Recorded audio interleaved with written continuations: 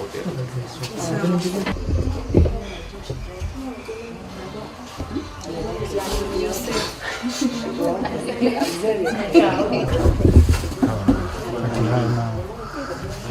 Sasa kama watu wako wataki kuongea kipindi.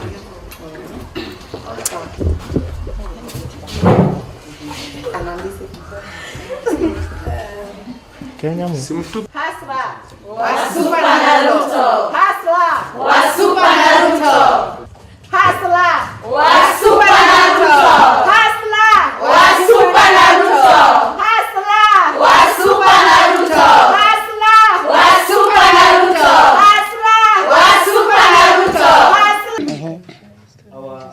Our focus in 2022 presidential election. Yeah. So we are not going to spend hawana kazi ya kufanya. Na ungetaka kuuliza if there was no BBI, what could be honorable Raila? Sisi kama watu wa Ruto, sisi hatutaki kujua vile BBI itaenda. Kama itapita ama haitapita. Sisi ni kama wale walio wana I'm Ann Karemi, also known as Lemadin. We are here today at Embu. We are launching our manifestos today. Our idea is to make sure that our DP gets to presidency come 2022. Sasa sisi kazi yetu itakuwa pia mambo zingine kama kushirikiana na wanasiasa wengine pia ndio tuweze ku make sure watoto pia wamepata haki zao. Sisi kama wasichana wandogo tuweze kupata pia nyadhifa za uongozi katika Republic of Kenya. Also we shall be launching a national one soon because currently we have Nyandarua, we have Mombasa, we have Kirinyaga, and others are joining us. So it's a big movement which will go far and will make sure that we get DP to power. It will be our 5th president. We are going to get the bull by its own. We know the youth, we have the capacity. Actually tuko na damu nyepesi sana na moto. Kwa hivyo sasa kupigania hii kiti ya DP tutawezana. Otherwise sisi msituone hivi. We are not waiting for nominations. It is not like before. And if you can see, most of the ladies who are fighting for different positions are more than even the last generation. So we are going for it. Actually, me, myself, and I am trying for Embu women rep come 2022. And I believe that with the support of the youth and the ladies, who are the most people who go for the is it what? For voting. We shall get it.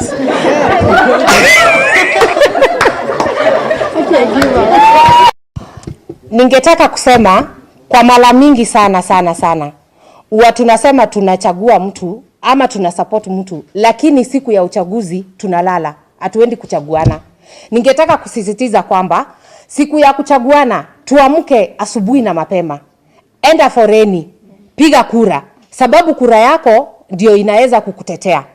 Usikuje kusema kwamba ulipiga kura, wewe hukupiga kura lakini serikali inayoingia uone haifanyi kazi kulingana na vile wewe mwenyewe ungependa. Sababu gani? Wewe mwenyewe au kuamka kwenda kuchaguana. Kwa hivyo sasa ningetaka kusisitiza watu waamke asubuhi twende tuchaguane, sababu kura yako ndio usemi wako. Unaweza kuwa uwezi sikika, lakini wakati utaweka hiyo kura kwa debe ndio usemi wako na ndio utaweza kusikika. Tuchague ile serikali itaweza kutusaidia sisi wenyewe. Wale watu wa huku chini wasiwe ni wao wenyewe wanajitetea pale juu. Wanaweza kufikiria mambo ya wamama, wanaweza kufikiria mambo ya vijana, wanaweza kufikiria mambo ya watoto. Sasa tukiweza kuchaguana tutaweza kuwa tunajifunia tukisema na ukweli kura yangu haikupotea. Kura yangu iliweza kufanya kazi. Na ndio sababu ninaona sasa kazi inafanyika kulingana na vile nilichaguana. Kwa hivyo ningetaka kusisitiza watu waamke. Tusiwe tu ni mdomo peke yake, sababu mdomo hakuna pahali itatusaidia, sababu your vote counts. Go vote and then we shall reap the fruits. Hallelujah. Mambo na kupigana wakati wa siasa. Kupigana sababu tumepatiwa pesa ndio tuweze kupigana. This time round we have said it's a no. Sababu sisi hatuwezi kuwa tunapigana kila wakati, lakini watoto wa viongozi hawapatikani. Wao wako ngambo, wao wako kwa nyumba wanatuangalia kwa TV. Sisi ndio wajinga. Saa hii tumesema hatutakuwa wajinga. Hatutapewa pesa ndio tuweze kupigana. Siwezi piga mwenzangu na ndiye ananipatia chumvi, ndiye tunakaa na yeye, tunaenda kanisa moja, na muumiza kwa nini? Hakuna kuumizana tena. This time round tumesema wamama, the youth, sababu youth ndio wanatumika sana kwa hii. Ndio wanapatiwa 50, wanapatiwa 500, wanapatiwa 200 ndio waweze kupigana. Saa hii this 2022, actually in next year from February, March, hapo ndio siasa itakuwa imeanza.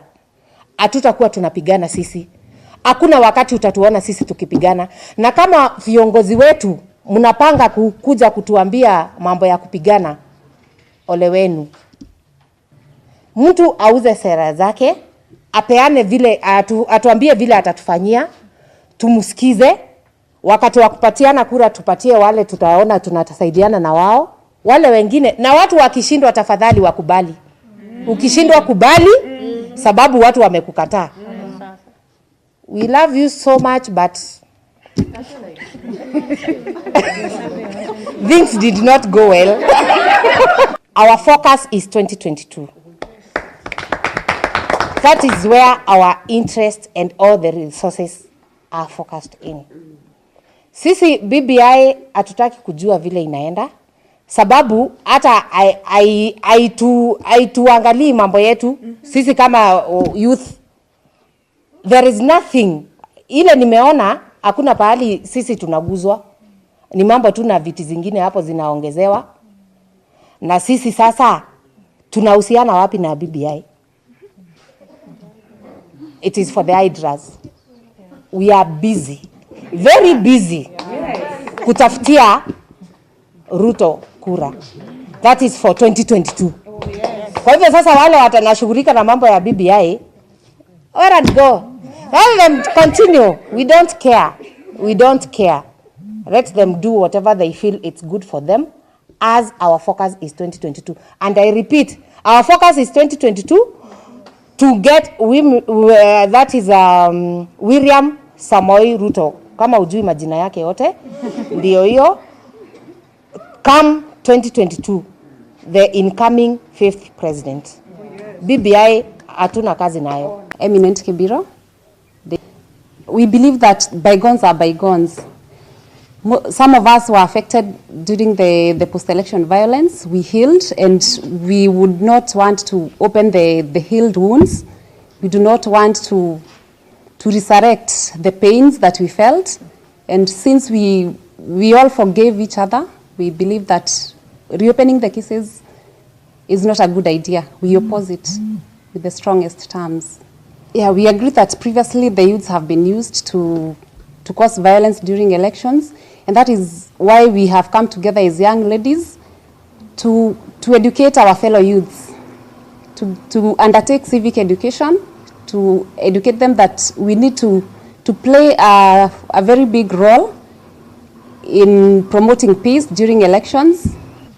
For those who believe that they will use us to cause chaos during the 2022 elections or even future elections, we can assure them that this will not happen this time round. We have become more enlightened, we are more educated, we are more civilized in terms of the political engagements, and we believe that whoever wants to use the youths to cause chaos during elections, that is someone we cannot even debate about his or her election.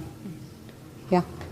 We encourage the young people to get involved in elections, whether directly through vying in various positions or indirectly by supporting the candidates of their choice. But I call upon them to get involved in whatever way, but to promote peace during elections. We know that the young people, we've been told that the young people, or rather the future is for the young people, but we believe that it is now our time.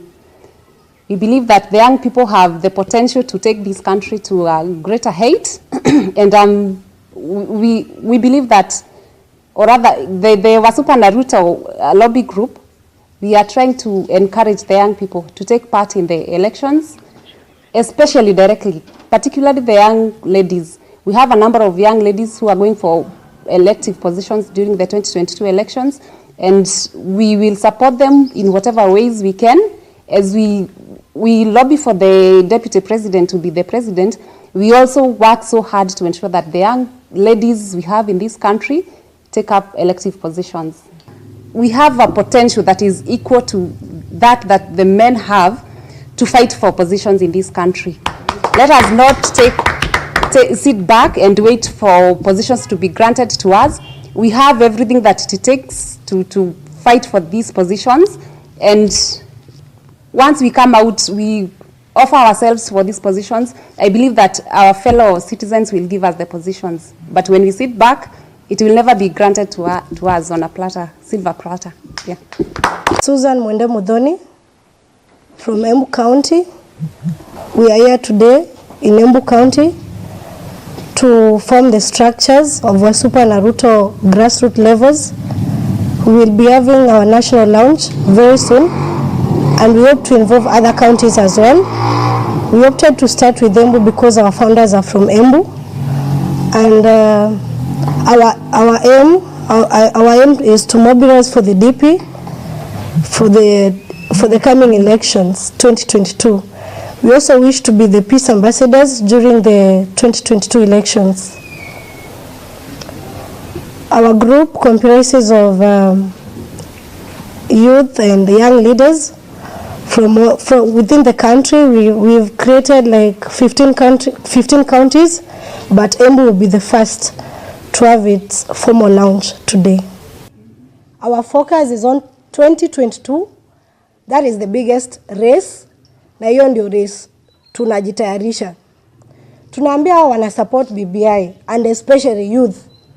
Most youth wameitwa meetings Nairobi, wamepewa pesa, wana support document hawajaketi waichambue, wamepewa tu a bait. They've been given a bait.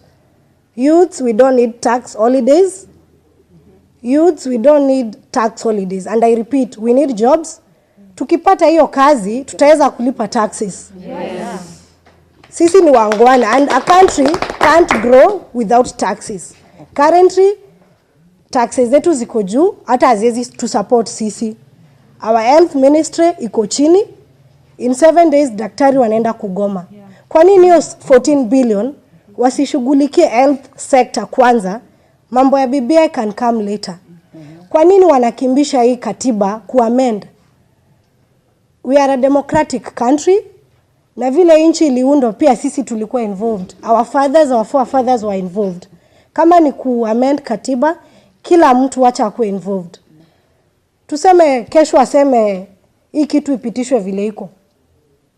What will happen to the other side? That wanataka kukuwe na referendum. We don't need that one. We need other burning issues like the COVID-19 ishughulikiwe kwanza. Tuache kuwapoteza wenzetu, familia zetu, washughulikie hiyo kwanza, then BBI can come later. If Parliament inaweza ipitisha, we don't need to use that 14 billion on a document that doesn't even benefit the common mwananchi. They are all saying DP is supporting. Whether he is supporting or not supporting, sisi na mimi kama Mwende, me that document, I'm not supporting it. If he supports it, sisi hiyo ni yake. Sisi bado msimamo wetu utabaki, hatutaki BBI.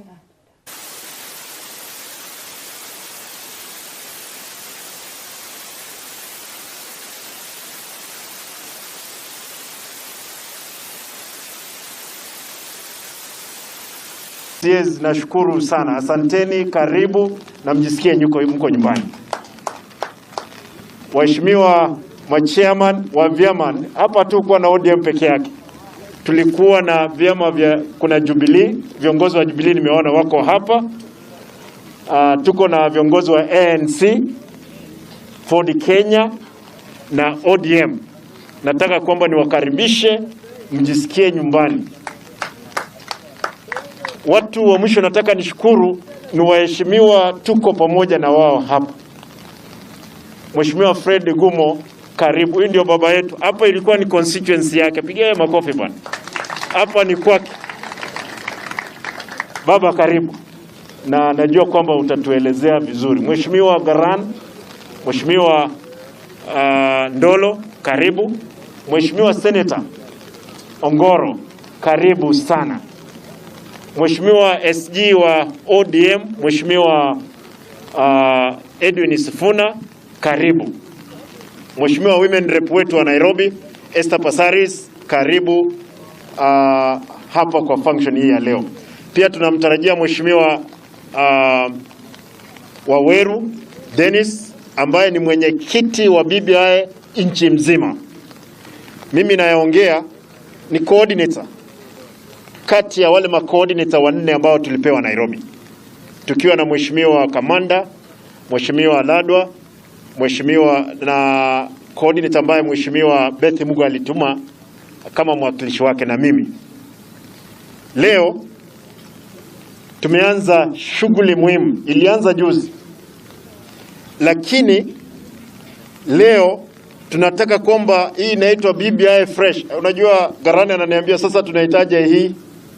Tunaita BBI Nairobi fresh. Kwamba kufikia jana tulikuwa already Nairobi tumekusanya signature 1260. Leo itakuwa ni karibu 1400. Ikifika siku ya Jumanne on Tuesday, kwa sababu ndio tunamaliza hii shughuli. Najua kwamba Nairobi tutakuwa tumechapa karibu 1,000,000. Zile zingine county katika Kenya yetu pia wakiongeza zao zile 4,000,000 walikuwa nasema tutakuwa tumekuwa nazo. Shughuli ya leo ni muhimu sana kwa sababu BBI imeleta katika ile proposal ipo. Sababu mmeona waheshimiwa MCAs wako hapa. Na pia nilisahau kuna Gumo Junior ambaye tuligombea na yeye kiti. Karibu my brother, nimekuona. Karibu. Yes. Mheshimiwa Ken Ngondi, kwa nimekusahau. Karibu. Nataka niseme hivi. Sababu mmewaona waheshimiwa MCAs wa Nairobi wako hapa na wengine wako Mombasa wanakuja leo jioni, kwamba signatures hizi kiongozi wao atatuelezea, kwa sababu sisi kazi yetu tutakuwa tumemaliza kufikia Jumanne. Kwa hivyo tutauliza kwamba nyinyi ma MCAs especially Nairobi, we want you mtakuja hapa mfanye declaration kwamba tukiwapea hii signatures inapita tu bila nini, bila wasiwasi. Hiyo ndio sababu mmeona kwamba waheshimiwa MCAs, kuna waheshimiwa hapa tulikuwa na wao kutoka councillor time, nimeona mpo, karibuni. Mheshimiwa kiongozi wa kina mama Catherine, karibuni. Nataka niongee swala moja kabla sijakaribisha ndugu zangu wakubwa waongee pia. Sisi hatuhitaji kuwa na document ambayo iko na upinzani, lakini hakuna mchezo ambao unakuanga mzuri wakati kuna upinzani. Kwa sababu sasa mkienda uwanjani mpate kwamba mko na timu moja, mtacheza kweli mpira?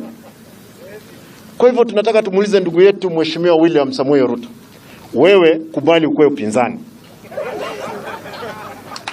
kama deputy, kwa sababu umeamua kuchukua hiyo direction, wewe ndio hii kuwe tamu. Kwa sababu fununu iko kwamba pesa imekuwa ndogo, wewe ambia uko na marafiki wakusanye, pishana na sisi ndio uonyeshe uume kweli. Kwa sababu umeipinga, sasa uwezi rudi uanze kusema kwamba wewe unaiunga kwa sababu kuna vipengee fulani. Hatuna shida, wewe tunaukaribisha, wewe ni kiongozi wetu katika nchi yetu. Lakini kwa sababu umeamua kupelekea mkondo mwingine, tutakushinda tu kiroho safi. Kawaida sisi lazima tutakushinda kiroho safi na wewe ukubali wakati tumekushinda hii biashara, tuendelee tuijenge nchi kuwa nchi yetu ambayo tunapenda sisi zote. Pili, nataka niseme hivi. Hii bado, mambo bado. Nimesikia watu wakipiga mdomo sana. Especially Nairobi. Tunataka mpeleke polepole. Sisi hatuna upinzani wowote hii kitu.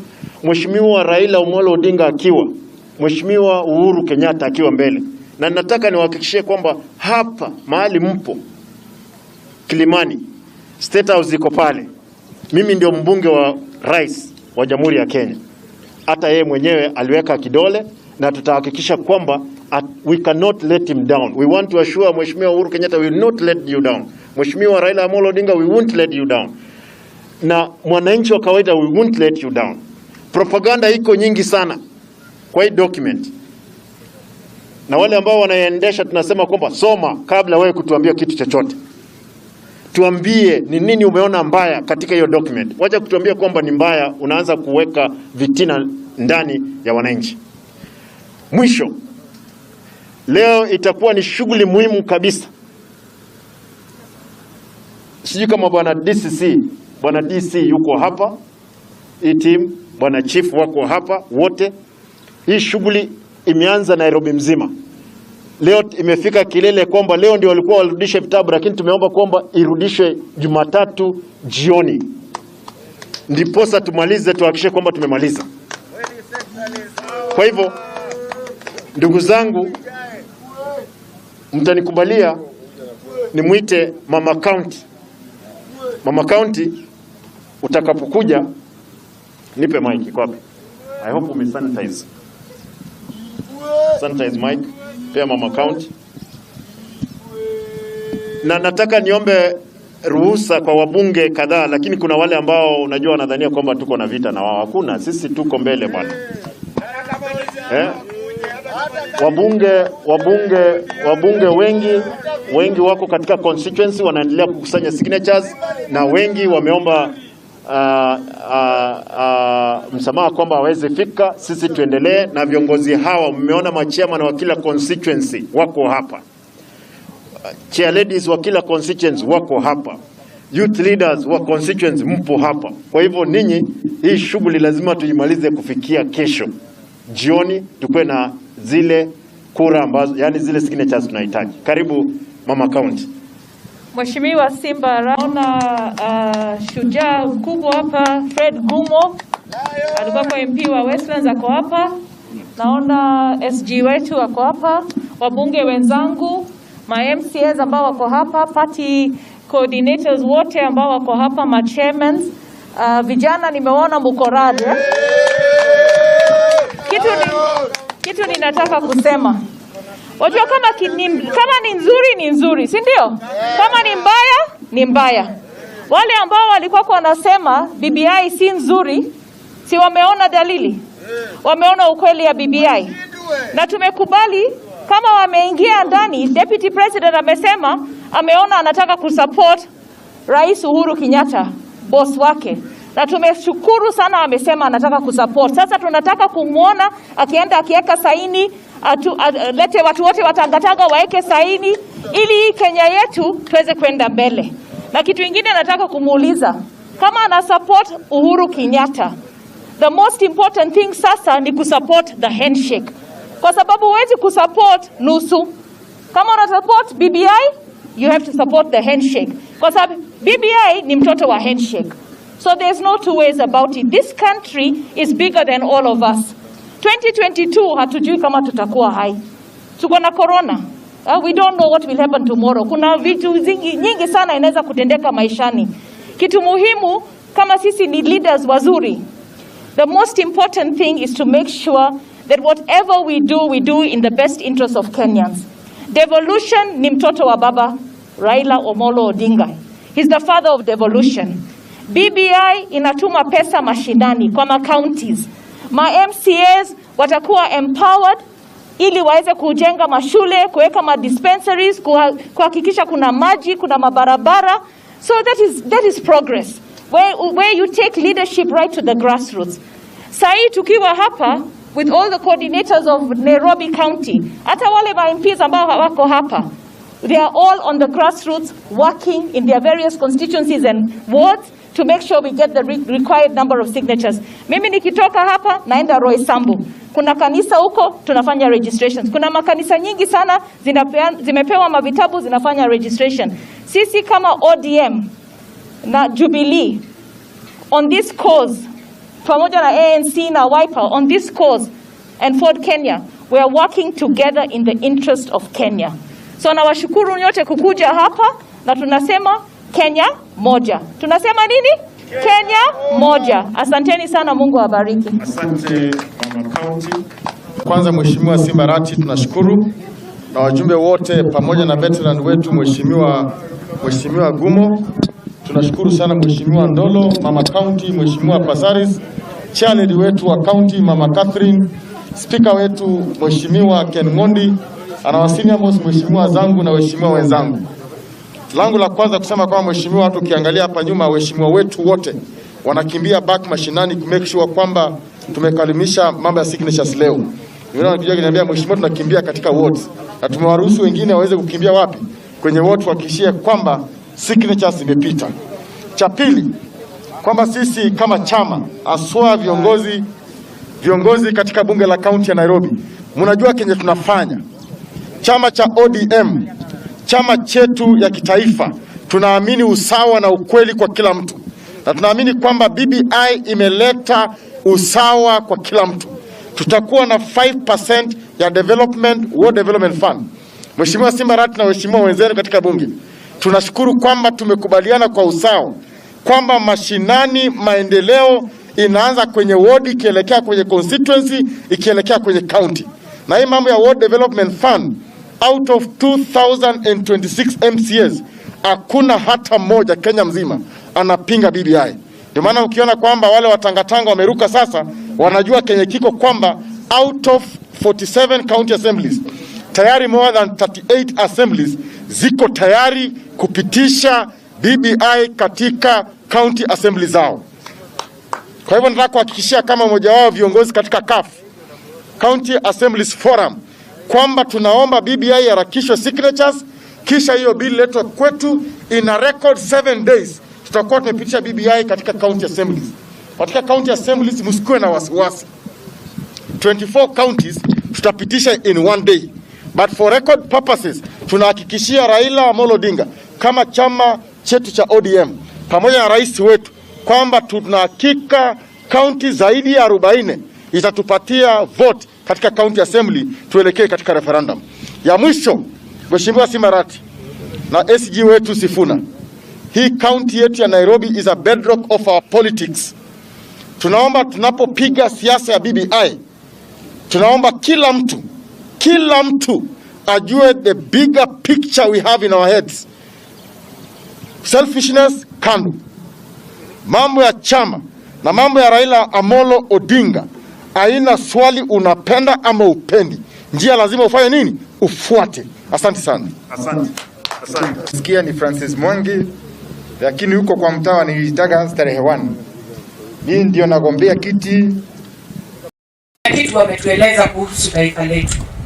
Mheshimiwa Sara ameongea, amesema sisi tuko nyuma ya Uhuru Muigai Kenyatta.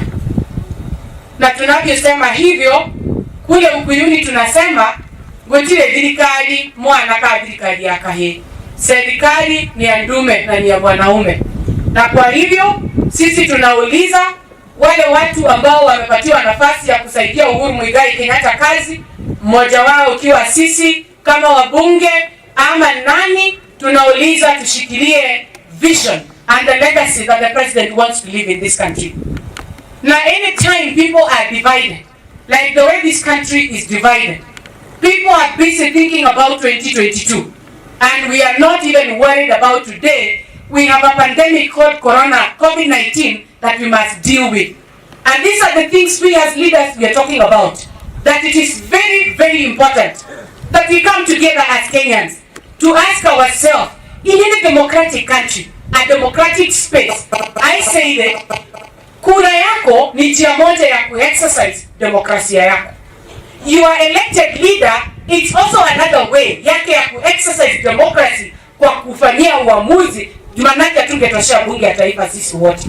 Kwa hivyo mimi na Sara tumekaa na Uhuru Kenyatta, tumekaa na William Ruto, tumekaa na Raila Odinga, Mudavadi na wale wengine, na tuko na conversation moja. Bona Kenya wananchi tunapigana baada ya miaka 5 kila wakati. And we are very clear. We are fighting because kuna mambo kidogo ambayo we need to strengthen in the constitution. Na hiyo ndio mambo ambayo imeintroduce kitu inaitwa handshake. Na handshake ndio imeleta tuingie ndani ya katiba badala ya kufanya hadithi, zile hadithi ambazo tunazungumza, kashfa na fitina ambazo zinafanya tupigane, tuziandike ndani ya katiba.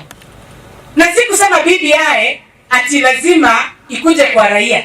Kuna vipengee ambazo ni legislative ambazo mimi na Sara tutafanya ndani ya bunge ya taifa. Lakini maswali ya kusema ya kwamba hatutaki kuwe ni Mkikuyu Mkalenjin, lazima hiyo language ibadilishwe kwa sisi kurudia kitu tulikuwa tunaita hybrid system. Manake sasa Kenya tuko na pure presidential system where the winner takes it all. Sasa badala ya mtu akuwe wewe ndiye mkubwa na wengine wanakula kwa macho, tunauliza let's have a conversation where we will have a hybrid system. Ile itatuwezesha mawaziri watolewe nje, wengine watolewe kwa bunge. Tungefurahi sana kama Sara Lekorela ndiye angekuwa minister wa mambo ya afya. Angelia tena kwa bunge wakiwa na Dr. Nyikal, angeenda ndani ya bunge ambia wabunge wezi ndio hawa, wewe DCI na DPP, fanya kazi yako, nyorosha wakora. Kwa hivyo mimi mwingine kitu nauliza, na nitaendelea kuuliza wenzetu, tusome nakala za BBI, na nafasi ikikuja ukiulizwa patiana signature, mimi ninaapa mbele ya Mwenyezi Mungu ya kwamba mimi sitapotosha watu ya Laikipia na sitaruhusu wananchi wetu ya Laikipia North wapelekwe kwa opposition na wakora ambao haja yao ni kufikiria juu ya vyeo zao. And finally, we want to ask the team that is leading BBI and particularly signatures ambazo tunaokota, tuweze kuangalia kwa sababu kuna abuses ambazo zinaweza fanywa na watu wakiweka signature zao online. Watu wengine labda mtu hana ID ama mwingine ni uchokozi, ni kujaribu, unakuta mtu ameweka signature and for purposes of us not missing the whole process and somebody rushing to the court to ask about the authenticity of a signature or somebody who filed online, we need some of these small matters zikuwe clear. Vitabu za signature ziletwe mashinani.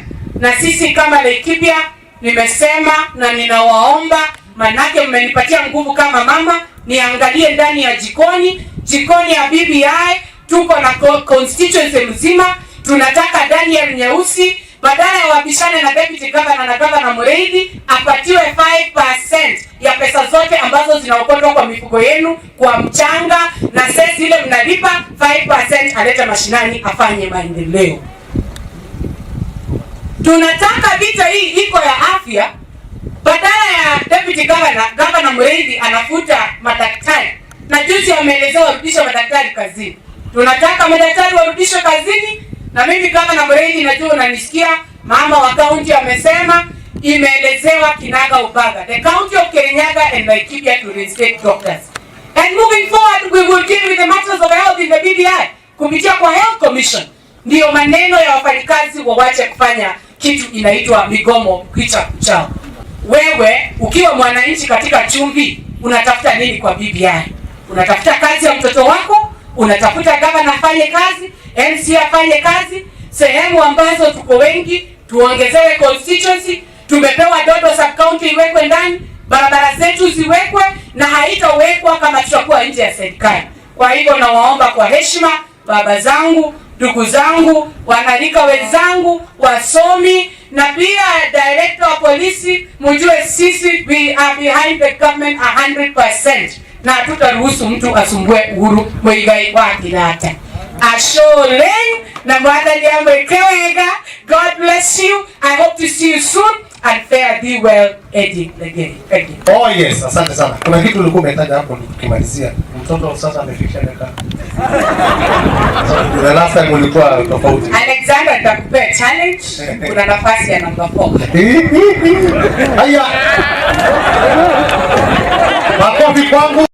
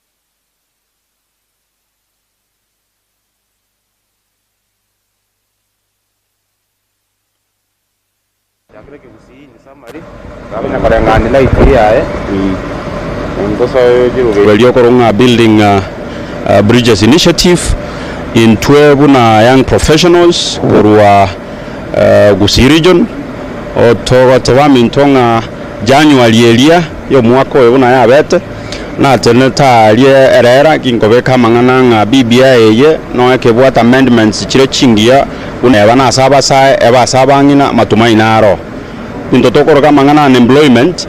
It is indeed true nga opportunity wa counties collection bako chiroka on source boyo chirichiko national government esena jinja ya tuchinguru chinana chirichiko chakoroka nanga percent ya to metu tu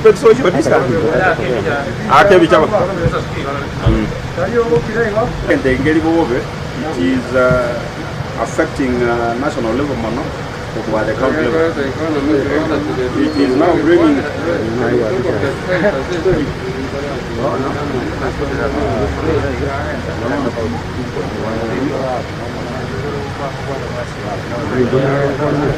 we can authoritatively say that the document is good. It needs an overwhelming support of the individuals, both the young people, the elders and the women, because it takes care of their interest. Very importantly and precisely as counties, that 5% that is coming is not just coming. We have hope that the opportunities that that 5% is bringing on board are indeed geared towards helping our people at the grassroots level. You look at the county government, at that level we have 3 core functions. 1 is water, 2 is health, 3 is agriculture. Those are core functions that are very important to our people in the grassroots level. So we are telling our people across the board, Gusii region, be it young people, be it women, be it the elderly, this is a document that comes to solve quite a number of problems. It needs an overwhelming support from the region. We also want to thank our people, the leadership led by the 2 governors, of course the members of parliament, and all the leadership that has been seen towards supporting BBI initiative. That are indeed some of the issues that we felt like were to be taken into consideration have indeed been captured. It is indeed true that there is propaganda being peddled around.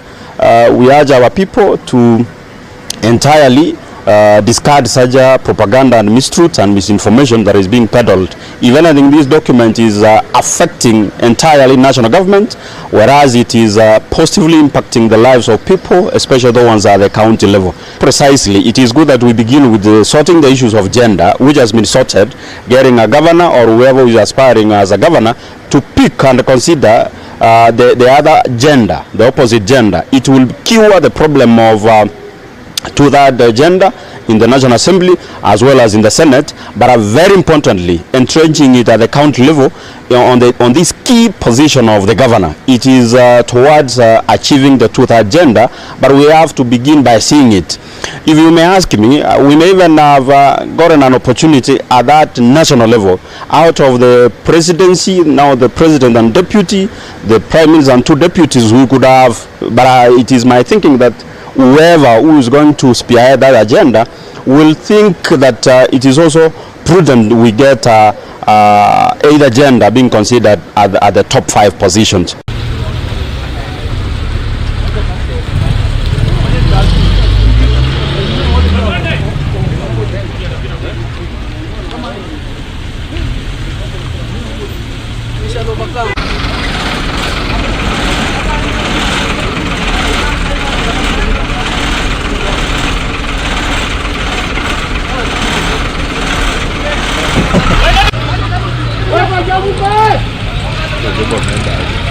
Bana.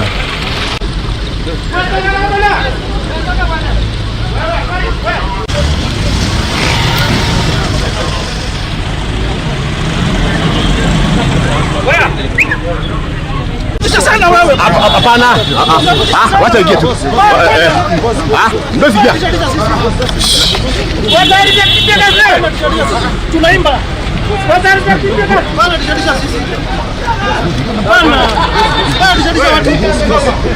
Kufanya press conference tumekosea nani?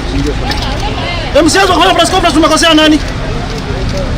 Lakini ushanzi huko. Toka. Tunafanya ingine na ingine. tutia gas.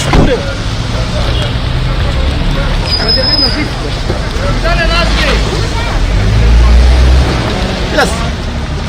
Piga nduru, kwa sababu utafika tia gas. Sisi tumesema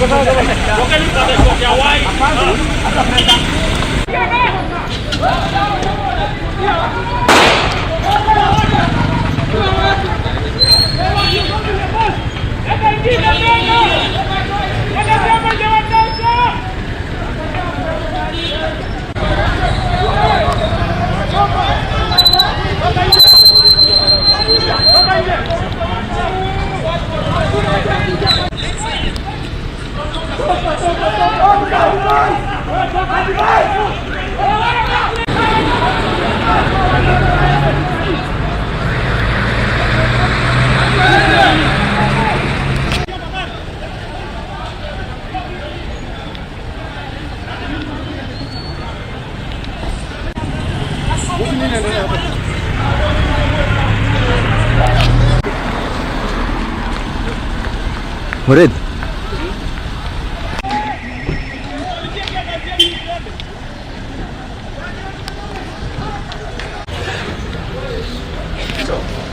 Bababi. Nipe maji. Niweke maji.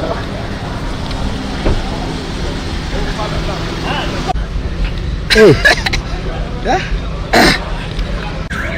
Kuna kitu kimetoka? Sijaona.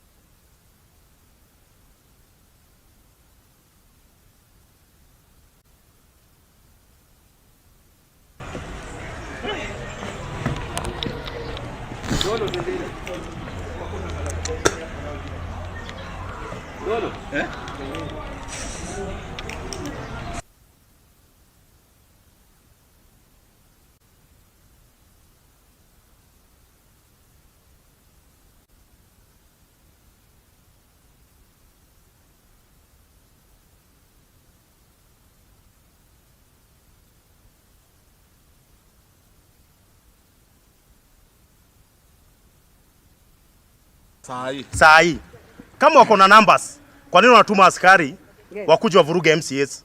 Sisi tulichaguliwa na watu. Kama wako na watu waendelee na process impeachment, lakini saa hii watatisha watu wa Nairobi. We will not allow them to use police officers to intimidate us.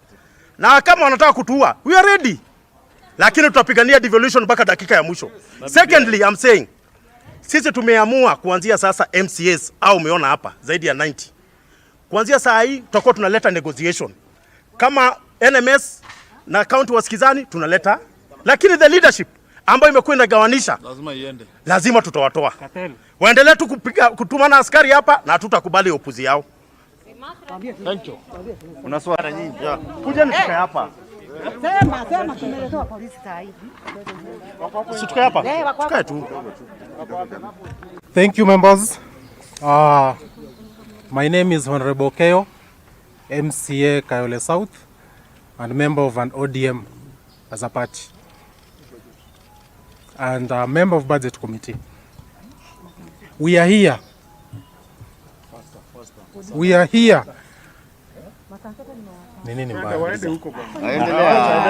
We are here over 90 members in support of Governor Sonko. Our main aim here and the issue that has brought us here is the budget. The Nairobi County budget has issues. The deed of transfer was very clear, very clear, that services that are being transferred will be budgeted for and they'll be included. Services that are retaining here will be here and will be budgeted for and allocated funds. As at right now, what happened was illegal. And I'm twisting the governor to assent to a budget which was not passed legally. It's so sad. And we have also noted as MCAs that Nairobi County, we said and we insisted we will not fight again. The last time we fought, we've been fighting for over 2 years. When the new speaker came in and new leadership, they promised that there will be no fight again. Now they are taking us to the same direction. We don't want that. There is consolidation. We have to consult the president, the prime minister, the DG, and the governor Sonko. Governor ni moja, and he still remains the governor. Yes. So let us maintain peace in Nairobi County. We do not want to go back to war.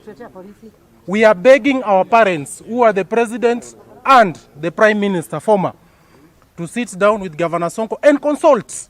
Consultation is the key. When you have a kid, the main issue cannot be caning your kid every time he has a mistake. Sometimes you have to sit down and talk to the kid. Talking and consultation solves a lot of issues. Thank you. Amen. And say we are here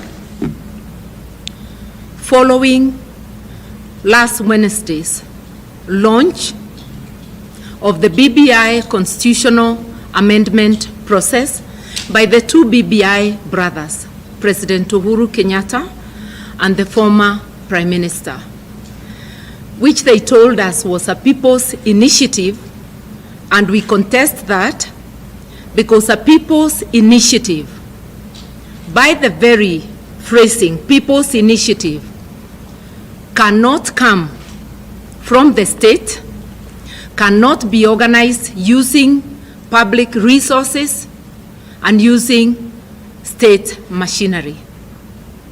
In fact, we are of the view that this is a usurpation of a space the Constitution keeps for the people. We also think that it is a patently unconstitutional process by this very means, and which must be and should be resisted by Kenyans of goodwill. We further think, or rather we know, that the chiefs and the provincial administration are being used not only to drum support for this unconstitutional process, but also to collect signatures. It is important that all Kenyans, including those in the provincial administration, know that they are being looped into something unconstitutional. They are actually being made to violate the Constitution. A people's process should not only be guided by the people, but cannot be used using state resources. We want Kenyans to know, especially those already opposed to BBI, that they are not alone, that we are many, and that it is time to speak out, organize wherever you are, so that we may together amplify our voices and resist the illegalities that have come along with this attempt to overthrow the Constitution of Kenya, which we all promulgated. These points are going to be amplified by the statement that is written and that is going to be shared with you at the end of this press conference. Finally, we reject the state-sponsored narrative that in Kenya there are only two groups, the two sides of Jubilee and their allies.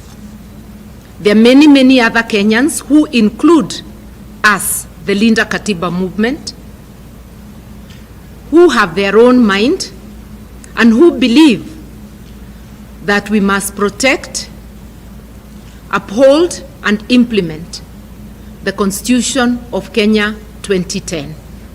We urge you as the press to become our partners in ensuring that alternative voices get a hearing and that Kenyans are not forced into camps they know nothing about and they are not part of. Thank you.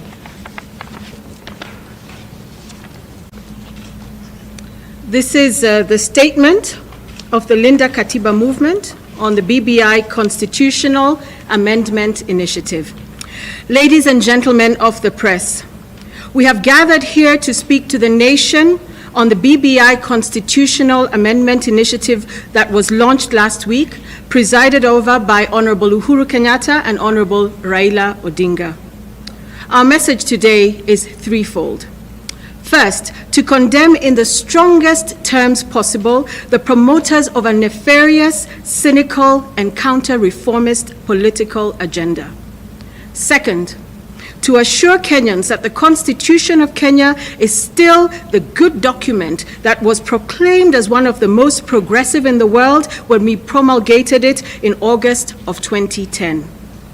Third, to reach out to other Kenyans of like mind to join us as we build a movement, the Linda Katiba movement, to defend the Constitution, defeat impunity, and advance the transformational agenda that we set for ourselves over a decade ago. We wish to speak to these issues briefly. We are not facing a constitutional moment. There is a concerted attempt to manufacture consent to the effect that A, Kenya faces a constitutional moment, and B, the BBI has come to the rescue. Nothing could be further from the truth. The BBI Constitutional Amendment Initiative is a cynical mockery of constitutionalism, the rule of law, and good governance. It is a travesty of justice. The BBI is a creature of the March 2018 handshake between Uhuru Kenyatta and Raila Odinga following the contested 2017 presidential election outcome. In the handshake memorandum that they made public, Kenyatta and Odinga promised and undertook to personally lead the process of healing the country from the divisions caused by the elections fiasco. At no point did they advise Kenyans that they were setting out to review, nay, overthrow the Constitution of Kenya 2010. The BBI task force was mandated to recommend policy and administrative reforms and given 6 months. A year later, the task force produced a report proposing a raft of far-reaching constitutional amendments.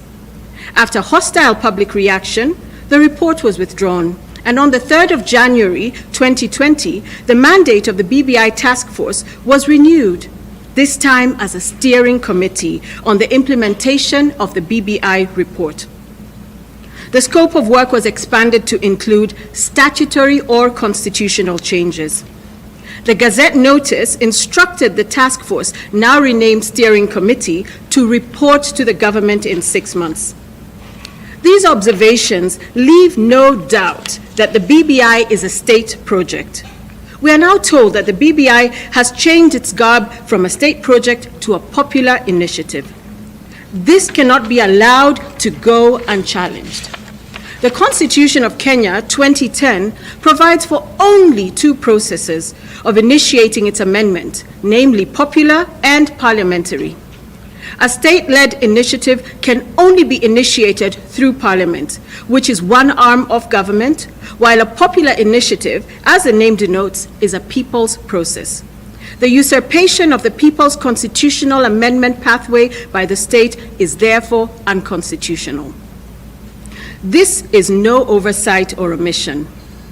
All the constitutional changes that legalize dictatorship between the abrogation of the Independence Constitution in 1964 and the repeal of Section 2A in 1991 were initiated and pushed through an emasculated parliament by the executive. They were all designed to concentrate unaccountable power in the person of the president. The purpose of the BBI Constitutional Amendment Initiative is to do the same.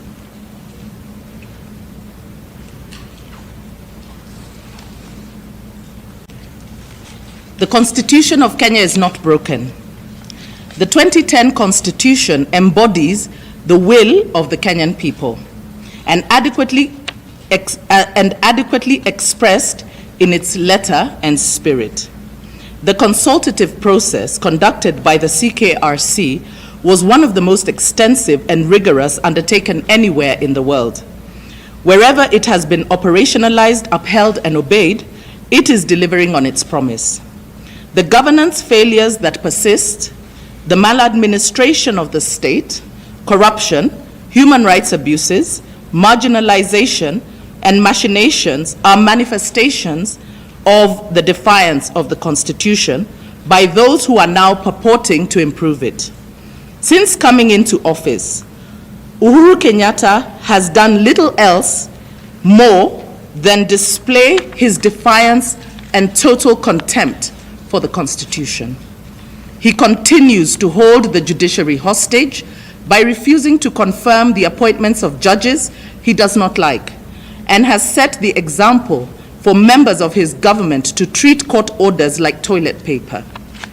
The BBI constitutional proposals are designed to cover and entrench leadership failures, greed, and entitlement by the current leadership, and are not designed to address any of the pressing needs of Kenyans that can be adequately tackled through faithful implementation of our Constitution.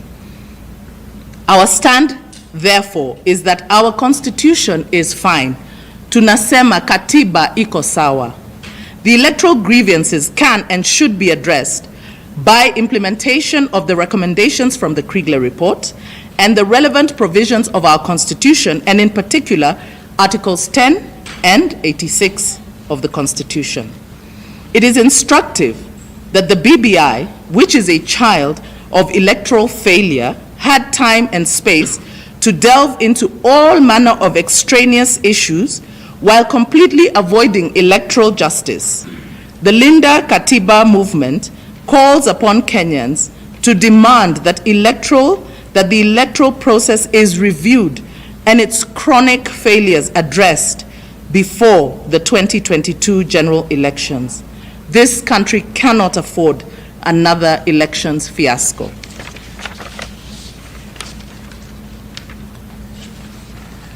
The BBI Amendment Initiative is the culmination of a counter-reformist agenda that began with the controversial Security Laws Amendment 2014 and has continued unabated since. The courts are inundated with petitions challenging many laws and administration actions on constitutional grounds, including by other organs of government. Since the handshake, our democracy has been distorted and the role of the minority party, which is the opposition, completely eroded. The opposition is more government than the government. We have seen that Raila Odinga is Uhuru Kenyatta's errand boy, running around this country and pushing the Jubilee agenda while he's supposed to be in the opposition. Uhuru Kenyatta is on record many times expressing distaste for the 2010 Constitution that is sought to protect.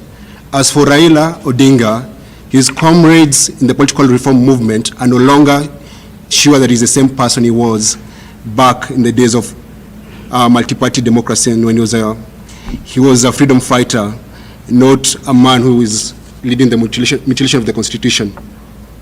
Let Uhuru Kenyatta and Raila Odinga know that you're not going back to dictatorship. We shall not allow the blood, sweat, and tears of the many gallant Kenyans that fought and finally toppled the kind of dictatorship to be in vain, not on our watch. We are calling on Kenyans to resist this illegitimate, illegal, and ill-timed constitutional amendment initiative. We are calling on all leaders and people of goodwill to impress upon Uhuru Kenyatta and Raila Odinga that the national imperative at this particular point in time is to contain the COVID-19 pandemic, to alleviate the immense hardships that many Kenyans are going through.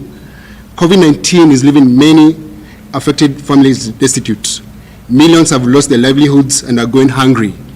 Even if the changes sought were legitimate, and we reiterate that they're not, no rational, sane leader would put them above matters of life and death. And people are dying because of COVID, people are dying because of hunger, and now people are dying because of floods. And those are the issues that we want the country, Uhuru Kenyatta, to address. We're already receiving reports that chiefs, assistant chiefs are being coerced and coercing others to collect signatures for the referendum campaign. This is an example of the observation. This is an example of the observation that we made earlier, that the governance challenges we are facing are manifestation of the creeping return of the KANU or the authoritarian state, in which the provincial administration served as the enforcement arm of the imperial presidency. We call upon Kenyans to resist this flagrant abuse of power and flag any incidents they counter through social media. Become the whistleblower. If you see your local chief, the local OCS, whoever it is in your village, or the teachers collecting signatures, let other Kenyans know, because this initiative is not a public initiative. It's a deal between two men, Raila Odinga and Uhuru Kenyatta, and it's not our document, it's their document. To the merchants of impunity and the manufacturers of consent, we say the following: your hubris is premature. We the people will defend our constitution, will defend it in the courts of law, in the courts of public opinion, in the political trenches. We will defend it everywhere. We will in the coming days be convening Kenyans to consult on the modalities of organizing our defense of the constitution, and what we hope will be our final showdown with the forces of impunity and darkness. God bless Kenya, and we thank you.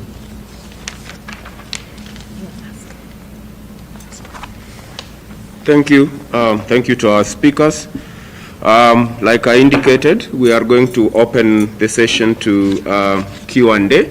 Essentially, we are saying the BBI process is unconstitutional, it's illegal, it's illegitimate, it is ill-timed of all the priorities. We are also saying that it's a friendship document from two people who have converted the process of bringing peace and stabilization to our country after the election to change up to a third, if not more, of our Constitution of Kenya, 2010.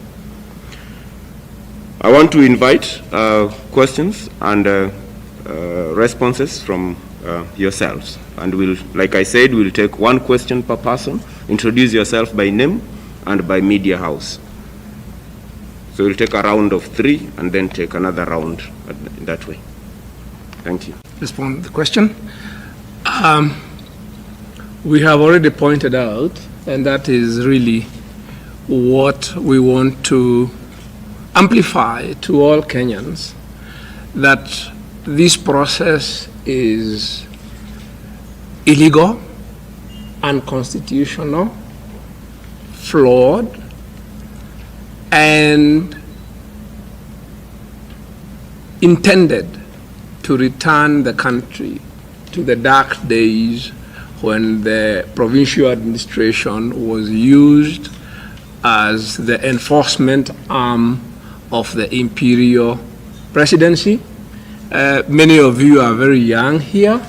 You may not recall that there is a district commissioner who did not like the beard of a school teacher in a function and actually ordered him shaved.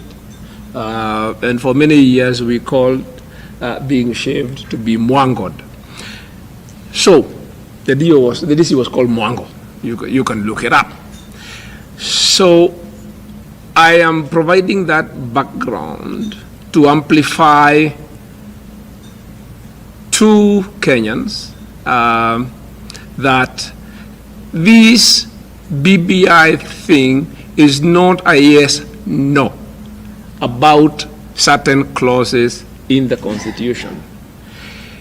It is a political project to restore a system that certain people in power who are beneficiaries of that system prefer to a democratic, accountable government where leaders are subject to rule of law. So what are we doing?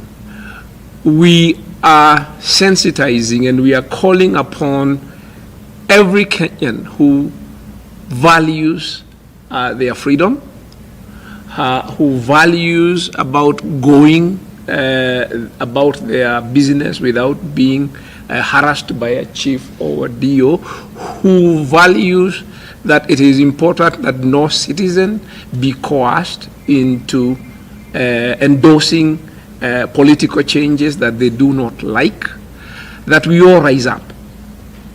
Because I believe we are the majority.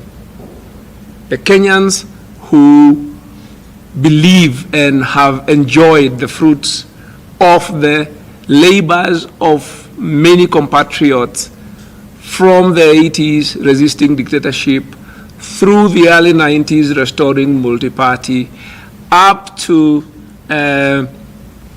2010 when we passed a new constitution, and who saw what can happen to this country in 2007 through these sort of things, who are seeing what is happening in the region, particularly in Tanzania, the rollback of democracy. We are calling upon all of you to be very alert, to rise up, and to know that our freedoms, our civil liberties, our ability to hold our leaders to account, which they continue to refuse, can be taken away with our participation. The one thing we must withdraw is our participation, so that we deny this insidious, cynical attempt to overthrow the Constitution any legitimacy that participation by the people can may confer on it.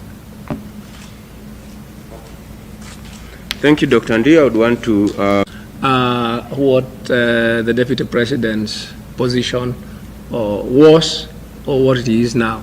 He's not a member of Linda Katiba movement as far as we know. So we really cannot speak for him.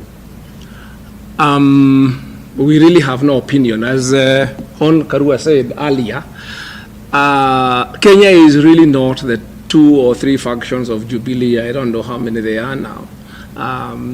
Especially when you include ODM and the opposition. We don't know what those formations are like.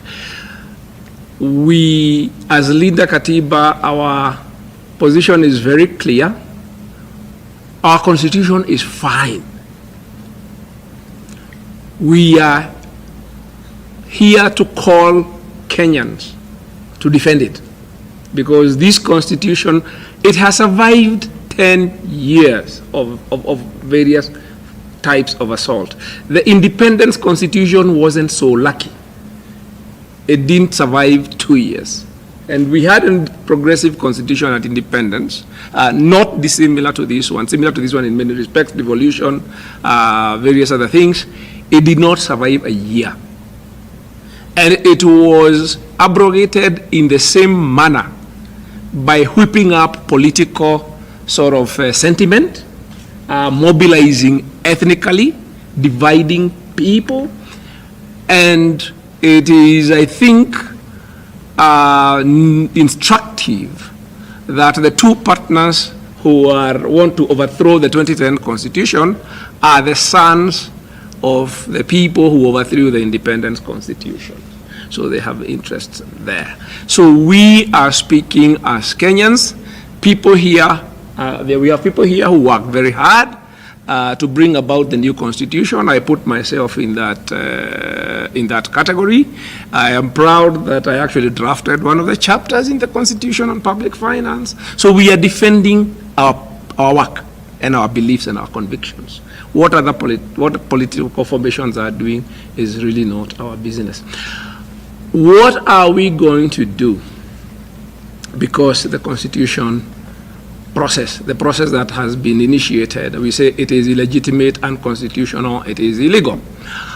It is not the only thing that this regime is doing that is illegal. We are dealing with impunity. And the level of impunity is growing. And that's what we want Kenyans to begin to recognize. This impunity has been creaking. We have said in the statement that the attempt to dismantle the Constitution started in 2014 with the Security Amendment Bill, which was then passed. I have lost count how many laws passed by Jubilee, administrative actions, have been declared unconstitutional by the courts. There are the people we call the defenders of the status quo are determined to restore restore the authoritarian state as we are seeing happening in Tanzania, as we are seeing in other places, and we want Kenyans to look at those places. We are not special. It is the same forces that are driving these processes, where you're seeing very serious rollback of people's freedoms, and of course that is followed by rampant corruption, which you cannot do anything about because your rights have been taken away. What are we doing? We already, some of you will be aware, even before BBI, myself, Jerotich here, and other colleagues already had taken a case to court, trying to get the courts to rule on defending the Constitution. It was before BBI, but I don't know how many Kenyans that are aware that before BBI we already have very many bills, which are, some are still live before the House, which have attempted to remove very fundamental sections of the Constitution. We also know that, as we are familiar with the Chief Justice Directive, that not only are they trying to change the Constitution and undermine it and claw back powers that they enjoyed before, but they are also defying the directives of the Constitution, for instance, with regard to the gender, the 2/3 or 1/3 gender rule, whichever way you want to look at it. So we have said in the statement, it is not one thing that we are going to do. It is many things. We have litigation already in the courts. We will come up with more litigation which we will take to the courts. We are doing what we are doing here now, prosecuting our case in the court of the public opinion. We are going to engage politically because we have a right to participate in the politics of our country. So when the time comes, we have political parties here. We have quite a number of political parties involved in this initiative. And we are going to use every other lawful constitutional means of protest, of political engagement, of using the judiciary, of mobilizing people so that we can defend the gains we have made and to further the transformative agenda of our 2010 Constitution. Thank you, Dr. Ndi. I would like to invite Honorable Karua to top up that response, and also to prepare Boniface Mwangi to finalize us, as we finalize, to speak a little bit about, give a message to the young people of this country and what this means for them and for us all for the next couple of years or decades in this country. I'll also invite Daisy Amdani to speak to the women of this country on what this means for them purposely. Honorable Karu. That what BBI is attempting to do is actually to steal your present and your future. Our present, our future. To take away our sovereignty as the people of Kenya, and to take away our voice. And here I want to remind the press that you are part of the people of Kenya.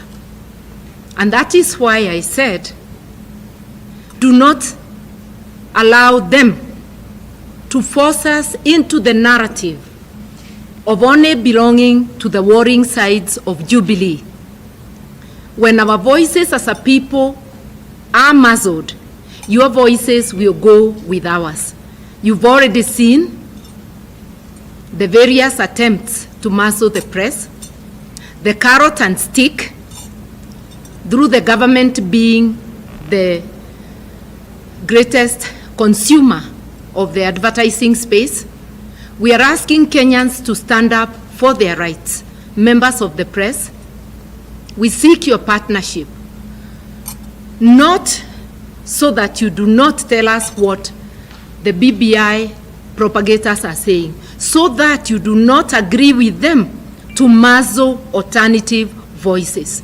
Kenyans everywhere need to know that there is organized resistance and that they can join, and together we are the majority, and we've got to defeat this because it's our present, our future they are trying to steal. They want to institute personal rule in place of constitutional rule and rule of law. That must be very clear. I thank you. Thank you. Us to support the BBI. But let us not forget that there is already a dissolution order for Parliament for failure to meet the 2/3 gender principle, 10 years into the promulgation of the Constitution. And I also want to remind Kenyans that if you want to understand the contempt with which the Constitution of Kenya 2010 is held by the President and his government, just look at how the President refused, together with his government, they refused to recognize the 10-year anniversary of the promulgation of the Constitution 2010. In this country, we have so many public holidays, including public holidays for dead presidents. But such an important event, like the promulgation of a new social contract and supreme law of the land, which is a landmark event in any country, it was not recognized by the president, nor by his administration. And that tells you the contempt with which they hold the Constitution 2010 and the provisions therein. And Kenyans must not forget this. The women of Kenya must not forget that this administration and this president has shown contempt for the inclusion of over half of the population of this country. And so all these other things are a hoodwink to escort what we know is a return to an imperial presidency. What they are trying to do is to run away from accountability and to institute, as Honorable Martha Karua said, the rule by individuals. And we cannot accept that. Kenya does not belong to individuals, is not the personal property of individuals or their families. This country is for all of us, and we must defend the Constitution that guarantees every one of us an equal space and opportunity. Na nikikujibu Suleiman kuhusu yale mambo ambayo yanafanyika, sisi kama wamama tayari tuko mahakamani kulingana na ile advisory ya jaji mkuu ambaye ilitolewa ili bunge ivunjwe. Na ningesihi wa Kenya waangalie, wawe makini sana, kwa sababu BBI ni utapeli wa hali ya juu, na wakatae kudanganywa. Hii ni lazima tupiganie uhuru wetu ambaye tumepewa na katiba, sana sana wamama, kwa sababu sisi kama wamama tumetengwa miaka nyingi, na katiba ya Kenya imetutambua kama wananchi ambaye wako na haki sawia na wale wengine. Kwa hivyo tunasema haturudi nyuma na hatuwezi tukarudi nyuma. BBI ni kuturudisha nyuma mahali ambapo Wakenya walisema hawataki kwenda.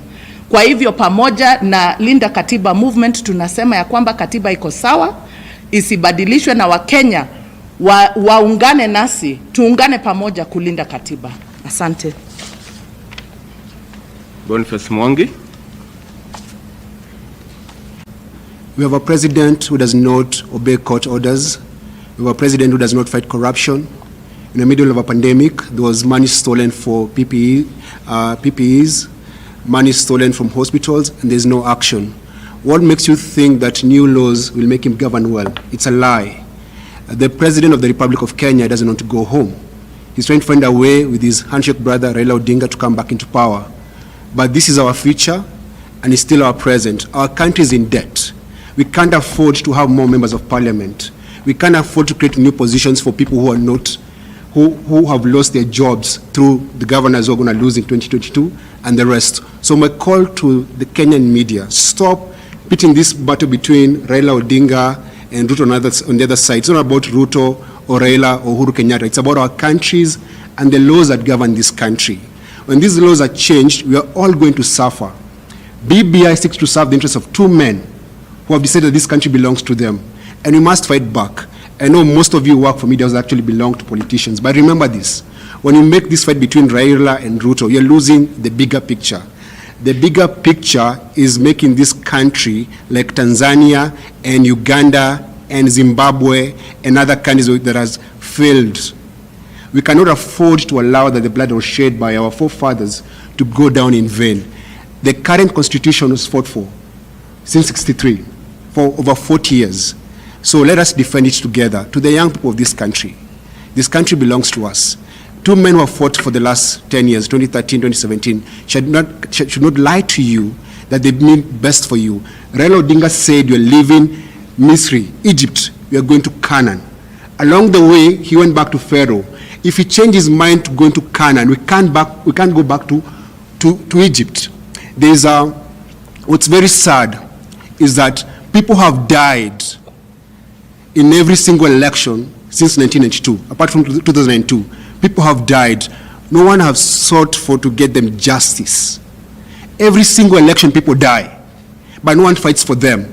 So if they really, really care about this country, Raila Odinga and Uhuru Kenyatta, we have the Waki report, implement it. We have the Kriegler Commission report, implement it. We have the Truth, Justice, Reconciliation report, implement that. We have the Ndungu report, implement that. We have enough reports that if implemented, this country would go forward. The president has time to launch BBI signatures, which is nonsense, but it doesn't have the time to swear in the judges that were actually appointed. The president has defied the courts. The president has defied the will of the Kenyan people. This president is a failed president. So let him not lie to you that he cares about this country. He doesn't care about us. He doesn't care about poor people. He only cares about him and his billionaire friends. Every single project in this country has been a scandal, and that money has gone to him and his relatives and his friends. Now, why do you think that BBI will make Kenya better? Will BBI fight corruption?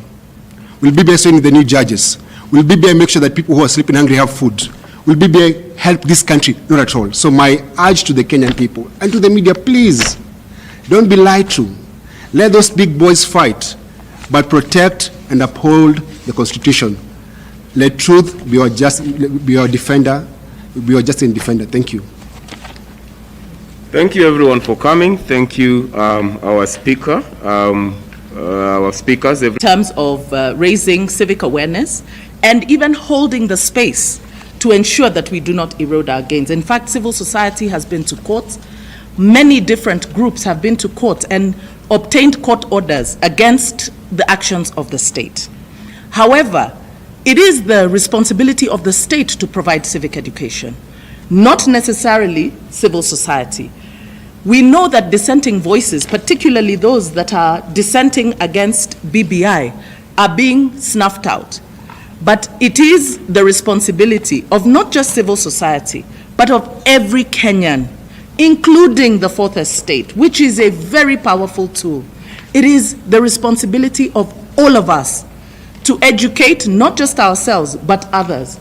It is the role of media to help us get the word out there and to allow for all voices to be heard. We know that there is an effort to muzzle and intimidate even media from being able to air views of dissenting voices, and that is problematic. We have gone to court. You have seen courts issuing orders against many of the actions of the state, the laws that have been passed, but how many of those court orders are observed?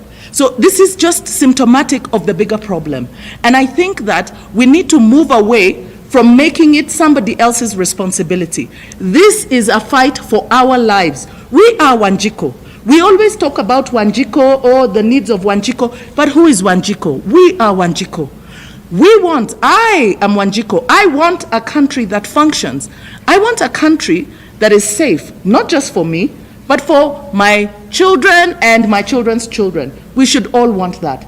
So we are Wanjiko, and it is a fight for our lives. It's a fight for our space, and so we must make sure that all of us participate, whether it is in civic education or even defending the state. We know that intimidation is being meted out so as to serve as a deterrent, so that people are afraid to speak out. Very many people, we know that people are unhappy with BBI because it is not a priority. People are desperately seeking hope Parents who don't know anything about the education of their children. Children who are out of school. People who have lost employment. People who are dying. Doctors, nurses, teachers, lecturers who are not being paid. Civil servants who have been abandoned by the state. The state has abandoned its people. And people don't know what to do. And on top of that, they are being intimidated not to speak. But it is time for us to come out of those spaces, all of us. It's not about one or two. Even as we talk about Linda Katiba, it's a call to all of you. It's a call to all Kenyans who value democracy, who value the rule of law, who value constitutionalism, and who value a functioning state where duty bearers are held to account and operate within the confines of the law. That is what we are calling to. It is about all of us. It's not about civil society only. The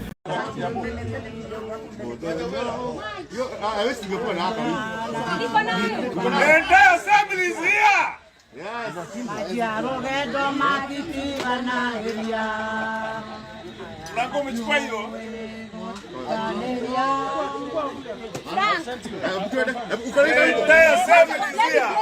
Let me play it. The entire assembly is here. Mara Daima 1 is here. The entire assembly is here. We have 86. We need BBI. That's our priority. No impeachment. BBI is our priority. Thank you.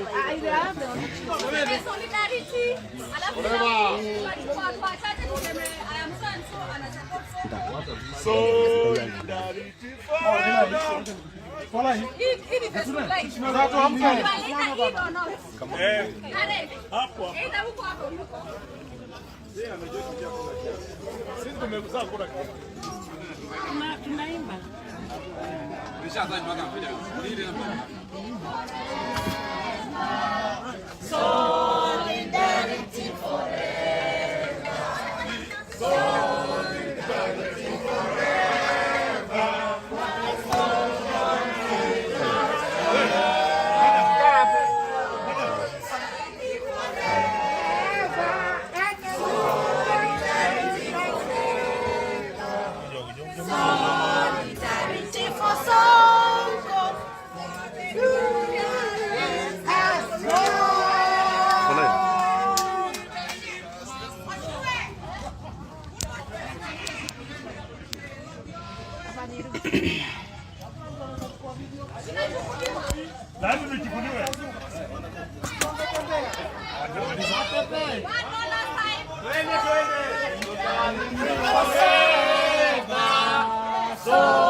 Solidarity forever.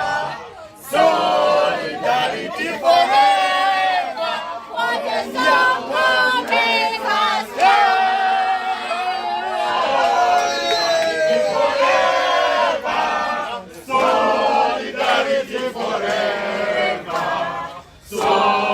Solidarity forever. Solidarity forever.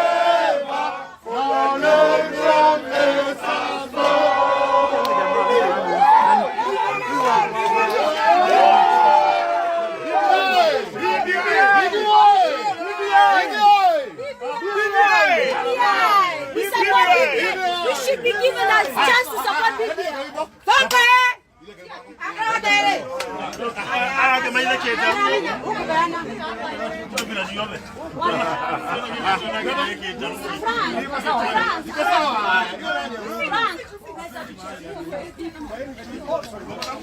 Back to your seats.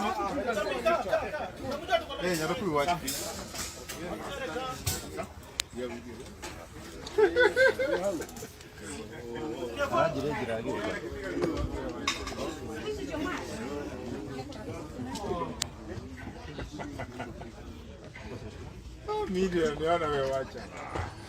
Sami. Hey, tuko sawa. Sami. Sami. Sami. Sami. No. Waziri. Hali ya dawa.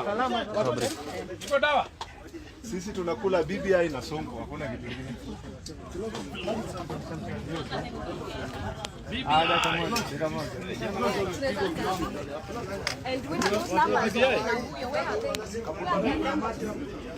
Yeah, my name is Bishop from Waithaka Ward. I support Sonko.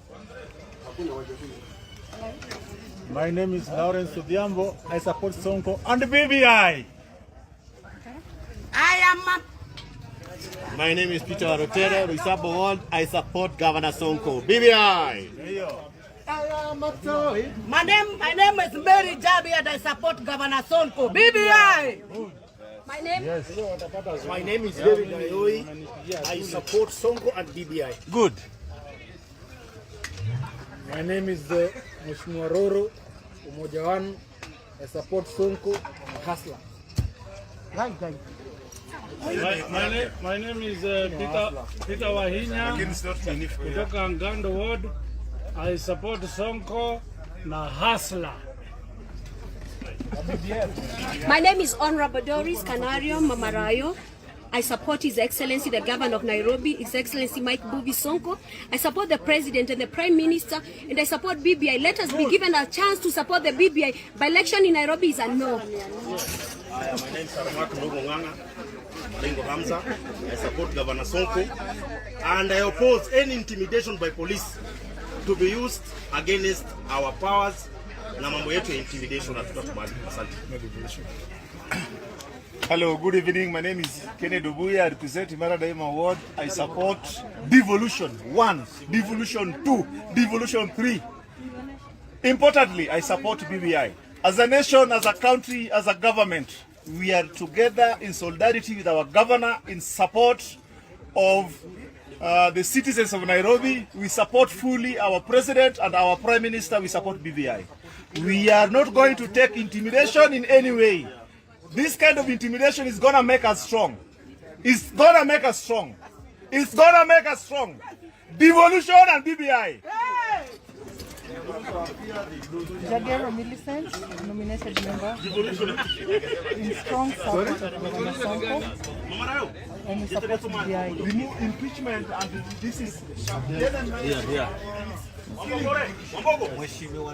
Mheshimiwa Elijah Mbudia, MCA Juro World, I support Governor Sonko 100% and BBI. Mheshimiwa Millicent Okach, I support BBI, I support His Excellency, I support the Handshake, and I support the Governor of Nairobi. Mheshimiwa Nicholas Okumu, I support BBI, I support Governor Sonko, I support Handshake, and I support Baba. We are together.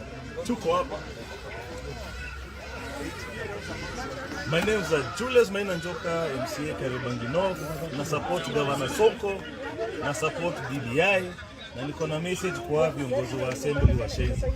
We are tired of your games, we are tired of intimidations, and we shall kick you out. My name is Frederick Okeo, MCA Kayole South. I have one word. Sonko ni mmoja, governor ni mmoja Nairobi. We cannot have two governors in Nairobi. Unless they change the constitution, there is only one governor in Nairobi. And for that reason, the Senate, and I direct this to Senate and the leadership of Senate, they should protect the county and they should protect Nairobi County. Thank you. I'm Oti from Dandora. I support Governor Sonko. I'm a great supporter of BBI. I'm a great supporter of Handshake. Thank you. My name is Stephen Gekonyo from Pipeline Ward. I support Governor 100%. Juu yeye ni mtetezi wa wanyonge na governor ni mmoja tu Nairobi hii. Hakuna mwingine. I'm Honorable Antombe, nominated by Jubilee. I can't impeach Jubilee governor. I start with Sonko. Ndio. Akama Jared Ondieki, in support of Governor Sonko, protecting devolution, in support of BBI, the Prime Minister, and the President. Thank you very much. My name is Hassan Abdikadir Obama, MCA California Ward, Governor Sonko for life. Hi, I'm Mondi Njehia, MCA Woodley Kenyatta Golf Course, and 100% in support of Governor Mike Buvi Sonko. MCA Fuad Hussein Mohammed, Airbase Ward. Mina support Governor Sonko. Redson Otieno Nyango, MC Wangei Ward, 100% Governor Sonko. We petit. Umeanza na mimi? Ndio salo. Naftali Ogola.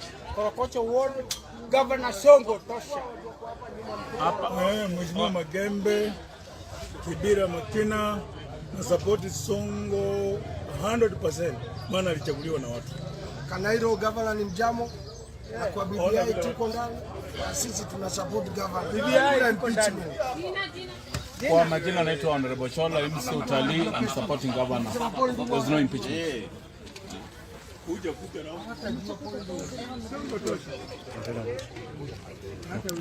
Leo mimi nimekuwa.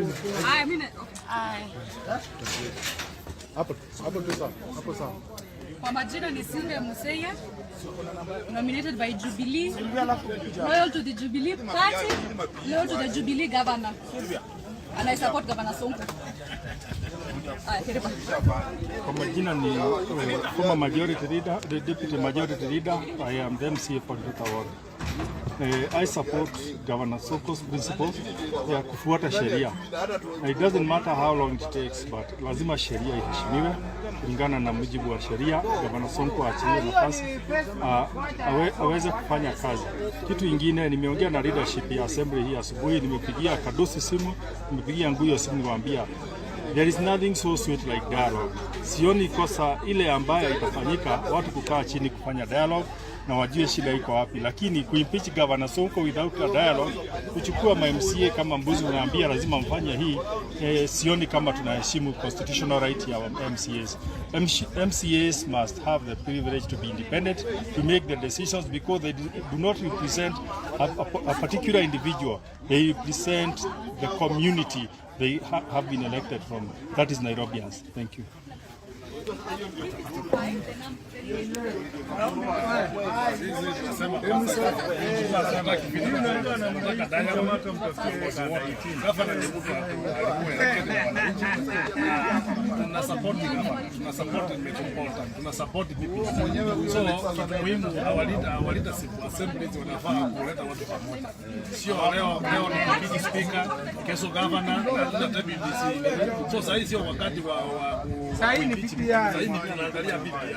Hawa wako na self interest yao, wakuje pamoja na tusonge mbele kama Nairobi. We are elected leaders. Tuwe consultant. Hiyo ndio kitu ya muhimu tunafaa tufanye kama Nairobians. Peleka Nairobians mbele, sio mambo na impeachment. Ni watu wajue tunafaa tufanye nini improve our lives. Kwa majina ni Mheshimiwa Laura Mwende, nominated MCA na support Uhuru Kenyatta, Prime Minister wetu Raila Odinga, na support NMS, na mwisho ile zaidi kabisa ni support Governor Mike Sonko. No Sonko, no peace, no impeachment.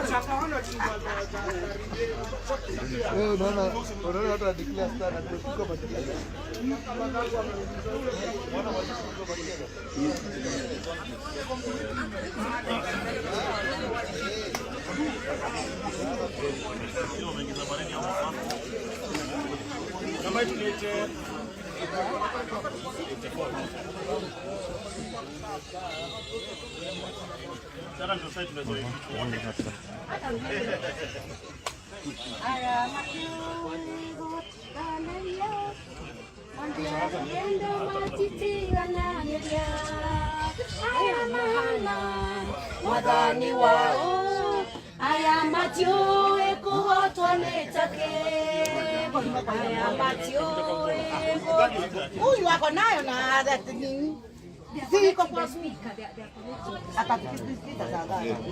Shema nataka moral, Shema nataka unaendelea.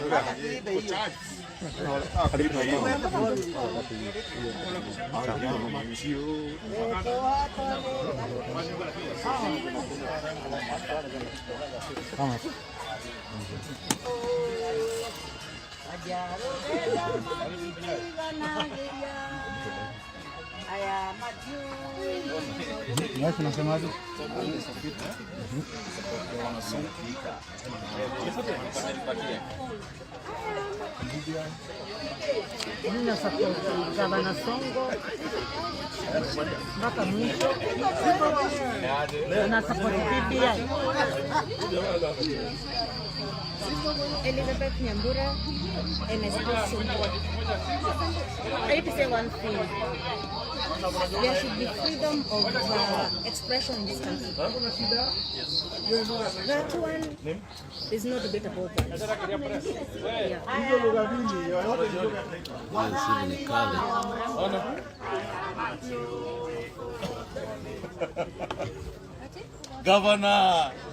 Gavana ni mmoja.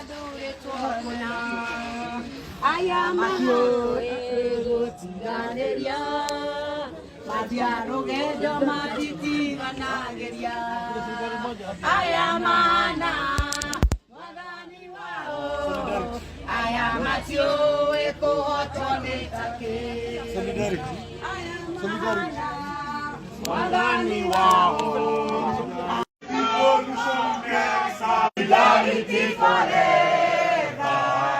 Solidarity forever. For the nation makes us strong.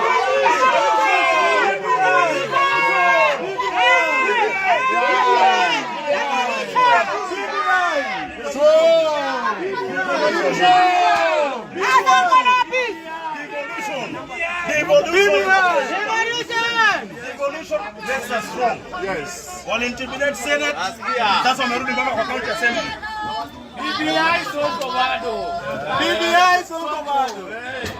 BBI Sonko bado. BBI Sonko. BBI Sonko. BBI Sonko. BBI Sonko. BBI Sonko. Sonko. Sonko.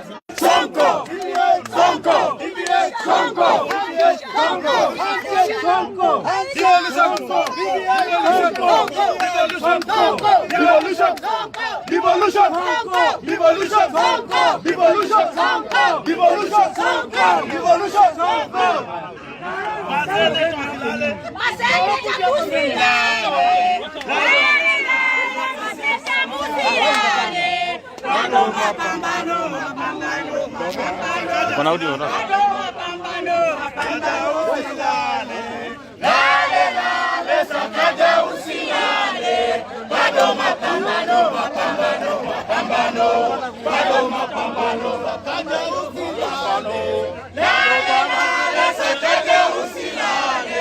bado mapambano, mapambano, mapambano, bado mapambano, mapambano,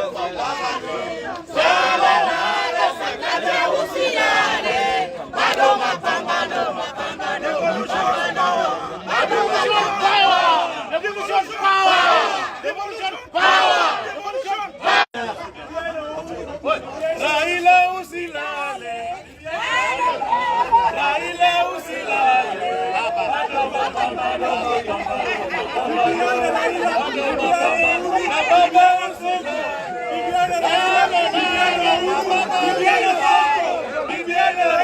BBI Uhuru, BBI Sonko, BBI Raila, BBI Uhuru, BBI Sonko, BBI Sonko.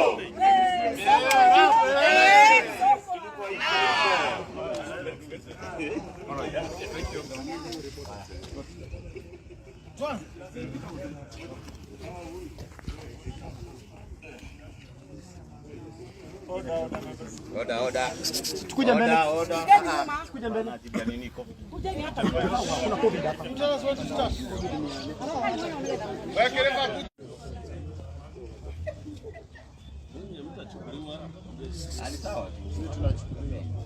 Ready?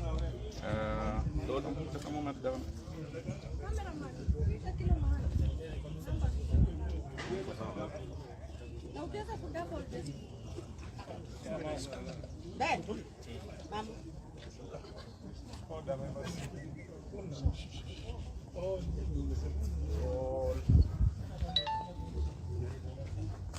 All right. Okay, as the governor of Nairobi City County, I wish to condemn the brutal incident that occurred some few hours ago at Riverside Drive. You saw all the members of the county assembly were very peaceful, doing a press conference in protest of the leadership of the county assembly of Nairobi. You all know that they had alleged that they have collected 86 signatures supporting my impeachment by the MCS. It was just a copy-paste from a certain meeting. They will explain, they'll talk it themselves. Kwa hivyo mimi nasema Regional Commissioner wa polisi Nairobi Bwana Rashid Yakub, wacha kupotozwa na majority leader. Ni rafiki yako tunajua, but ni makosa kwa sababu sisi tumeenda pale kikatiba, tumeenda pale ama waheshimiwa wameenda pale kukataa yale mambo ambayo yalikuwa yamesemeka. Katiba inawaruhusu wao. We have a freedom of expression, tuko na democracy kwa nchi. Na maana tumekuwa very peaceful na tutaendelea kuwa very peaceful, lakini tuko na haki ya kujielezea kikatiba. So I'm condemning the incident. Tuna hope haitafanyika tena Nairobi, and sisi hatuna vita na mtu, ni tunaangalia haki yetu ya kikatiba ya kidevolution. Tuko na issues ndio ya kwa budget nataka ziko resolved, and then hatuna shida ya maendeleo ifanyike Nairobi City County. Msimamo wako gavana kuhusu BBI. Msimamo wako wa BBI kwa sasa ni? Swali la BBI umeuliza, ndio tulikuwa na shida hapo awali sababu ya tuliona ugatuzi unamalizwa. BBI ilikuwa imetoa Nairobi some functions, lakini tunafurahia sasa I think third phase. Naona Nairobi imerudi. Na kama Nairobi imerudi, then sisi hatuna, tutasikiza BBI. Tutasikiza pia wananchi na tukiendelea mbele. Uhusiano wako na Mjabadi na wewe ukasema ni? Sisi hatujakuwa na shida. Mwenye alikuwa na shida ni Mjabadi, kwa sababu wakati tulifanya handshake na yeye na rais pale KICC, siku 3 hazikuisha, alienda pale bunge akasema hiyo ilikuwa ni PR exercise. Akaanza kwenda na allegations ati revenue sijui inapitia kwa pay bill yetu, akasema sijui revenue tunafungua private account Dubai. Na sisi tulimwambia wewe ni mwanajeshi, uko na NSIS, uko na military, uko na polisi, uko na GSU, tufuatilie na ushike badala kuharibia watu majina. So hii vita ilianza tu kitambo, kufanya Nairobi ionekane sisi tulishindwa na kazi. Basi hatukushindwa na kazi, records zinajiongelea. Kazi yetu inajulikana. Kuliko mambo mengine hapo katikati ambayo inatafuta, basi sisi hatuna issue na mtu yote ule. Unaweza kusaini ile budget bado iko pending. No, shida budget si shida kwa sababu ni functions ambazo zilikuwa transferred. Makosa ni kuwa imenyang'anya wananchi wa Nairobi pesa ya education. Kimaendeleo hatuwezi jenga ECD centers, hatuwezi jenga technical colleges, universities in Nairobi. Wamechukua pesa kwa ofisi yangu, wamechukua pesa ya disaster management, mikasa ya moto, na unajua Nairobi kuna majanga ya moto. Na hesabu hata haijafanywa vizuri. Tukifanya hesabu vizuri sasa, basi tutapea watoto 2,000 badala ya 10,000. Pesa ya culture wamechukua pesa mingi, hiyo ni dhulma. Wachukue yao, watuachie yetu. Sababu sisi bado tuko kwa siasa. Projects mingi ni zile sisi wenyewe tulizianza. Lakini wao wanataka sisi kutushirikiana na MCS, wao waende wao wenyewe, tuonekane sisi tulishindwa na kazi. Na ukiangalia report yetu ya 2018-2019 absorption rate ya development Nairobi County ilienda juu because of WDF. To absorb almost 400 million na tulikuwa tayari kuabsorb pesa zingine. Kwa hivyo ukifuatilia rekodi utaona kazi ambayo tumefanya. Hii nyingine inaitwa smear campaign. Wanasema Nairobi tumeshindwa na kazi, lakini tumeshindwa na kazi. Siasa tu iliingia ndani yake.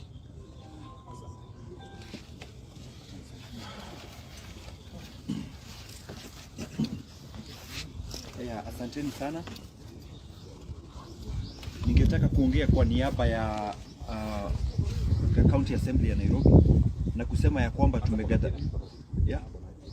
Kwa majina ni Anthony Karanja, MCO wa pale Waithaka, na ningetaka kushtumu tendo la polisi la leo kwa niaba ya wenzangu, ambapo tumeona polisi zaidi ya 200 wamekuja kutuchapa na wakatumia kanista 26 pale za tear gas kututoa pale, na ni haki yetu kuwa pamoja na kujadiliana masuala ambayo yanahusu Nairobi. Na tunataka tulikuwa tunajadiliana ya kwamba hata sisi wenyewe kama wabunge wa county hatujahusishwa kwa ile budget. Ile budget imetengenezwa na watu 4 au ndio wanataka kutuambia ya kwamba hiyo ndio budget ambayo itatumika hapa kwa ambao ni kundi ambalo ni former councillors wote ambao wako na kundi na wameamua hao ndio watarani maneno ya Nairobi. Na pia wamekuwa wakitumia jina la rais vibaya kila siku kututisha. His Excellency amesema, His Excellency amesema, na tulipokuwa siku ya mwisho na His Excellency alisema tuhusishwe, tujadiliane, na hataki kusikia kelele. Sasa leo tunashangaa tukiwa katika mkutano yetu ya kawaida wanatuletea polisi, tumechapwa, tumewekwa tear gas na wengine wetu wameumizwa, na tungetaka kabisa kukataa haya maneno kabisa. Wawili wako hospitali lakini tunataraji wako sawa. So tungetaka kushtumu polisi na tuseme let us not use police for political competition. Tuliona hii maneno ilienda Senate, haikuisha mzuri, sasa imeletwa katika County Assembly ya Nairobi. Tungetaka kushtumu polisi na tuwaambie sisi ni watu ambao tunataka amani na hatutaki vita na mtu yeyote. Na pia wametueleza ya kwamba wako na signature 86 na vile unaona hapa tuko 90. Sasa watuambie kwa bunge ya watu 120 watu 86 wametoa wapi? Na tunawaambia sisi tunataka kufocus on service delivery. Maneno ya by election Nairobi hatutaki. Tuwaulize siku za consensus na dialogue, what happened? Tuko na kazi ya BBI, tuko na kazi ya maendeleo. Sisi hatutaki maneno ya by election hapa Nairobi. Asante.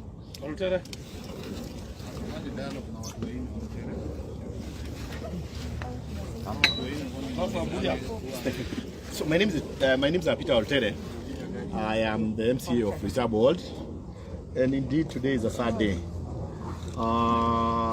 It is our agenda as elected leaders, both elected and nominated, to ensure that when you have a situation like we have now for impeachment, we make the right decisions. The last time, as my colleague said, the last time we checked, we were given a party direction that we have a Jubilee governor who was working, and the president didn't want the issue of impeachment. We have learned from various sources that that situation has not changed. We've not had a party directive as to the reason why some people who purport to be talking with the president every other day that we impeach Governor Sonko. We only have 1 year to elections. I think it would be very prosperous, to say the least, to think that probably, other than thinking about, I am the share health, other than thinking about getting all that money that would go to by election, we take it now into doing some other dirty business. We are not ready. Nairobi is working. We have supported BBI. We have supported all the president's program. And I think the last thing that would come to the mind of the president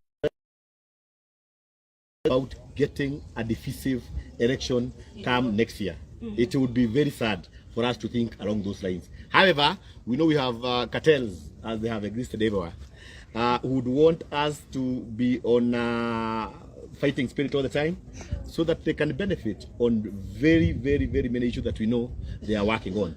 We are saying, as we are here, 86 of us, the country has changed. They had talked of having a that is going to save Governor Sonko. 91. It is this side with 91 members that is going to make a decisive issue on the issue of impeachment come Thursday. We are ready. We are not scared. They can kill our physical body, but our spirit will still live on. I know we are not scared as we stand here in solidarity with Governor Sonko. His only crime is because he has said no to an illegality. We are talking about a process, an illegal situation that is that some people wanted to benefit from money that is meant for Wananchi. Let us do the right thing. We will stand up for Wajiko. We will stand up for our rights. We might, they can kill the physical body, but this spirit will live on. We will redeem Wajiko. We will redeem Nairobi because we are allowed by this constitution. We are not scared. They can jail as many as they can, but we cannot jail a fact. A fact can be concocted, but that what fact is going to live on forever. We start with the governor. We are led on Thursday. We will prove to them that it was this side that has had all the numbers. It is them who do not have the numbers. Let them bring it on. Let them bring it on. We are ready. Thank you very much. Thank you. Abuya. Abuya. Odm Party. Good evening. My name is Honorable Abuya Kennedy. I represent Imara Daima. I'm a permanent member of Odm Party. I am strongly the heinous act by the Kenya police by attack on the members of the county assembly today. That was uncalled for, and we condemn it strongly. Secondly, devolution did not come easy to the Republic of Kenya and the citizens of the Republic. In the respect of one Dr. Biambombai, let his blood not go into vain by killing devolution, killing Nairobi County government. I also want to state categorically that we support NMS, we support governor, we support our president. At any given time, we always support our party leader, Right Honorable Raila Odinga. I want to state clearly that, and I want to be quoted, that the position that my minority leader took is not the position of ODM. It is not the position of Raila Odinga, our party leader.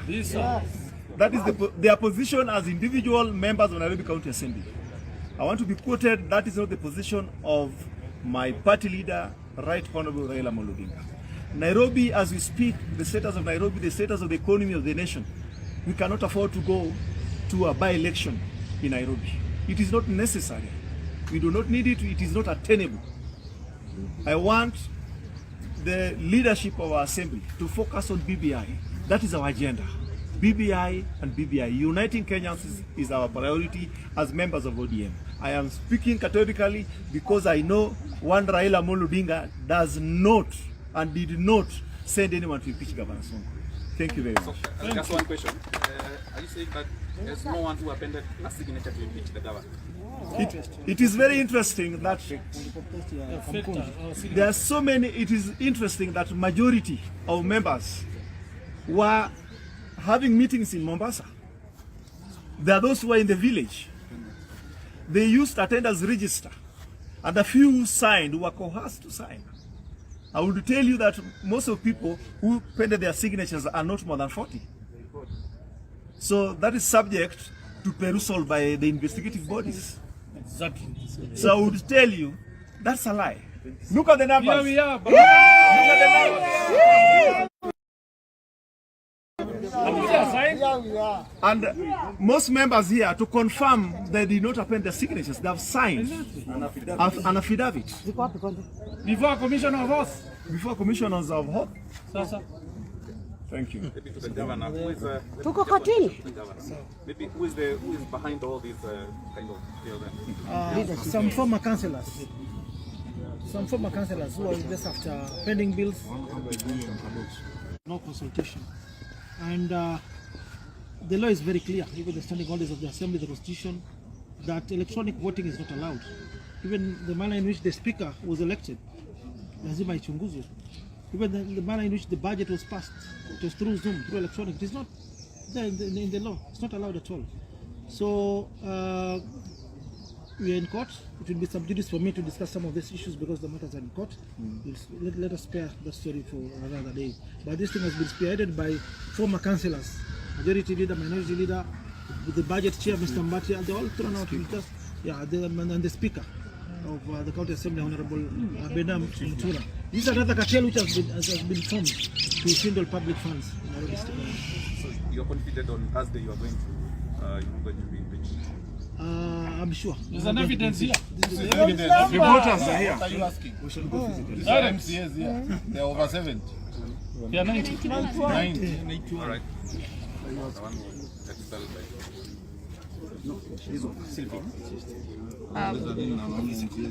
My name is Patricia Mudau, elected member of Mlango Kubwa. First and foremost, I'd like to condemn the police brutality that we encountered today. I'm a victim and also a face of police brutality, and I think it's time that we say no to police brutality and intimidation of Kenyan leaders. There are proper channels when it comes to resolving issues. Whatever you saw today, and definitely with support of all the MCA standing behind us, clearly you know where our voice is. And all these intimidations going on, every now and then, we have to say no to them. And it's a high time people respect the bottom to top kind of leadership. Top to bottom will not withstand, because clearly there is no way we can bear fruits if the roots are weak. And what they're doing to the governor-elect of Nairobi, who 1 million people woke up very early and believed in him that he will deliver what he told them he'll deliver, his manifesto. But right now, definitely he's been shortchanged. And in support of the president, he agreed to do the transfer, the deed of transfer. And we are here to affirm that we support all the functions which have been transferred. But again, it's illegal to take everything from us. As political leaders, we need to show why we were elected. How are we supposed to oversight? Those are the questions we need to ask ourselves. Because at the end of the day, in Mlango Kubwa, they'll ask me questions. In Imara Daima, there are questions to be answered. How will I answer a question and I've given a government budget and I cannot account for? First, that is an illegality. And what actually governor is trying for is, please, I will not sign an illegality where I don't even have a budget to manage Nairobi. He's answerable to Nairobi. At the end of the day, it's about the people of this Nairobi elected. And again, I'll condemn the police brutality. It has to end. We can't support people, we can't pay people with our taxes, and instead of protecting us, they attack us. Good. Thank you. Sylvia.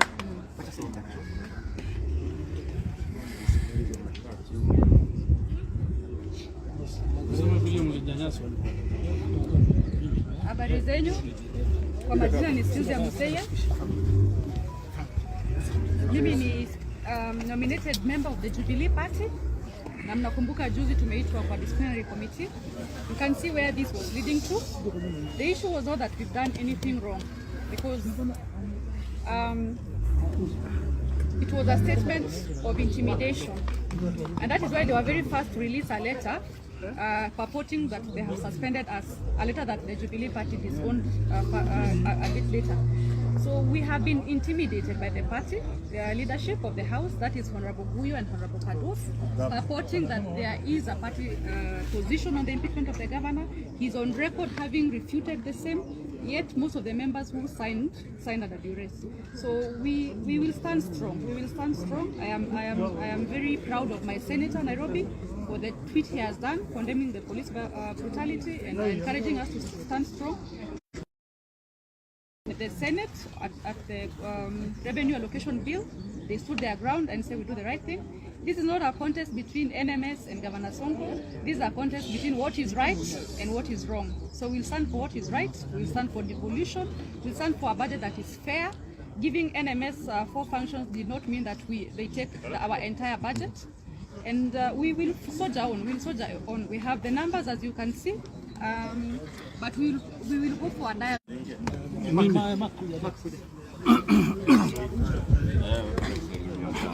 My name is Peter Wahinya, member of the County Assembly kutoka eneo ya Ngando, Dagoretti South.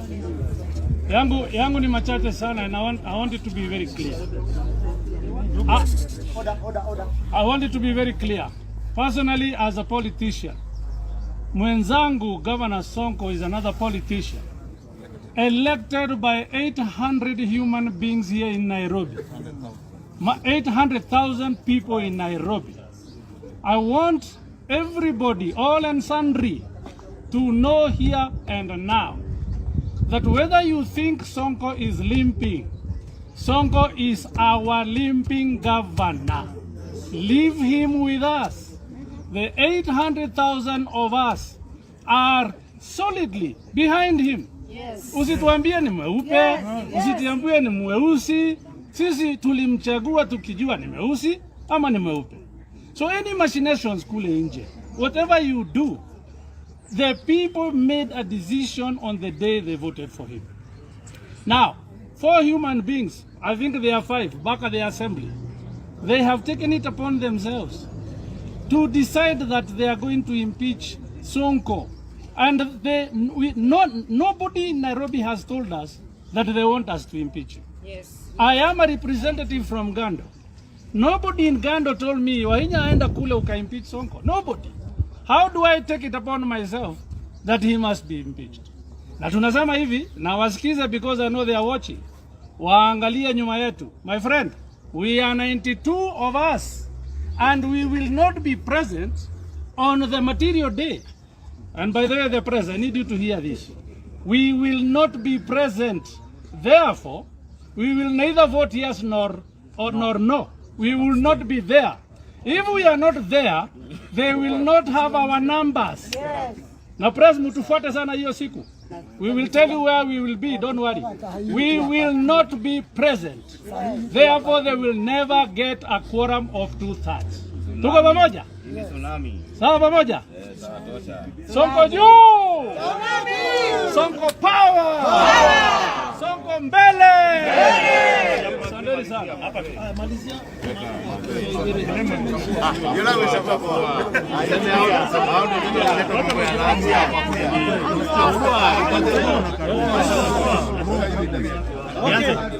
Nianze.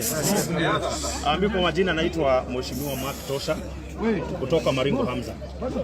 Mimi leo nimeshangaa sana kwa sababu leo katiba bado imekuwa violated. Katiba tulipitisha, nataka kuambia hata Prime Minister, tulipitisha katiba askari tukawatoa kutoka kwa police force to police service. Lakini sasa wameanza kurudisha hii mambo ya kuforce watu vitu. Jambo la pili, gavana wetu alishikiwa Mombasa. Mliona ile aibu alifanywa. Akashikwa na madharau na ni kiongozi akashikwa na madharau. Leo tumepigwa na tear gas. Alikuwa na arrestiwa tena. Mimi nakuuliza bwana yako ambayo wewe ni kama PPO wa Nairobi. Mimi nakuomba tuachane na siasa. Tufanye ile kazi ya kuchunga wananchi. Sisi tuko more than 85 MCAs ambao wana support governor. Mimi nauliza, kwani mtatuforce tumimpeach governor? Mlichukua function zake, hatukatai. Function zile tuliwapatia, chukueni pesa. Lakini zile amebaki nazo, basari za watu wetu, tupatiwe, tujishikie. And I'm telling the leadership, naambia hiyo leadership ambao ni maconmen, former councillors, wengine waliuza makaburi, wengine tumejua ile mambo umekuwa ukifanya. Guyo mwenyewe, that Guyo. Tunajua vile mmepanga. Mlikuwa nataka governor kuwe impeached. Alafu after 90 days, hizo 90 days ambao speaker atakuwa umekalia kwa sababu nyinyi cartel. Mlipe pending bills. Tumejua wale mawakili mmekaa nao. Mkiitisha hizo 50%, we will not allow kuenda ati governor kuwe impeached. Sisi ndio wengi na sisi vile mnaleta impeachment ya governor, tutaanza na impeachment ya kila mtu. Nyinyi wengine wote tutawamaliza. Jambo lingine nataka leo nimefurahi sana waheshimiwa. Nataka kushukuru seneta wetu Johnson Sakaja. Sakaja, wewe ni mtu mtetezi wa devolution. Nimeona vile umeongea. Sakaja, tusimamie na utushikilie kama seneta. Kama ni impeachment process iende vizuri. Kama ni kura ipigwe. Juzi tumeona kura ya budget ikipigwa. Wamepiga na Zoom, wamerig, ikatoka watu 144. So unataka kutuambia tena tupige na Zoom? Mimi nataka kusema, mnasema ni mambo ya COVID. Kuna wale ambao walileta COVID kwa assembly. Na sitaki kuwataja majina, wanajijua. Hao ndio wametuletea corona kwa assembly. Kwa nini washikwi? Kwa nini waweki nje? Wanakuja kwa ofisi. Sasa wale watu wamegonjeka pale kwa assembly ni watu wengi sana. Kwa nini assembly haifungwi? Ama mnataka bado mtushikishe corona tukufe? Hatutakubali kukufa. Pelekeni upuzi yenu na huko. Asanteni sana. Solidarity.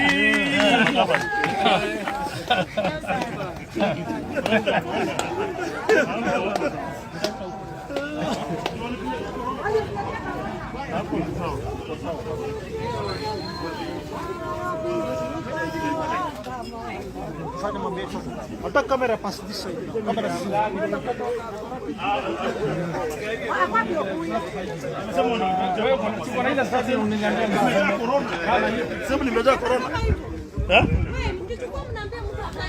Chukua kila mtu watu wacha kufika hapo.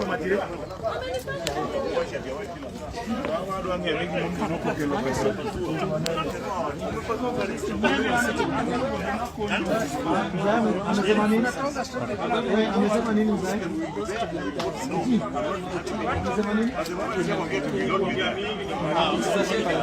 Kwa ngando wachana leo. Wachana lakini nimesema Zuma. Kwa nini kale bukuta tu launch duka kitu yoyote? Nilipaka asumbuliwa na vijana. Ikifika miaka 6 sijafanya kitu. Nyinyi ndio mtaniambia I've done nothing.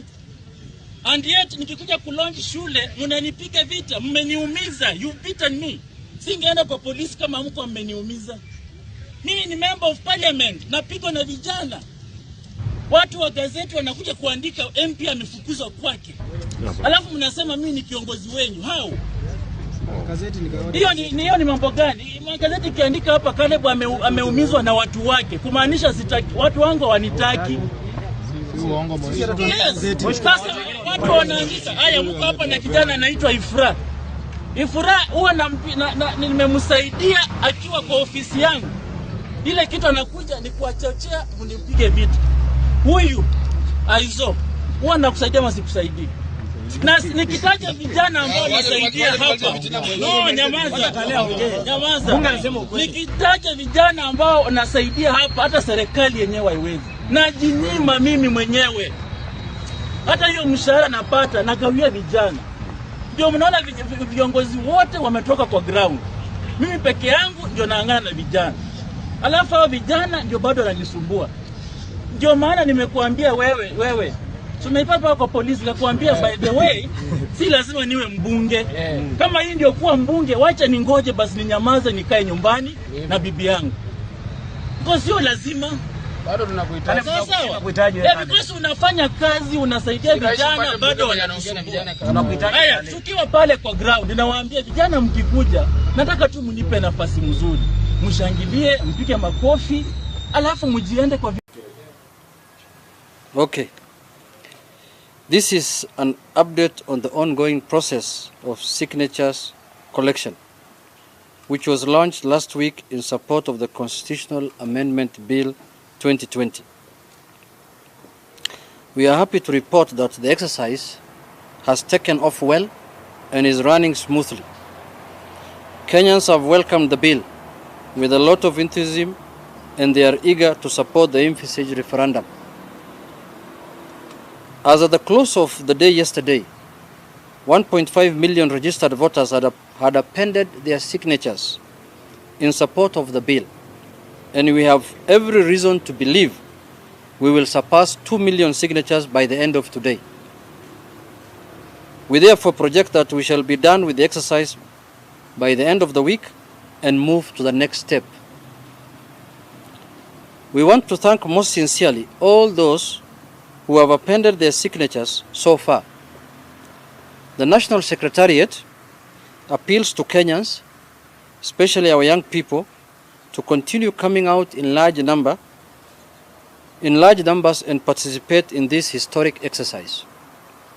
We also want to thank all our regional, county and sub-county coordinators who have been working tirelessly to ensure that those appending their signatures are well informed on the issues included in the bill. Making the country's constitution is a patriotic duty and not a political campaign, and therefore we want to once again emphasize that no citizen should be left behind. We thank the current and former leaders, namely governors, members of parliament, and members of the county assemblies who have continued to provide leadership in this exercise. Finally, we appeal to the hardliners to take time and read the bill, because when they do, they will realize it's a well thought out document that will change our country for the better. This document is not about His Excellency President Uhuru or the Right Honorable Raila Odinga. It's about the prosperity and posterity of our country. The current and future generations will reap the benefits of this document, and therefore do not oppose the document out of ignorance or dislike for certain individual.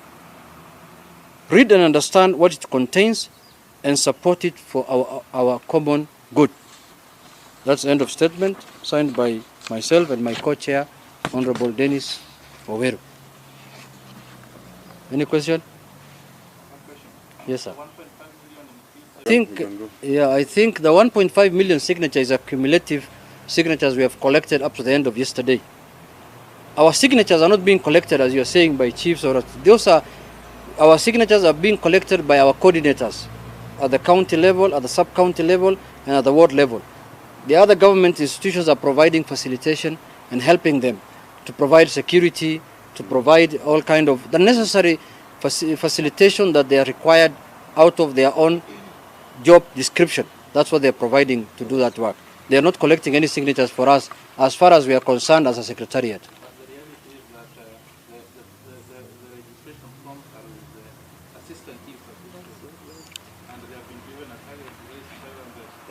That's information only known to you. That's not information known to us. We have launched our signature collections at KICC. We flagged off our regional coordinators from different 14 regions. We have recruited one county coordinator or minimum 2 in every county. We have recruited sub-county coordinators at the constituency level. So those are the people that are on the ground who are collecting for us our signatures. But government must provide also services. The government must provide service to its citizens. Because if I am supposed to even we do political rallies, government provides services in terms of providing security. So the government has a role to play, as a government. But the people who are collecting our signatures are our coordinators, and the people on the ground know them very well.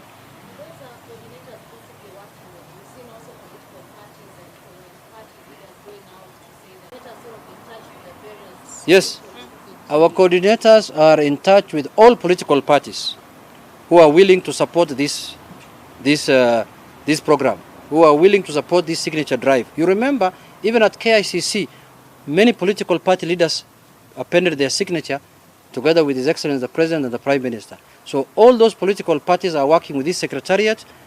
Some of them have collected forms, signature forms, and they're also doing their bit as political parties to collect signatures. So we'll aggregate all the signatures here by the end of the week, and we'll submit them to IEBC for verification. When you say the end of the week, have you set a date?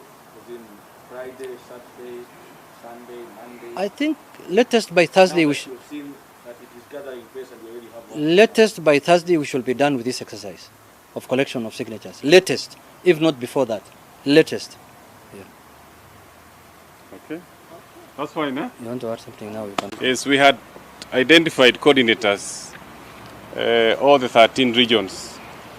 Plus, we also have coordinators, all the counties, all the 47 counties. 14 regions and 47 counties. And those coordinators are also working with 290 coordinators from each and every constituency. So what we are seeing is the chiefs and the DOs are providing security and support to our coordinators. So they are the ones who are in charge of the process of correcting signatures. And in fact, even here with us, for example, we have the coordinators for Nairobi with us here. Yeah? Yeah, we have these two ladies who are coordinating, Nancy and Mercy, who are in charge of Nairobi. And you cannot even see any county commissioner here. They are the ones who are in charge of Nairobi. So we do not understand this story going around that the provincial administration is involved in this exercise. They are simply providing security to our coordinators all the way to the constituency level. And Junet, I think it's important for us to emphasize that the party leaders are also supporting this exercise. We are involving them because it's a political exercise. And you even saw they signed in KICC, and we have been engaging them to help us to mobilize and to ensure we have these signatures. By that, Waswahili wasema kikulacho kinguoni mwako, my friend. I want to remind my brothers in leadership, wote wale ambao wanakuja hapa na fitina nyingi na propaganda, mtahukumiwa kwa matendo yenu na maneno yenu mnayosema leo. Leo sisi kama wapwani tumeshikana ili tuisabike katika siasa ya kitaifa. Halafu kuna watu wengine wachache wanaitwa Karen na William Ruto, wanapewa vitu vidogo vidogo na kuahidiwa vitu ambavyo vieleweki. Unawauza wapwani wote kwa kutaka kitu kibinafsi. Inawezekana hiyo? Mpinzani wa Boga alipoanza kampeni yake alianza katika ofisi ya William Ruto Karen. Clearly he is not running for himself. Yeye ni mtu ametumwa aran kwa sababu ya watu wengine kuvunja umoja na nguvu ya upwani. Simple. Sasa tu katika BBI. Sasa mazungumzo ya kitaifa yako, majimbo yanakaa katika meza kuzungumza mipango ya kiserikali ya siku za usoni. Sahihi. Na kila jimbo lazima liakilishwe. Lakini ndugu zetu wanajisahau kwamba wanatumika kukatana miguu sisi kwa sisi, ili majambo yakipita tuwe hatuko, kila siku tuendelee kuwa wafuasi. Hiyo ndio kazi yetu kama wapwani sisi. Leo kuletewa siasa za kutugawanya sisi kama wapwani, hatutakubali siasa za kugawanywa. Mvurya, kama umeshindwa ya kuongea, kaa nyumbani, kaa kando, angalia kaunti yako, urekebishe yale mambo ambayo hayako. Ni makosa sana kuona kiongozi anaanza kugawanya wapwani. Hatutakubali kugawanywa kama wapwani, na sisi tuko hapa kutetea chama cha chungwa, kumtetea ndugu yetu Omar Boga. Ikiwa nyadhifa za juu zitakuwa pale, rais akichaguliwa, prime minister na wengineo, hata sisi tuna uwezo hapa pwani kutoa rais ama prime minister akaongoza.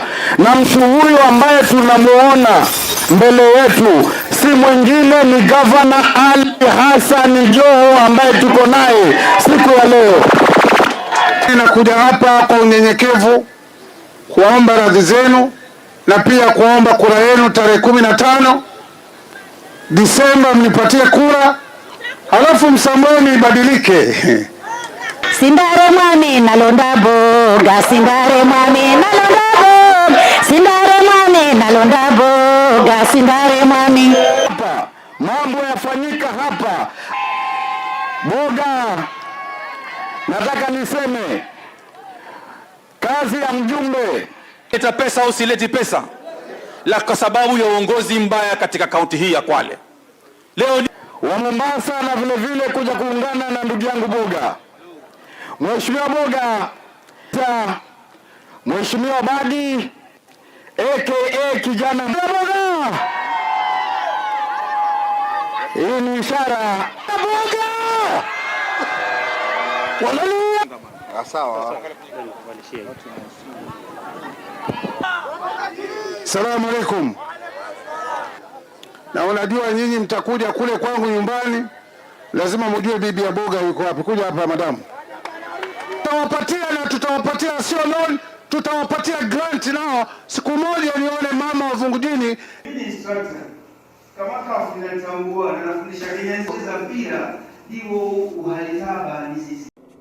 Ili inshallah aweze kutupigania Waislamu matakwa yetu ya Uganda na mambo ya mahakama za kadhi yote tumeyazungumza rasmi inshallah. Shukran sana. I'll give you a brief in English. We'll do the same in English. Sir, please.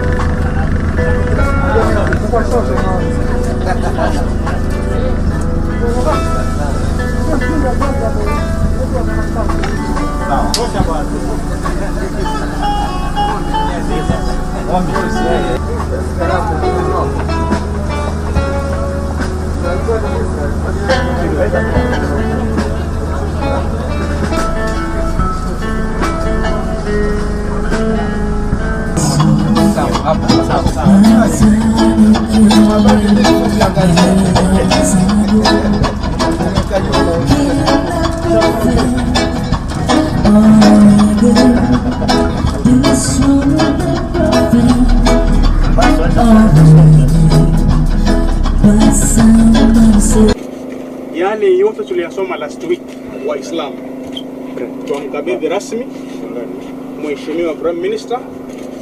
Yale yote tuliyasoma last week Waislamu tumkabidhi rasmi Mheshimiwa Prime Minister. Neno ambalo nataka kusema as a legislator ni kwa kuwa BBI haijapinga katiba iliyoko 2010, isipokuwa BBI imekuja kuimprove ile ambayo iko katika katiba. Kwa hivyo katika mambo yote yale ya kihaki za kibinadamu, mambo yote yale ya kiuchumi, mambo yote yale ambayo yako katika katiba yetu ya 2010, BBI imekuja kuimprove yale ambayo tulikuwa tunaona kuwa bado yanaleta utata katika maongozi ya nchi hii. Kwa hivyo sote sisi tunamuunga mkono Mheshimiwa Raila Amolo Odinga kwenye kozi hii na tunampongeza kwa ile handshake ambayo imeleta amani kati ya yeye na Mheshimiwa Uhuru Muigai Kenyatta. Kwa hayo asante. Mimi nilikuwa nimealikwa na hawa masheikh kuja kwa chakula cha mchana na tumekuwa nao na mazungumzo mazuri zaidi. Tumeongea juu ya mambo ya maisha kwa jumla katika eneo hii ya Pwani, shida ambayo inakumba wakaaji wa Pwani na shida ambayo inakumba Waislamu kwa jumla. Yale zingine yale ambayo ziko ndani ya BBI. BBI imeangazia maneno mengi ambayo yanahusu na Waislamu na yale ambayo haikuingia ndani, lakini tumesema ni mwanzo na kutakuweko na ingine. Hii itaitwa ati ni mabadiliko ya kwanza, first amendment. Kutakuja ya pili, ya tatu na kadhalika. Watu wengi hawajaelewa yale ambayo yalikuwa yanaendelea. Mwaka 2010 kama Wakenya tulikuwa tunaunda katiba mpya. Tulikuwa tunatupilia mbali ile katiba ya Lancaster ambayo tulipewa na wakoloni walipokuwa wanatoka, na tunaunda katiba yetu mpya kama taifa. Hiyo ilikuwa ni katiba mpya kabisa. Mara hii hatubuni tena katiba mpya, tunafanya tu marekebisho kidogo, yani amendment to the 2010 Constitution. Kwa hivyo hatuwezi kuguza vifunguo vingi zaidi. Tunaangalia tu pale ambia vyetu vinafinya, ndio tunasema rekebisha hapa, rekebisha hapa. Kwa hivyo hata kama hatujafanya ile ambayo wewe ungependa uone huko ndani, wakati mwingine itakuja. Manake hii unasema katiba ni kitu hai. Katiba ni a living document. Tutaendelea na vile society yetu ikiendelea, vile tutaangalia, tutaona kama kuna mwanya izibwe, hapo kuna pengo na kadhalika kadhalika. Lakini vile tumeona vile mambo yanaendelea vizuri, nataka kutoa shukrani kwa Wakenya wengi ambaye wametikia wito wetu na kujitokeza kwa wengi pembe zote za Kenya kwa hiari kwenda kuweka sahihi yao. Wakati huu mimi najua, manake napata ripoti kutoka pembe zote za Kenya, najua yale ambayo yanaendelea. Nina hakika ile sahihi tunahitaji 1,000,000 tutapata na tutaipitisha. Alafu baadaye tutaingia kwenye awamu ya pili na awamu ya tatu mpaka tufike ile ya 4 tukamilishe hii maneno mapema vile na lengo na shabaha yale mapendekezo ambayo last week wakati wenzetu walisema wanapinga BBI, sisi tukaonga BBI, tulitoa mapendekezo mengi ambayo nyinyi media mliachukua. Sasa hayo tumeyakabidhi rasmi leo kwa Mheshimiwa Prime Minister. Nairobi juzi nilipokuwa kwa sherehe za kulaunch mambo ya signatures, nilikuwa na Prime Minister, tukazungumza kwa kirefu na akanishauri kwamba yale matakwa ambayo Waislamu wanaona hayajaingizwa kwa BBI tuandike memorandum kwa President kupitia kwake. Na tumeandika leo memorandum kwa Mheshimiwa Rais kupitia kwake, na Mheshimiwa Prime Minister atatupigania inshallah Waislamu wa Kenya nzima ili yale matakwa ambayo yawezekana kwa sasa yatawekwa na yale ambayo hayawezekani kwa sasa yatawekwa wakati mwingine. Kwa hivyo ni mengi. Miongoni mwa wale ambao wamekubalika sasa ni mambo ya kuchagua mabalozi, kwamba nchi za Kiislamu mabalozi watakuwa Waislamu, ikiwemo mji mtukufu wa Maka. Vile vile kuna mambo mengi ya appointments katika ngazi mbalimbali za serikali. Haya ni miongoni mwa mambo ambayo tumeyazungumza, na inshallah kwa uwezo wake Mwenyezi Mungu mengi yamekubaliwa kwa sasa, yatawekwa katika mchakato huu wa BBI. Kwa hivyo ningependa tu kuwashauri Waislamu Kenya wasitiwe hofu na mtu yoyote yule. BBI lengo lake kubwa ni kuleta amani nchini Kenya na kuunganisha Wakenya wa dini zote, makabila yote. Ni kitabu kizuri sana, kina manufaa mengi sana kwa Wakenya, na tunaomba Waislamu Kenya nzima waanze kuweka sign ili tuende kwa referendum ya kuweza kubadilisha baadhi ya vifungu vya katiba na nchi yetu ya Kenya iwe katika mahali pazuri pa kuishi. We have had a wonderful time with some leaders of the Islamic community who are resident here in Mombasa. They invited me to lunch, and we have had a very sumptuous lunch here. And we have had a very cordial discussion about a number of issues, issues that affect members of the Islamic community. They have drawn my attention to particularly complaints which are being made by members of the Islamic community with regard to appointments or discrimination,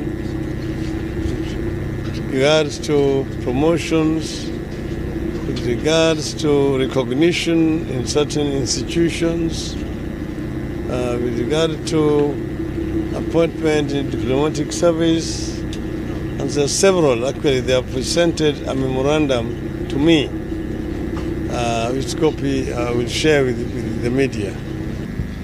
Kwamba Mimi nilikuwa nimealikwa na hawa masheikh kuja kwa chakula cha mchana na tumekuwa nao na mazungumzo mazuri zaidi. Tumeongea juu ya mambo ya maisha kwa jumla katika eneo hii ya Pwani, shida ambayo inakumba wakaaji wa Pwani na shida ambayo inakumba Waislamu kwa jumla. Yale zingine yale ambayo ziko ndani ya BBI. BBI imeangazia maneno mengi ambayo yanahusu na Waislamu. Kuna yale ambayo haikuingia ndani, lakini tumesema ni mwanzo na kutakuweko na ingine. Hii itaitwa ati ni mabadiliko ya kwanza, first amendment. Kutakuja ya pili, ya tatu na kadhalika. Watu wengi hawajaelewa yale ambayo yalikuwa naendelea. Mwaka 2010 kama Wakenya tulikuwa tunaunda katiba mpya. Tulikuwa tunatupilia mbali ile katiba ya Lancaster ambayo tulipewa na wakoloni walipokuwa wanatoka, na tunaunda katiba yetu mpya kama taifa. Kwa hivyo hiyo ilikuwa ni katiba mpya kabisa. Mara hii hatubuni tena katiba mpya, tunafanya tu marekebisho kidogo, yani amendment to the 2010 constitution. Kwa hivyo hatuwezi kuguza vifunguo vingi zaidi, tunaangalia tu pale ambapo vitu vinafinya, ndio tunasema rekebisha hapa, rekebisha hapa. Kwa hivyo hata kama hatujafanya ile ambayo wewe ungependa uone huko ndani, wakati mwingine itakuja. Manake hii unasema katiba ni kitu hai. Katiba ni a living document. Tutaendelea na vile society yetu ikiendelea, tutaangalia, tutaona kama kuna mwanya izibwe, hapo kuna pengo na kadhalika kadhalika. Lakini vile nimeona vile mambo yanaendelea ni vizuri. Nataka kutoa shukrani kwa Wakenya wengi ambaye wametikia wito wetu na kujitokeza kwa wengi pembe zote za Kenya kwa hiari kwenda kuweka sahihi yao. Wakati huu mimi najua, manake napata ripoti kutoka pembe zote za Kenya, najua yale ambayo yanaendelea. Na hakika ile sahihi tunahitaji 1,000,000 tutapata na tutaipitisha. Alafu baadaye tutaingia kwenye awamu ya pili na awamu ya tatu, mpaka tufike ile ya 4 na tukamilishe hii maneno mapema vile iwezekanavyo. Well, you know, in any democracy there will be those who will be supporting and those who will be opposing. That is their democratic rights. You cannot force people to support any idea. What you can do is to try to persuade them so that they can be able to see the light. And this is what we are going to be doing. As we move around the country, we will be talking to Kenyans. We will be explaining ourselves. We will be explaining this, the details contained in this document, and to tell Kenyans that this document is not aimed at watering down the provisions in our constitution, but improving on what we already have in the constitution. You know, no document made by man is a perfect document. You look at the United States Constitution, which was hailed as one of the best constitutions. It has been amended so many times.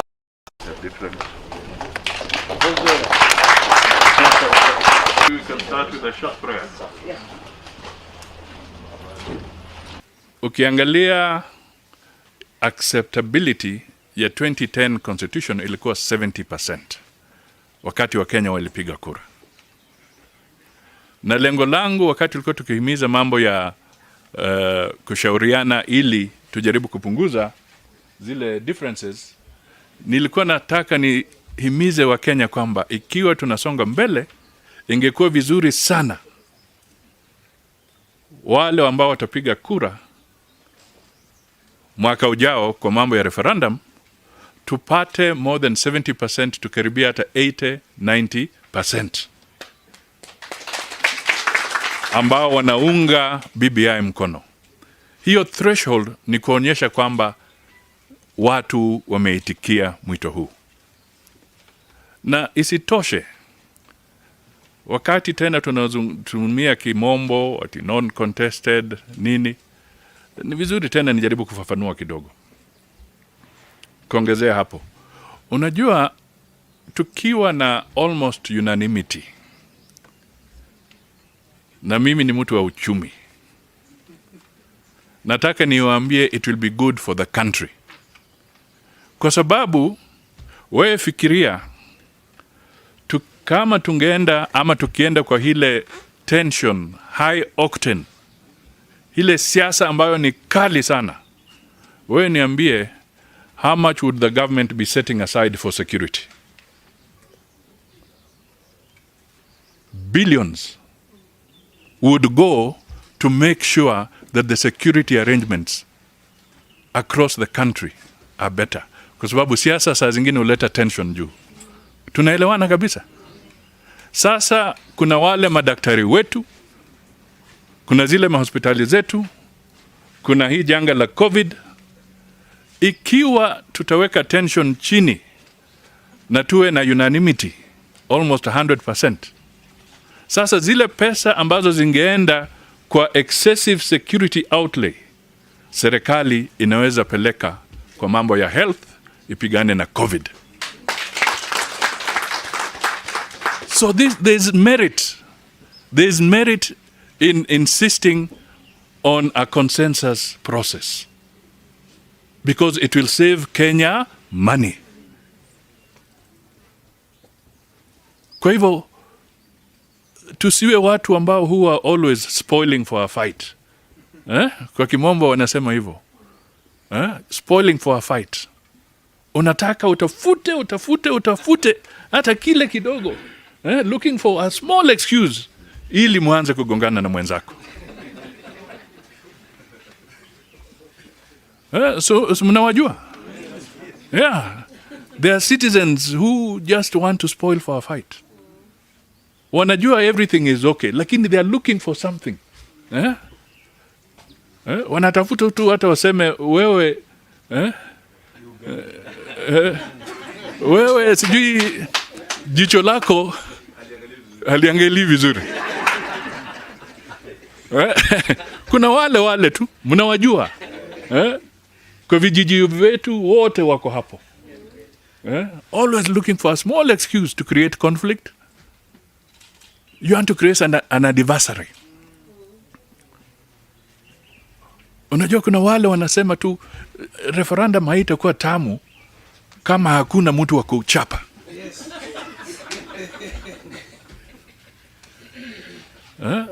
Tafadhali wa Kenya, referendum sio kuchapa mwenzako.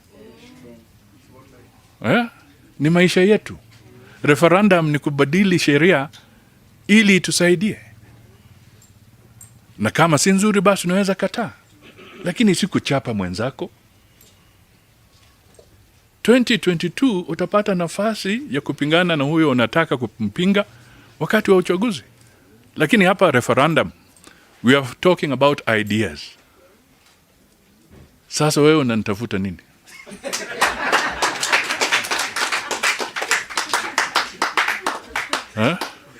Kuna wengine wamekasirika. Tulikuwa tunangoja Musalia aende no.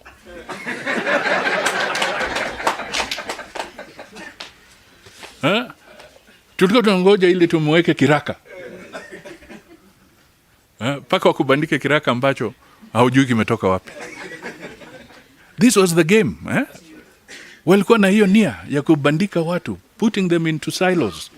Ya kusema hawa na hiyo. Ndio kwa sababu wale ambao labda wameona uchungu zaidi ni wale ambao wameshangaa kwamba Rais Uhuru Kenyatta alipotuita tukajadiliana, mabadiliko yameingia kwa hiyo document. Kwa hivyo wale the ones who wanted wale tu They wanted to create a stone wall. Ili ionekane we are at war. Now that is not the case. We are all Kenyans. Kwa hivyo tujipange, and we now support the BBI process. Statement yetu ambayo mulipata, and I'm sure the media have it, we have already enumerated. We were tracking the changes. We called them tracking. Tracking. This area we tracked. This was the original, this is the new. This was the original, this is the new. And we identified with our lawyers almost 15 areas that had been amended in that document. For the better. Kwa hivyo sisi tuko tayari.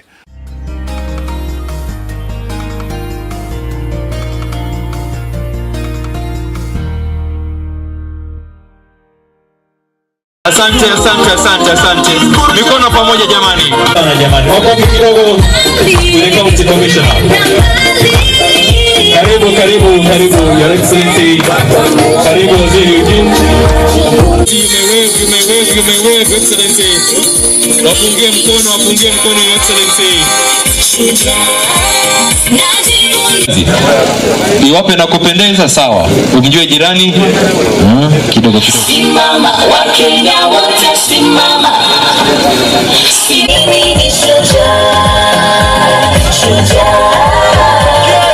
Simama wa Kenya wote simama.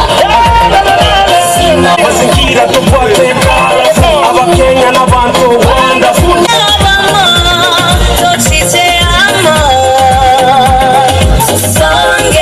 Wimbo simama nataka ucheze ili tuchukue picha viongozi wetu hapa kwa laini moja. Just you step up like 2 feet hapa mbele.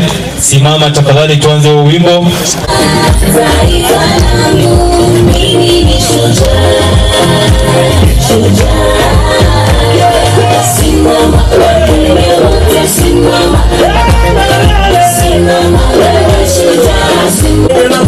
Asante viongozi, asante sana, asante. Kenya moja, BBI. Nataka ninyi mtulie nyanza moja. Nikuje kwa ninyi hapa. BBI. Kenya moja. Viongozi wetu vile sio? Kenya moja. BBI. Mtu anataka mashina nyodo, pigeni makofi tafadhali. Tunasema lengo kuu to read from the same script.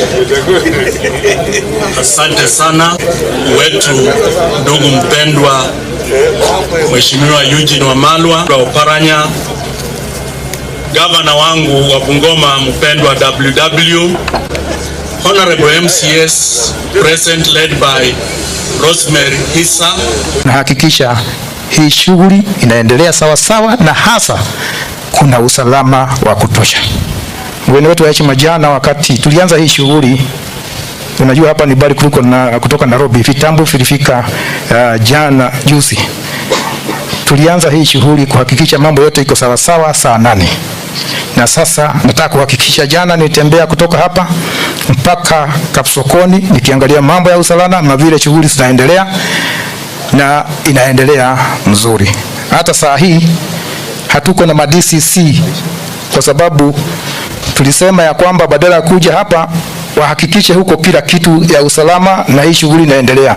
Tukasema mimi na DCC wa hapa tunatosha kuwakilisha DCC. Kwa hivyo mkikosa kuwaona mjue tuko kazini. Lakini naomba, kwa sababu tumepatiana mazingira mazuri na mmesikia yote, hata mimi nimesikia. Kwetu tunasema mtu mwelevu hastahili kupatiwa mambo mengi. Mtu mwelevu akisikia tu anajua la kufanya. Wananchi wa Bungoma mnajua la kufanya.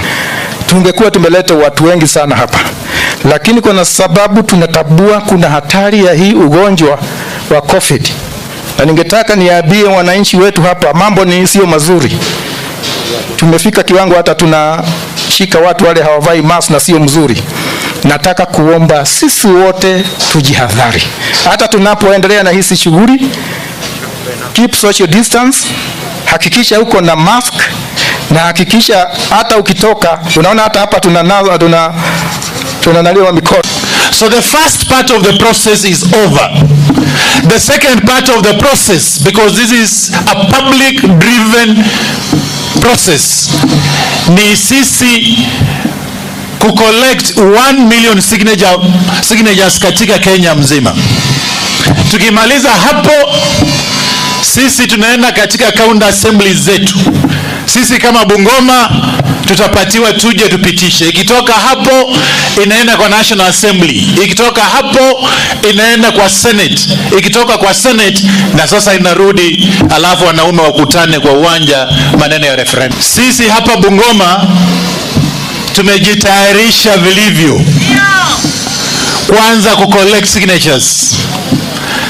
The fact that I was out of the county nilirudi juzi ilimaanisha tulichelewa na siku moja hivi, lakini tulikaa chini na county commissioner on Thursday afternoon, tukasikizana mgeni wa heshima on how we gonna collect these signatures from all the 180 sub-locations that we have in this county.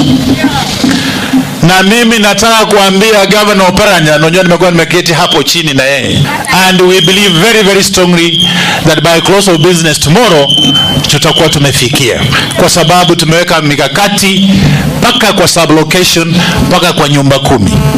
If you have not signed na umekuja hii sherehe, tafadhali make sure before you leave this place you sign, because that's the only way. Usiwe na huyu mkutano. Lakini sisi kama serikali na mimi kama governor wa jimbo la Bungoma na mheshimiwa waziri na Governor Oparanya tulisimama na tukasema BBI has to go forward, na bado tuko na hiyo nia, bado tuko na hiyo nia. Mimi kama coordinator, the main coordinator of Bungoma County, tutaendelea kusukuma gurudumu la BBI hapa Bungoma County.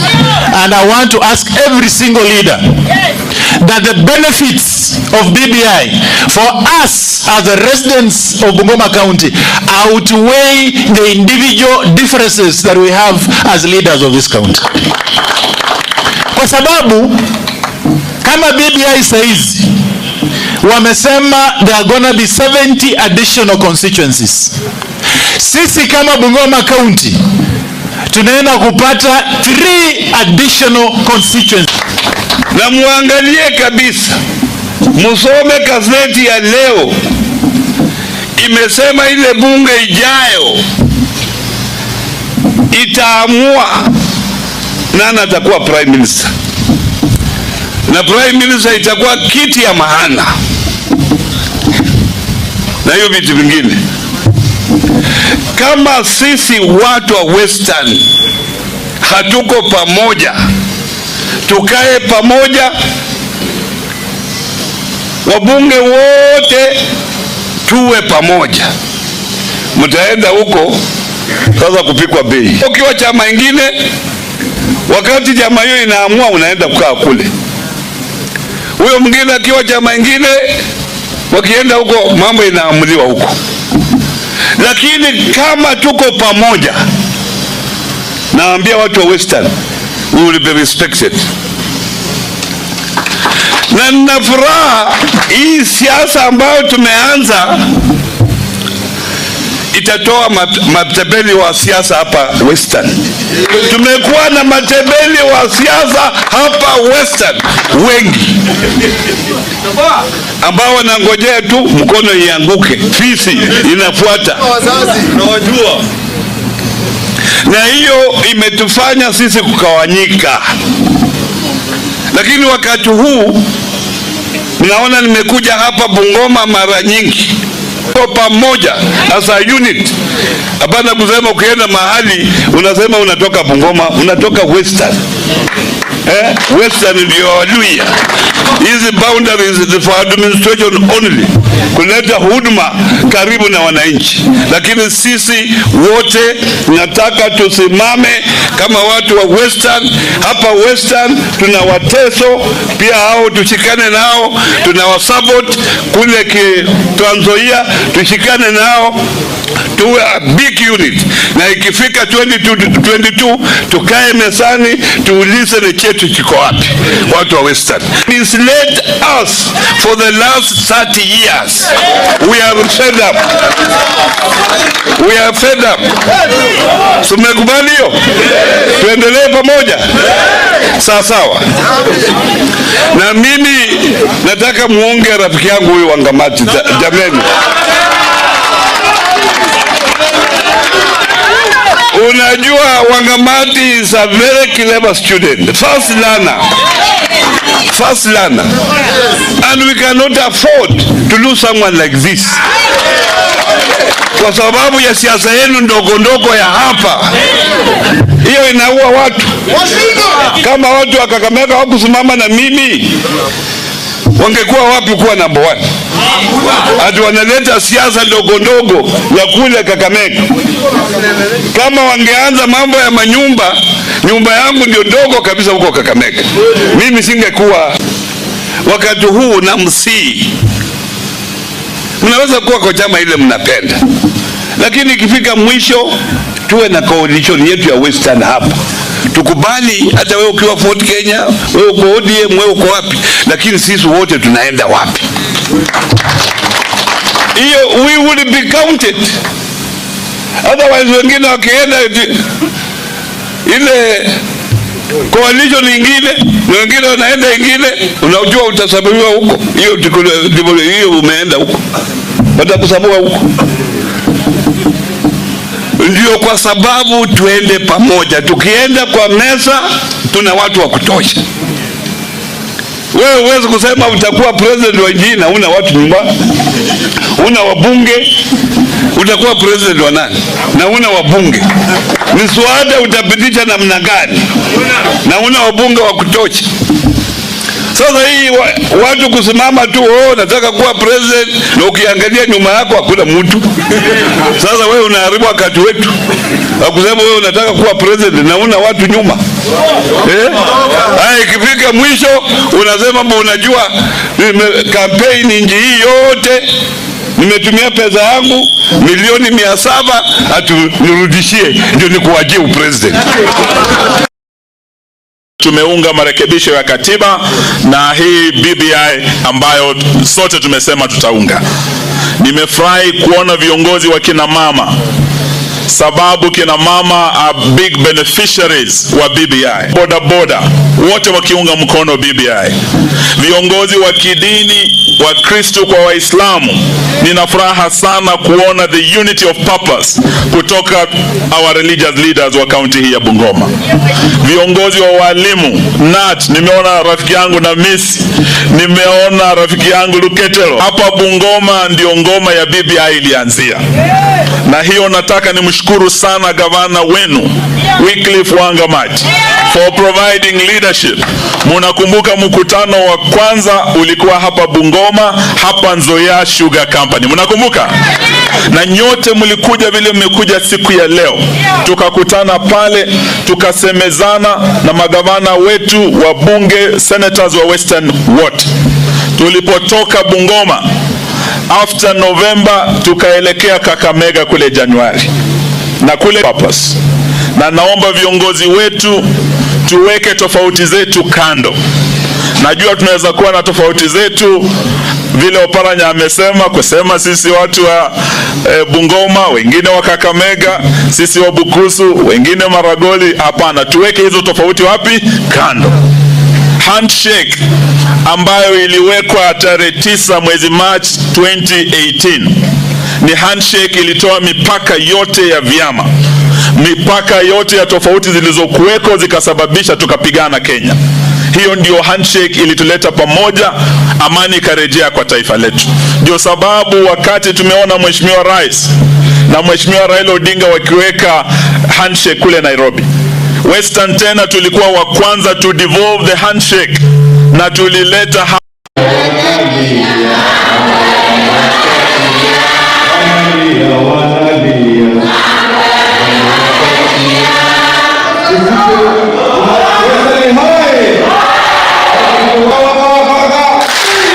Mheshimiwa Daktari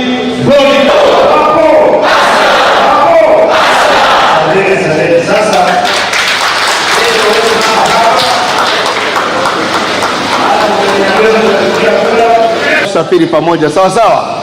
Kwa hivyo mimi naitwa Mshenga Ruga, wengi mnanijua. Kwa hiyo muwe radhi mzangu. Lengo kubwa leo hapa, mnajua lori alikufa. Kwa kiongozi mwingine ambaye ataendeleza gurudumu. Sisi tukafikiria tutakuwa tumeingia hasara sisi kama watu wa Msambweni. Mwaka mmoja uliobakia hakuna ndani yeye kumaliza miradi ya lori aliyoibakisha. Ukizingatia lori alikufa, sehemu zao. Kama kuna watu wa promotiki hapa sasa, badala ya kuweka miji kuchezea, tunasema ni huu mmoja. Ukizingatia si huu mmoja, huu ni mfano. Kuna mradi kitu chengine ambacho ni muhimu kuunganisha kabila zote, na sisi tunakaa na jamii tofauti tofauti.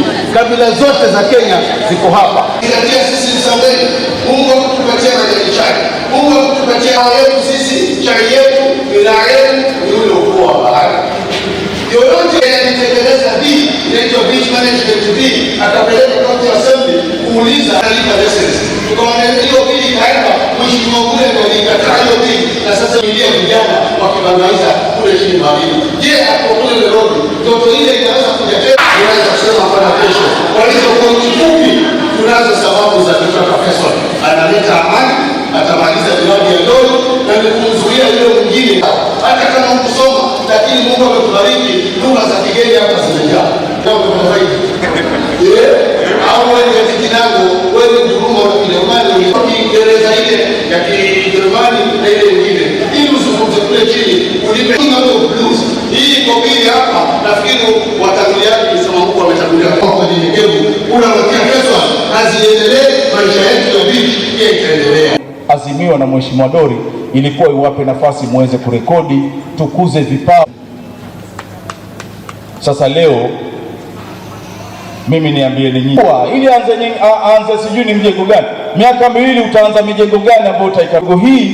Mwenyezi Mungu amewapatia mtihani, tarehe 15 mtoe uamuzi. Tumekuwa namba 2 kwa Kenya nzima, tumekuwa namba 1, namba 2 na matatu Katanga. Wametuchukulia sisi kimakosa muda mrefu.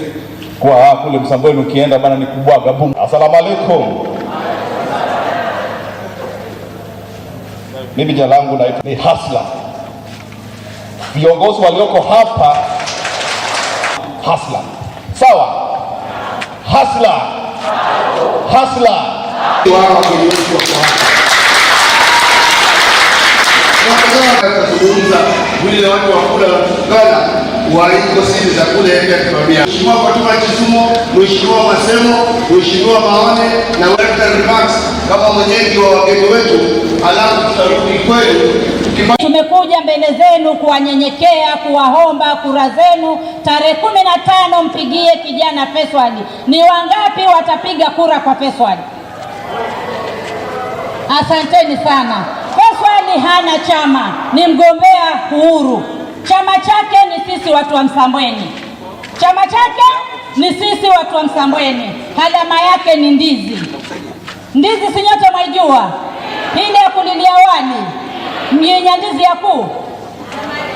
Sasa nataka niwaambie saizi haiitwi ndizi ya Malindi, ni ndizi yetu ya Msambweni. Ni ndizi? Uamuzi tutakaofanya uwe ni uamuzi wa mwafaka. Sisi kama viongozi wa Kwale hatujakuwa na wazimu. Sisi tuna tofauti zetu za kisiasa, lakini kwa jambo la Msambweni lazima tuwe pamoja. Hili si jambo la mchezo. Miaka miwili bila kutafuta mwanamaji aliyekuwa anapiga tunguri, itakuwa ni kazi kukamilisha haya mambo. Lakini mwanamaji ambaye ni huyu Fesali, sisi hatuko nyuma ya Fesali kwa sababu hata anaitwa Fesali hadi kwa sababu, lakini mnahitaji kiongozi atakayewaleta pamoja. Msambweni ni purely cosmopolitan. Msambweni ni nchi ambayo ina makabila tofauti mingi. Wacha sehemu za kwetu ukiangalia Lungalunga ni Mduruma, Mkamba na Mdigo, wengine ni wachache sana.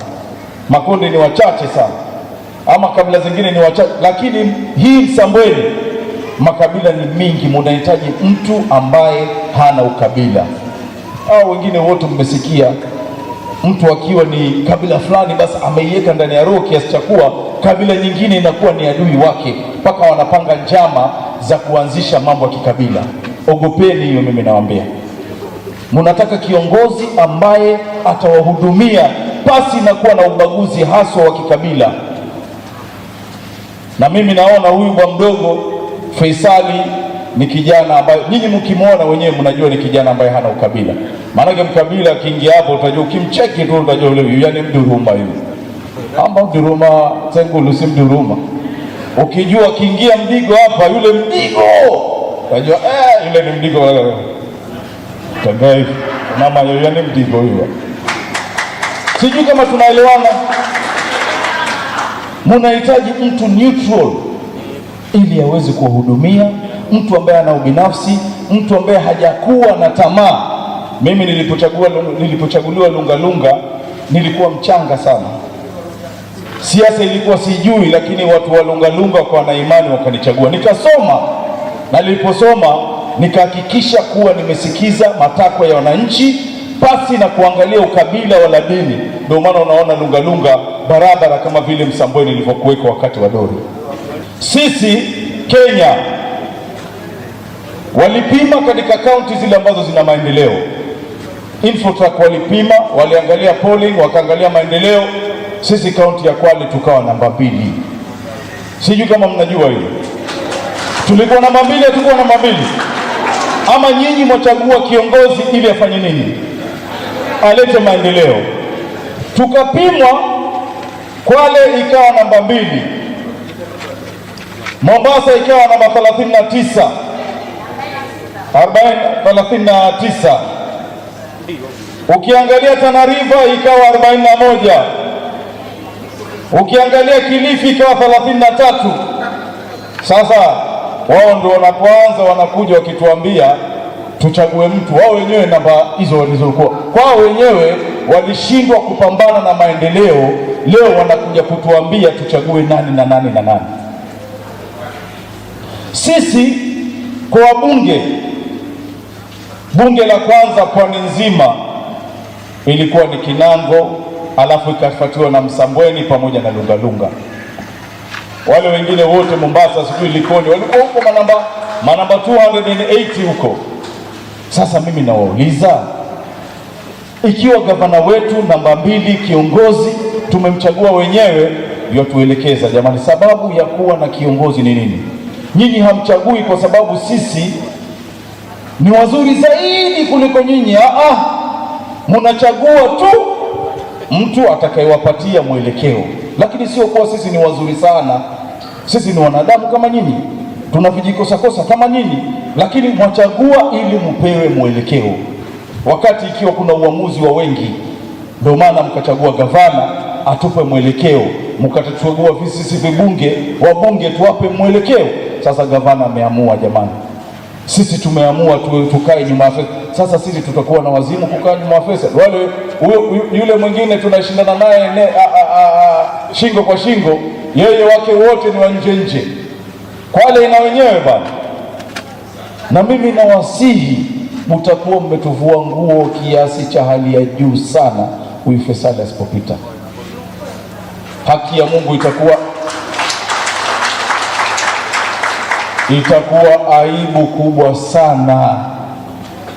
Yaani viongozi wa Kwale walishikana wakaamua waende na mtu fulani na ameshindwa. Wallahi itakuwa aibu kubwa sana. Na aibu si yetu sisi viongozi peke yake, lakini itakuwa aibu ya Wakwale. What Kenyans want is empowerment. Maana ya empowerment ni kwamba Wakenya wanataka viongozi ambao wataweka miradi ya kuwainua, to empower them, not politics of power. That is primitive. Those are politics za kupiganisha watu. Those are politics zenye huyu mtu atakuwa kwa ofisi, utaona amesingirwa na wanaume wenye wamestunya warefu, ukimkaribia wanakugonga, unaanguka huko, huwezi kumfikia. We want a soft man kama Bederi mwenye anakaa kama ndizi, mama akikufikia wewe that is the leadership we want.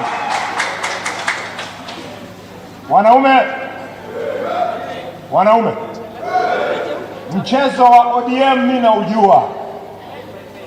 Tarehe 15 muache mama wapige kura. Wataanza mchezo ya kustua akina mama. Ati fulani anataka kuwanunua. No, mtembee na akina mama wapige kura asubuhi ishe. Alafu afternoon na nyinyi mnaanza kupiga kura. Na mkimaliza kupiga kura, nyinyi vijana wewe msitoke kwa polling station. Kaeni hapo polling station.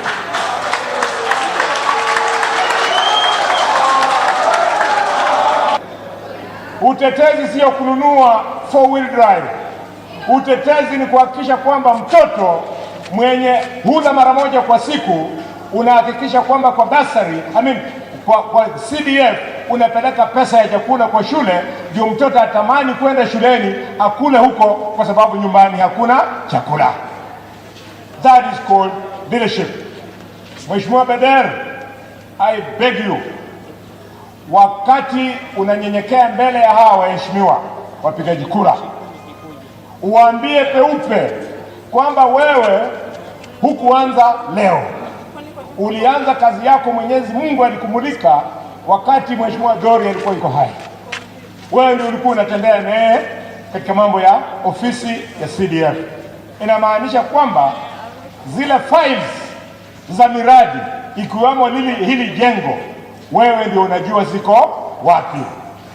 Files za primary schools, secondary schools, wewe ndio unajua ziko wapi.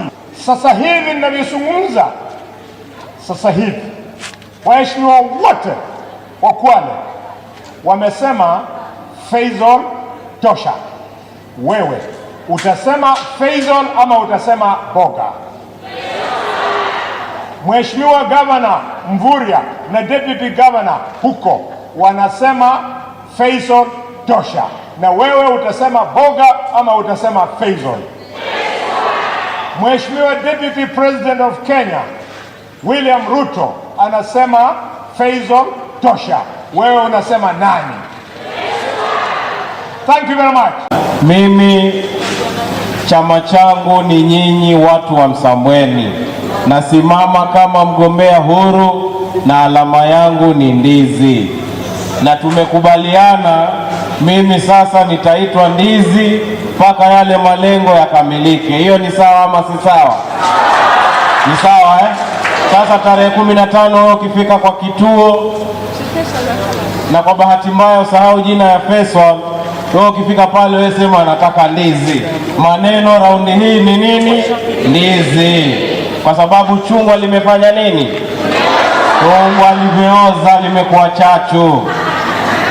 Mimi nataka niwahakikishie hivi ndugu zangu, kwa sababu mimi kwa miaka 7 nilifuatana na marehemu mbunge wa Msambweni. Ni kweli ama ni uongo? Na kwa sababu mimi nilikuwa karibu na yeye, nilikuwa katika wale waliopanga, nikasema mimi nitawaomba watu wa Msambweni waniunge mkono, wanichague kama mbunge, tushirikiane ili tuweze kumaliza ile kazi tulioipanga, kwa sababu najua tukiikamilisha italeta manufaa mingi kwa sisi watu wa Msambweni. Na mimi nataka niwahakikishie watu wangu wa Msambweni, ukinichagua mimi tarehe 15, tarehe 17 kazi inaendelea kama vile ilivyopangwa, kwa sababu mimi nitafanya kazi na ile komiti ya CDF ambayo iko pale, kwa sababu ile komiti iko pale kisheria kwa muda wa miaka 2. Na ukichagua mwingine, athari yake ni kuwa hatataka kufanya kazi na ile komiti ambayo iko pale.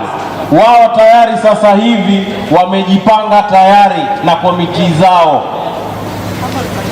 na vile tumesema wako pale kisheria, kuondoka pia sheria itabidi itumike, na sheria ikitumika hapo ndio itakuwa ni kizaazaa, kwa sababu ni zaidi ya miezi 8 mpaka 9 ndio hawa watoke, wale wapya waingie, wakufanyiwe training, ndio waanze kupeana huduma kwa watu wa Msambweni.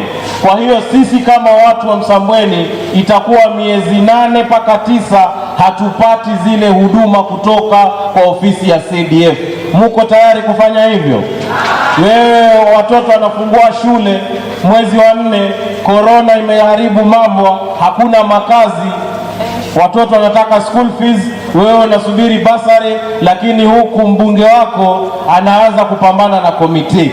Lakini ukinichagua mimi tarehe 17 naidhinisha mpatiwe basari form. Na haya yote yanawezekana na yatafanyika wakati wewe tarehe 15 utaenda kufanya uamuzi wa busara, uamuzi wa kuchagua kiongozi ambaye atajali maslahi ya watu wa Msambweni, kiongozi ambaye ako na ajenda na watu wa Msambweni, na hakuna mwingine isipokuwa ni nani? Faisal. Na hakuna chama kinafanya maendeleo kwa watu, ama kuna chama kinafanya maendeleo kwa watu, kwa sababu gavana Mvurya alifanya maendeleo kwa ile awamu ya kwanza akiwa ndani ya ODM, na sasa hivi awamu ya pili yeye yuko Jubilee na amefanya maendeleo mazuri mpaka amekuwa gavana bora wa pili Kenya nzima kati ya magavana 47. Sasa nataka niwaulize, ni Mvurya ndio amefanya maendeleo ama ni chama? Ni Mvurya kwa sababu yeye ako na roho nzuri, ako na maono na watu wa Kwale, na ako na ajenda na watu wa Kwale, na ni kiongozi ambaye anajali maslahi ya watu wake. Ndio sisi tunasema, sisi kama watu wa Msambweni tulipoteza kiongozi ambaye alikuwa anajali maslahi ya watu wa Msambweni. Sasa hivi hatuhitaji mwenyekiti wa chama wala hatuhitaji katibu mkuu wa chama. Sasa hivi tunahitaji kiongozi ambaye ataongoza watu wake kwa haki, usawa, uadilifu bila ya kuwabagua, na alete maendeleo kwa watu wake wote. Akili yao imeingia kasumba ya kumaliza Wakenya na kuwafanya maskini,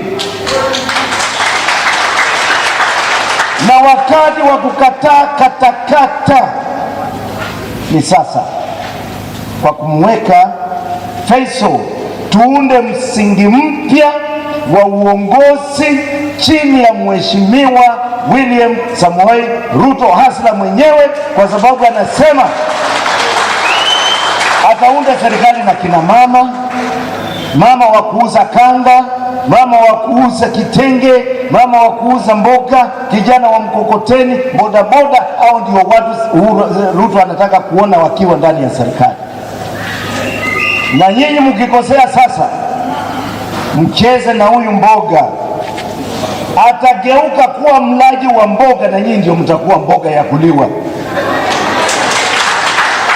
Na tutakuwa na nafasi ya kuweka mtu kama Mvurya baada ya kuongoza katika magavana wanaofanya kazi safi Kenya. Kama kuna haki na usawa, Mvurya ndiye angekuwa candidate wetu wa naibu wa rais katika taifa letu la Kenya, kwa sababu atasaidia Ruto kuongoza nchi hii. Lakini kwa sababu ya ukabila, ati hawa ni wangapi, hawa ni wangapi, hiyo ndio kitu Ruto anataka kuondoa. Na ndio mnaona yuko na Mudhama, yuko na Kalwale, yuko na Mwashitani, na ametafuta kijana kama Faisal, anataka kumbeba juu ili tuzungumze kama watu wa Kenya. Kwa hivyo kama mnataka mwelekeo, ni sasa, sio kesho. Amueni mpigie huyu kijana kura. Nasikia watu wanasema itaibiwa. Iibiwe. Nani ataiba? Nani ataiba? Simi nakuja hapa kabla ya siku 5 kuisha, nikae kabisa na nifunge mambo yote, nilinde kura za Faisal.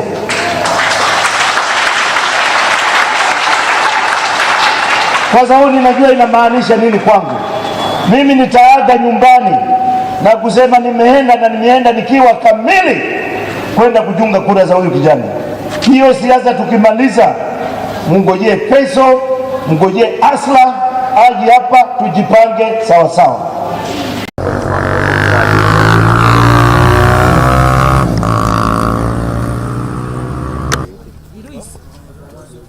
Dikoreto ku last week diari ko na ganda ko ilete.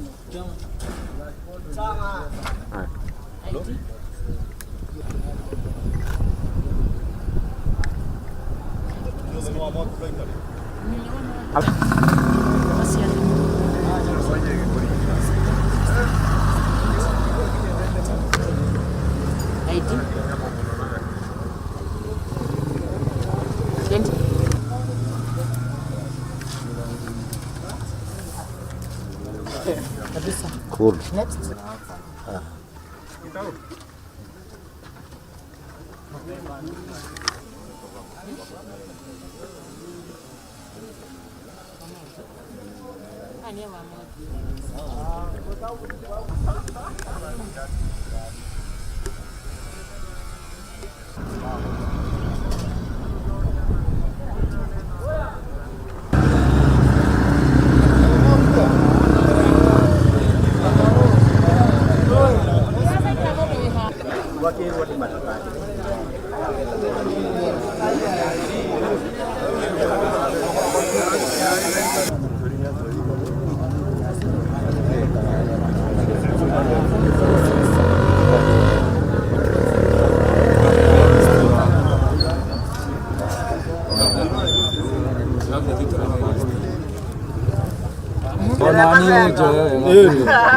Tuna coordinate.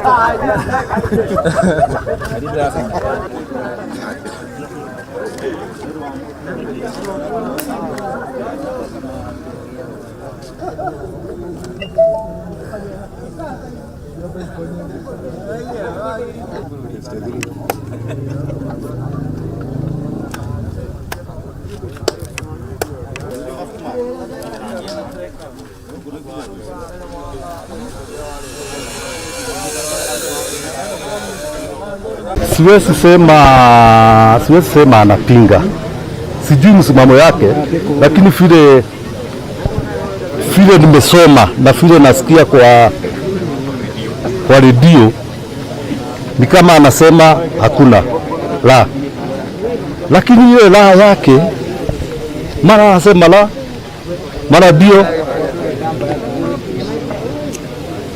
iko na hitirafu kidogo, kwa sababu inapaswa ukisema la useme la kwa sababu hii na hii, lakini wale wanasema IBC hatukubaliani nayo, political parties ikichagua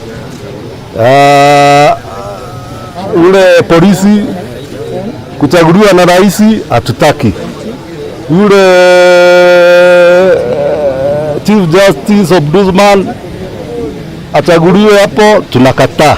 Na hiyo maneno imebadilishwa kwa hii sasa katiba, tena wamekataa sasa, wamegeuza, wanataka mambo ingine. Kwa hivyo kuna vile wanasema la ndio, imekuwa siso la ndio. Kwa hivyo mimi vile ningesema tungoe nanga tuende mbele. Na kuna kitu imenifurahisha, hii maneno kutoka pesa kutoka mashinani ikuja mashinani, badala ya asilimia 15 itakuwa asilimia 35, na hiyo itaongeza pesa mashinani. Na vile vile nasikia hapa tukiwa Kiambu County, hapa ni Gatundu South Constituency, nasikia tutaongezea MPs kadhaa, na hiyo pia inaonyesha kuna hii pesa ya CDF bado itatirika mpaka hapa mashinani kwetu. Nimekuja kuipitisha, tuunge Uhuru mkono, tuweze kupitisha hii kitu inaitwa katiba, angalau kesho yake tukuje kupata, yani tuwe na future mzuri, maisha mzuri yani ya kesho, na sio sisi wenyewe, our future generation yenye inakuja, watu wakawa wakijijua na wakijielewa tena zaidi. Mimi chenye imenifurahisha nayo, sababu naelewa demokrasia inasema namna gani. Hiyo ndio sababu yenye imenifanya nikaipitisha. Hata referendum ikikuja nitakuwa wa kwanza, nimesaini nikiwa mtu wa pili. Moses Kuria ni mujumbe wa guku na acaguritwo ni andu aya othe, na ndio murugamo wake wa BBI okorwo aiga no, na ndigua hena andu maraiga no wathikiriria no ya utinginyaniru, nita maraiga no ihana yes. tondu maraiga he andu hatari hega, he no horo wa IBC, he no horo wa borithi, horo ucio ningi wacenjio yungi ukaigua rucio magarura horo ucio, ukaigua menga irio ici nicigikirwo kabiribiri ka ubari, ningi gekirwo makaiga ikarura, makaiga twikirire roiko, ekirwo roiko ningi makaiga twikirire haria. Koguo ri he andu maroka makora na he andu marahenia andu aria angi. Na kuna kitu imenifurahisha, hii maneno kutoka pesa kutoka mashinani ikuja mashinani, badala ya asilimia 15 itakuwa asilimia 35, na hiyo itaongeza pesa mashinani. Na vile vile nasikia hapa tukiwa Kiambu County, hapa ni Gatundu South Constituency, nasikia tutaongezea wajua nini MPs kadhaa, na hiyo pia inaonyesha kuna hii pesa CDF bado itatirika mpaka hapa mashinani kwetu. Nimekuja kuipitisha, tuunge Uhuru mkono, tuweze kupitisha hii kitu inaitwa Katiba, angalau kesho yake tukuje kupata, yani tuwe na future mzuri, maisha mzuri yani ya kesho, na sio sisi wenyewe, our future generation yenye inakuja, watu wakawa wakijijua na wakijielewa tena zaidi. Mimi chenye imenifurahisha nayo, sababu naelewa demokrasia inasema namna gani. Hiyo ndio sababu yenye imenifanya nikaipitisha. Hata referendum ikikuja nitakuwa kwanza, nimesaini nikiwa mtu wa pili. Na leo ndio muthuri uthomete tumathani twa BBI na tukadikirikitio yothe ni thomete he mbeca igũka county haidĩ yathia 15%, rĩu nĩ ũrongererwo ciũke 35%.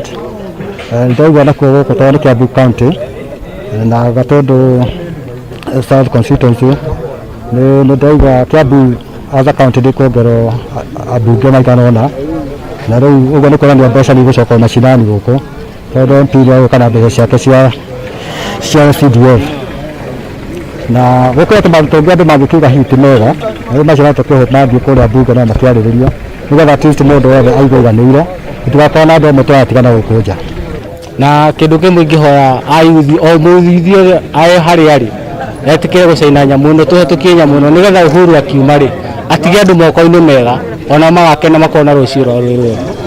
Document ĩyo rĩ, maũndũ ma maingĩ tũkoragwo tũkorana nao gũkũ, yani thĩ ĩno rĩ nĩ moritũ maingĩ, na ingĩ matikoragwo makĩmenya kũringana na marĩa tũkoragwo tũkĩgerera as a youth. Youth nyingĩ ndĩkoragwo ĩkĩmenya maũndũ marĩa maingĩ tũkoragwo tũkĩgerera gũkũ. Mbara ici ona thutha wa gĩthurano nĩ mbara imwe ikoragwo ijũru mũno, na nĩkĩo Uhuru arenda agĩtũtiga atũtige moko-inĩ mega. Kũhetũkia nyamũ referendum rĩ no nginya tũngĩmĩhetũkia twambe tũgarũre Katiba, tuone kana tũkuona rũciũ rwega, tũkorwo twĩna kĩndũ gĩtũ future, ni future family ĩkorwo ĩiganĩire wega, na andũ makorwo makĩmenya kĩndũ gĩtũ demokrasia iugaga atĩa. Kwamba sisi ni wanyonge. I'm sure kuna wengine hata wangeogopa, wangehofia kufika mahali hapa, lakini kutoka siku ya leo tunapoendelea na safari hii, naomba ya kwamba ambao tulihusika tuliita Mwaura, na tulipoita Mwaura alituelezea haya mambo, na tukaona haikuwa tu mambo ya kusingiziwa, kwa sababu haya mambo Mwaura haikufanyika siku moja akaenda na akaanza kuambia watu ya kwamba Joshua amezini na mke wake. Ilikuwa ni mambo ambayo ilikuwa imeendelea kwa muda, na uvumilivu ambao aliuchukua haukuwa uvumilivu wa kawaida, kwa sababu hata sisi wale wanaume tuko hapa, ni gumu sana mtu avumilie miaka mitatu, uvumilie mtu miaka mitatu akiwa anatembea na bibi yako. Licha ya Mwaura kujua haya mambo yote, alipewa huo ujasiri na uvumilivu, na akachunguza Joshua polepole bila kumuonyesha ya kwamba kuna kitu chochote anafanyia boma yake, na alianza uchunguzi wake na akajua ya kwamba Joshua amekuwa akitumia bibi yake pesa kupitia kwa M-Pesa, ambazo hizo M-Pesa statement tuko nazo, na ni zaidi ya miaka miwili inaelekea miaka mitatu akimtumia pesa, na kwa hizo M-Pesa statement utakuta hata siku moja anatuma mara mbili, na si kitu ati anatuma mwezi huu inakaa mwezi ule mwingine. Hapana, ni kitu kinaenda mfululizo. Akatuonyesha M-Pesa statement, na kwa kuhakikisha ziliangaliwa kutoka kwa Safaricom na ikaonekana ni maneno ya ukweli. Pia alikuwa na uchunguzi wake ambao aliupata kupitia vile wanaongea na simu. Na zaidi ya yote, mwenzetu ametuambia mauti ya kwamba walipoenda kule conference kesi ilitupiliwa na ikawa nullified. Tulitaka kujua kwa nini conference imenullify hii kesi. Hii kesi ilikuwa ndogo ama ni ushahidi conference ilikosa? Na kwa hivyo tuliuliza hawa wazee wa Holy Hills, ni nini hii mlipeleka conference ili kamati kuu ya conference ambayo inaitwa EXCO. Hebu tuelewane hapa vizuri. Najua kule conference kuna kamati mbili. Kuna kamati ya ADCOM na EXCO. ADCOM ni ile administrative committee ambaye inazingirwa tu na mapastors. Mwingine gani? Ni ushahidi wa huyu bibi ya Mwaura, bibi ya Mwaura mwenyewe, kwa sababu bibi ya Mwaura alipoenda huko conference alikiri mbele ya pasta Kilago ya kwamba yeye amezini, na baada ya kukiri akarudi tena akasema ya kwamba angependa achukuliwe hatua ambazo mtu ambaye amekosea huchukuliwa na kanisa. Na aliposema hivyo akaulizwa kama anajua kuandika, na akaandika na mkono wake. Kwa hivyo alitoa ushuhuda wa maneno na akaandika, na hata sasa hivi tunaongea hiyo maneno iko hayo maandishi yako wapi? Yako conference. Ni nini ingine tena? Pia hawa watu walisema hawana ushahidi wa kutosha, ni M-Pesa statement, na nafikiri nilikuwa nimewaambia. Kwa hivyo kwa ufupi, EXCO ilikuwa na ushahidi wa Mwaura, ilikuwa na ushahidi wa pastor wa district, na tuelewe district pastor ndiye uso wa conference. Ilikuwa na ushahidi wa nani mwingine? First elder wa kanisa la Holy Hills. Ni nini ingine walikuwa naye? Ni ushahidi wa mashahidi nane, na zaidi ya yote ushahidi wa mama ambaye alikuwa amefanya usherati na Joshua. Na hayo yote wakasema ya kwamba wameinalify. Tulipoangalia hilo jambo kama wazee, kwa ufupi tulifikiria kuuliza Kilago, na tulipoandika barua hata kabla haijakuwa nullified, hapa tuelewane, kabla haijakuwa nullified tuliuliza Kilago, kwa nini mnavuruta haya mambo hivi? Na tulipouliza Kilago kama district elders, alitujibu ya kwamba ataharakisha haya mambo, na alipotujibu ya kwamba ataharakisha haya mambo, mwishowe kile ambacho kilitokea na kile kilifuatilia ni kuona ya kwamba Kilago ameondolewa kwa uongozi. Na alipoondolewa kwa uongozi, tuliangalia na tukaona sasa hatuna la kufanya ila tu tuanze kujulisha district zingine. Ni nini tulifanya? Tulisikizana wazee wa district na tukaita district za kutoka nje 4, na tulipoziita zote 4 tuliona ni vizuri sasa tuwe na kikao ambacho tulifanyia Kamwangi. Na tulipokuwa na kikao Kamwangi tukiwa district 4, tuliona haya mambo haiendi vizuri, kwa sababu EXCOM imenulify mambo ambayo yalikuwa yamechukuliwa na kanisa la Holy Hills. Na kulingana na kanuni ya kanisa ya Kiadventista, tunaelewa vizuri sana ni Pastor Paul Mwangi akiandikia pastor wa district ya Thika ambaye ni Pastor Robinson Njuguna. Iliandikwa tarehe 25 ambayo ilikuwa ni Ijumaa mwezi wa 9, na kichwa ni SDA Church Holy Hills Church Board of 27/09/2020. Receive cordial and warm Christian greetings. In a follow-up to our verbal communication over the phone, kindly advise the above referred church board as follows. The case of Pastor Joshua Njuguna was handled by the CKC EXCOM and cannot be discussed at local church. Number 2, the local church board and the pastor do not have the mandate to summon or discuss the name of an employee or an ordained minister. Number 3, the district pastor cannot usurp the powers of conference president in administration matters. Thank you in advance for your cooperation on this issue. Yours in Christ, Pastor Paul M. Ngugi. Majibu ya Pastor Mwangi ambaye alijibu pastor wetu.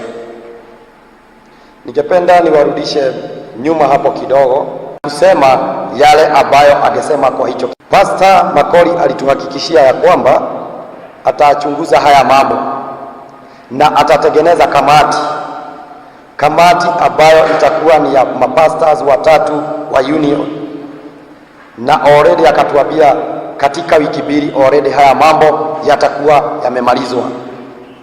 Tumejaribu sana mimi mwenyewe kumpigia simu ambazo hajakuwa akichukua ama kurudisha, lakini kitu ambacho kilitushangaza ni ya kwamba baada ya hizo wiki mbili kuisha, ni simu tulianza kupokea wazee wa kanisa na tukaitwa katika kikao cha CID kule Nairobi na kuelezwa ya kwamba tuende kuandika statement kwa nini tunaharibu jina ya Pastor Joshua Juhuna, na tulipatia CID ile siku ambayo tutaenda Nairobi. Na tulipofika huko Nairobi, tulienda pamoja na wakili na tukajulishwa ya kwamba tumestakiwa kwa sababu already tulikuwa tunaharibu jina la Pastor Joshua Juhuna. Lakini katika hiyo kikao tulijulisha CID ya kwamba sisi tulienda, mimi pamoja na Kasina na Mwaura. Lakini katika hicho kikao tulijulisha hawa CID ya kwamba sisi, Mwaura already yeye ndiye alikuwa mwadhiriwa na ndiye bibi yake hayuko na yeye, na mimi nikawajulisha ya kwamba already nilikuwa nimechaguliwa na makanisa 7 niangalie haya mambo, na already naye Kasina tukajulisha CID ya kwamba yale mambo Kasina alikuwa ameweka kwa mitandao ni mambo ya kweli na ni ya haki, kwa sababu Kasina kile alikuwa ameweka ni ya kwamba wazee wa district 4 wamekutana na wamesema ya kwamba hawana imani na conference. Naomba hivi wenzangu, washiriki pamoja na wageni, ukweli ni kwamba haya mambo ni ya ukweli, na ukweli ni kwamba kupitia ule utafiti tumefanya kama wazee wa kanisa, tumeona kwa uhakika conference ina makosa imefanya, na ni vizuri mtuelewe ya kwamba sisi kama wazee wa kanisa vile tulivyo hapa, kuna mambo mengi tunawekelewa. Wakati mwingine wanasema ya kwamba sisi ni kikundi. Ningependa tuweze kuelewa ni kwa nini tuko hapa siku hii ya leo. Tulikaa chini kama wazee na tukaona tuko hatarini. Tulienda kule Nairobi, na tulipoenda kule Nairobi tukaona kanisa hakuna mahali inatushika, viongozi wa kanisa. Na tulipokaa na tulipokuja hapa tukaulizana, pastor amevutwa kazi, na tuna uhakika wa kutosha huyu pastor amevutwa kazi kwa sababu ya haya mambo ambayo yalikuwa ni mambo ya kuvuta Joshua. Tuko na uhakika wa kutosha, na hata kabla hajavutwa kazi already alikuwa ameanza kwake nyumbani. Already wezi walikuwa wameenda huko mara 2 na wakavuja nyumba yake. Mwaura huyu ako hapa, wezi nao walikuwa wameenda kwake mara 2 usiku na wakaanza kuvuja nyumba yake. Tukaulizana, sisi tumeanza kuitwa kule juu, pastor amevutwa kazi, kwake kumeanza kuja wezi, kwa Mwaura kumeanza kuja wezi, tutafanya nini na tutakaa namna gani? Na mahali tungekimbilia ya kanisa, already hawa watu wamejitenga na sisi na wamesema ya kwamba haya ni mambo yenu kama individuals. Tukaona tuko hatarini. Ndiposa wazee tukakaa chini, na tulipokaa chini tukaona ni vizuri sasa, kwa sababu sisi kama wazee hatujui sana mambo ya sheria, ni vizuri sasa tutafute mtu ambaye anajua mambo ya sheria. Ni katika hiyo hali tulipata huyu mzee ambaye anaitwa Ibrahim. Tukamwambia shida ambaye tuko naye na tukamwambia atuelekeze, na alipotuuliza mnataka niwaelekeze na niwasaidie kwa njia gani, tukamwambia shida yetu ilianza wapi, mahali tumefika, kesi mahali imeenda, wazee wameanza kustakiwa, pastor naye amevutwa kazi. Sijui kama umepata hiyo barua, tafadhali tusomee. Pastor Robinson Jogona hajakataa kwenda transfer kimaksudi, kwa sababu kama mmesikiza hiyo barua inaelezea vizuri sana ya kwamba ulipata transfer ukujadika na ukakubali. Si ndivyo imesema wenye wanasikiliza? Kwa nini hii ameona ni hatari kwenda? Kwa sababu already maisha yake iko hatarini, na alikuwa ameandika hata statement kwa askari na ako na hobi ya haya mambo, kwa sababu maisha yake yako hatarini. Na hatujui huyu mtu ambaye amesema ya kwamba atasimama na ukweli zidi ya hii kesi ya Joshua. Wanadika district tukasema ya kwamba hatujui akiondoka mikononi mwetu aende kwenye anataka kupelekwa, hatujui ni nini kitaenda kumtendekea huko. Hapo kabla ya hawajaandika hii barua, tulikuwa tumeandika barua ambazo tuko nazo, ni vile hatuna muda, lakini tumeandika barua zaidi ya 3 tukielezea conference hivi. Sisi tunaomba hivi Thika district, msipige huyu pastor transfer, msimpeleke transfer, asitoke hapa Thika mpaka haya mambo yaishe. Na wao pia kila wakati huwa anapenda kumpiga transfer ili walete ule pastor ambaye atafunika. Na hata hii transfer ambaye sasa imemfanya asimamishwe kazi na afanywe hayo mambo yote, yeye mwenyewe ameandika barua na kualilia kwamba msiniondoe hapa Thika, kwa sababu naona ya kwamba maisha yangu iko hatarini. Kwa hivyo kwa ufupi, ukweli wa mambo ni ya kwamba wamefanya haya mambo yote, na sisi tunaelewa na tuna uhakika kile ambacho kimefanya wamfanye hivyo ni kwa sababu alikaa chini na akachia church board ya Holy Hills ambayo ilipendekeza jina la Joshua liweze kuondolewa, kwa sababu haikuwa mapenzi ya president wa CKC, na pia haikuwa mapenzi ya hawa watu wa EXCO. Kwa hivyo tuna uhakika kabisa ya kwamba hii transfer, yale mambo ambayo imeisababisha ni hayo mambo. So kwa ufupi, tungependa kuuliza, sisi hatujui mambo mengi, lakini labda wakati wakili pamoja na wale ambao tuko nao hapa, watu wa sheria, watatueleza kama huo ndio mfuatilio. Ikiwa huo ndio mfuatilio wa kusimamisha watu kazi, tutaridhika. Lakini kwa ufupi, tulikaa chini na tukaona sasa ni vizuri tutafute watu ambao wanajua sheria na watu ambao watatuelekeza. Na kwa sababu kuanzia sasa kuendelea mbele, tunaelewa ya kwamba sio hawa wazee 3 peke yao, sio mimi na Mwaura na Kasina. Kuna wazee ambao tunaelewa ya kwamba na wao pia wataenda wakishikwa, wakiulizwa haya mambo na asia. Wangapi pamoja nami wanasema wanasimama na sisi kidete mpaka hawa wajue shetani ana mamlaka. Asanteni sana, nina furaha kwa kuona nyote mnakubali tukapashe shetani asivunje kanisa, kwa sababu hiyo ni ofisi ya kanisa, hiyo si kanisa. Leo asubuhi nikikuja kwa gari, nimembeba mtu kwa gari anakuja Thika, na mimi nikasema nitambeba ili anionyeshe namna ya kuingia Thika. Kumbeba kumbe ni mshiriki wa SDA. Nimemuuliza, mimi nakwenda nasikia kuna pasta futo huko. Akasema umepotea, huyo si pasta wa huku Thika, huyo ni pasta wa, amesema Mary. Amesema anaitwa nani yule pasta? Anaitwa Wakafera.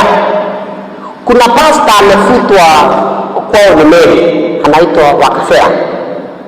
Huyu pasta amefutwa kwa sababu amefanya hivi. Amemuuliza afisa mkuu wa SDA, una nini na bibi yangu? Akafutwa instant. Kwa sababu sababu ya kuuliza tu na mimi ni bibi yangu. Huyo pasta sasa ako huko. Ni jina aliyoipa Mwenyezi Mungu. Ukisoma kwa sheria 10 ya Mungu, sheria namba 4 inasema ikumbuke sabato ya Bwana Mungu wako. Hiyo imeandikwa na Mungu mwenyewe. 31 mstari wa 18 Kutoka. Mwenyezi Mungu mwenyewe aliandika kwa kidole yake. Alafu mtu mwenye amechaguliwa kukaa kwa ofisi ya kanisa ati anavunja amri ya kanisa na polisi ya kanisa. Inawezekana?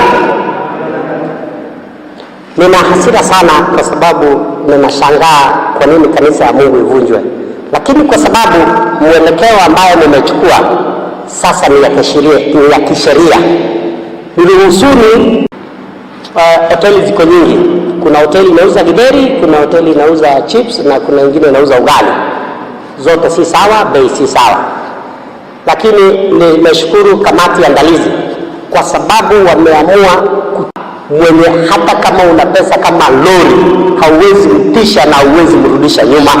Nimeshukuru nyinyi sana, na kwa sababu kuna msimamo nimenong'onezewa na mwelekezaji kuwa kuna msimamo ambayo imeandikwa officially iruhusu isomwe kwanza, alafu mwanasheria aje itandaze, alafu zote tumuombee Mungu, alafu mahali popote watakwenda tuendeni na wao, alafu Mwenyezi Mungu atasimama na sisi. Bwana asifiwe. Wamekubali ya kwamba kile ambacho kinatendeka katika kanisani, katika eneo hili la Thika district sio nzuri, na wameamua kusimama na kulitetea kanisa, defending the church image according to the process of discipline outlined in the church manual chapter 7 page 56. Discipline under general principles. The due process has been fully followed by the local church, but ignored completely by the Central Kenya Conference and the East Kenya Union Conference, who are supposed to be the custodians of the church policy documents. We therefore, 23 pastoral districts, 61 churches stand together to protect the church image as stipulated in the church manual and the church working policy. This is what happened. Pastor Joshua Mbogwanjuguna was found to have openly committed adultery, which is against the commandment of the law of God, which states, "You shall not commit adultery." Recording the Bible, Exodus chapter 20 verse 14, and the church manual page 62 number 3.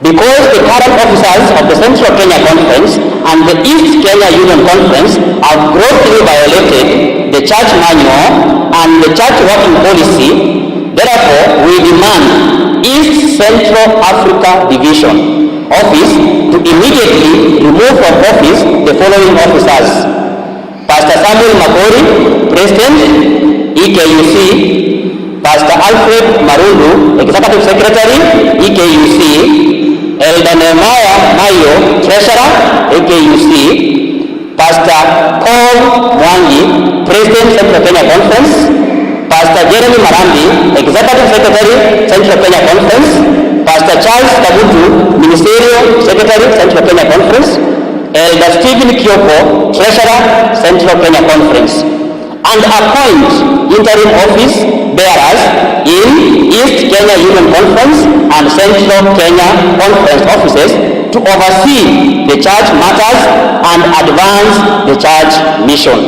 As per now, the 61 churches have no faith with the current officers in office. We appeal to all well-wishers who want to participate in giving whatever they can. You can channel your amount. Wetu wa Mungu, hamjambo?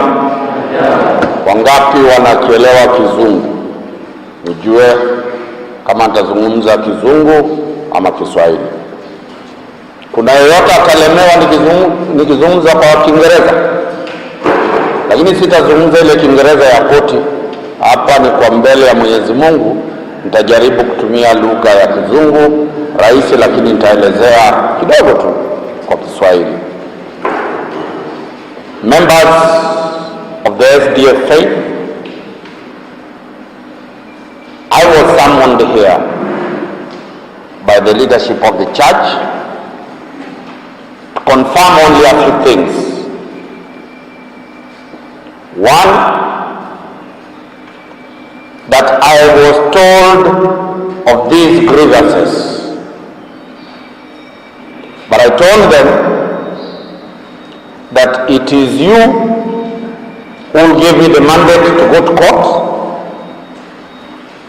But first of all, I must be certain that the issues and the grievances raised meet the threshold to go to court. Wakati walikuja niliwaambia, unajua taratibu za kwenda kotini kidogo ziko juu. Kwa hivyo lazima nije nisikize na mnipe mandate, mnipe jukumu mimi kwenda kotini. Kwa hivyo jambo la kwanza nimekuja hapa ni kuconfirm kwamba threshold ya kesi iko. Kwa hivyo swali moja nauliza, ni wangapi wananipa nguvu ya kwenda kufuatilia malalamishi yenu kotini ili tuweze kuafikiana na vile mnavyohitaji? Wangapi wanakubaliana na mimi? Kuna karatasi zimepita hapo, utaniandikia, utaweka kidole, utaweka signature yako pale ya kusema uko tayari jina lako kwenda kotini. Swali la pili, but I've said those ones have sent a list of those ones who want to represent others. It is you as a representative of the others. We go to court to get justice. Number two, I went with the others who were summoned to the police. Nilifika pale. The first time they went to the police, the advocate they went with was Chest. Walipokuja kwangu nikaenda mimi mwenyewe, nimezipitia zote. Wakati nililetewa hii kitabu nimezipitia mara 6, na nimezipitia kwa ofisi yangu na mawakili 25, 23 lawyers. Leo nimekuja na moja pale kutoka Kitale, simama, anaitwa Adam. Nimekuja na moja mtoto wenu kutoka Central hapa, anaitwa Kushiri. Nimekuja na mwingine kutoka Kakamega, anaitwa Elizabeth. Najua wengine hamjaiona Masai, wakili, anaitwa Babu. Nimeleta yeye bado ni ofisi yangu. Nimekuja moja kutoka kule pande ya ofisi, anaitwa Michelle. Na nimekuja na wakili mwana Kenya ambaye anaitwa Anita, kidogo yanashughulikia na imani. Na wengine wengi. Tumepitia hii kitabu kabisa. Hiki kitabu ndio constitution ya kanisa. Kitabu hiki wale viongozi wanaoshikilia nafasi za uongozi wameapa kwamba na kila kiapo kwamba watafanya majukumu yao kulingana na hiki kitabu. This is the constitution of the church. This is the due process of the church. This is what is supposed to be followed. Any action outside this church is declared in law as arbitrary, a man's decision running the office by one's whims.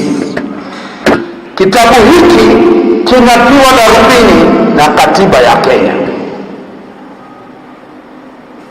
Ikiwa kitabu hiki hakikubaliani na katiba ya Kenya, kitatupwa nje. Kitabu hiki kinakubaliana na katiba ya Kenya.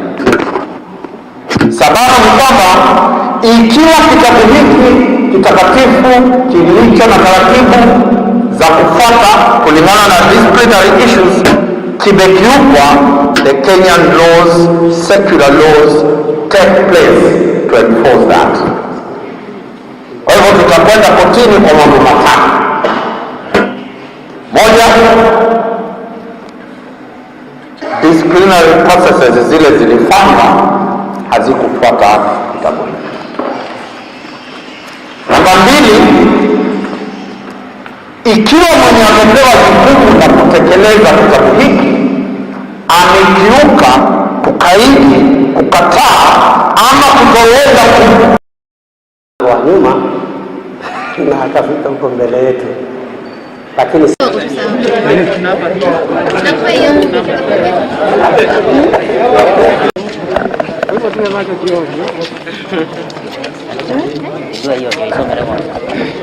Elder Alfred Omwando.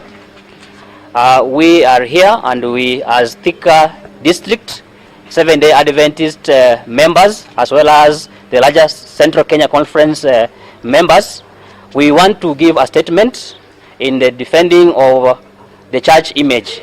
According to the process of discipline outlined in the Church Manual, Chapter 7, page 56, under Discipline General Principles, the due process has been fully followed by the local church, but ignored completely by the Central Kenya Conference and the East Kenya Union Conference, who are supposed to be the custodians of the church policy documents. We therefore, 23 pastoral districts, 61 churches stand together to protect the church image as stipulated in the church manual and the church working policy. This is what happened. Pastor Joshua Mbogu Njuguna was found to have openly committed adultery, which is against the commandment of the law of God, which states, "You shall not commit adultery." Exodus chapter 20 verse 14 and Church Manual page 62 number 3. Because the current officers of the Central Kenya Conference and East Kenya Union Conference katika eneo hili akuje tu alete rambi, alafu tuendelee kutoka hapo, na mimi nakuomba tu utakuwa brief ndio tuendelee kutoka hapo.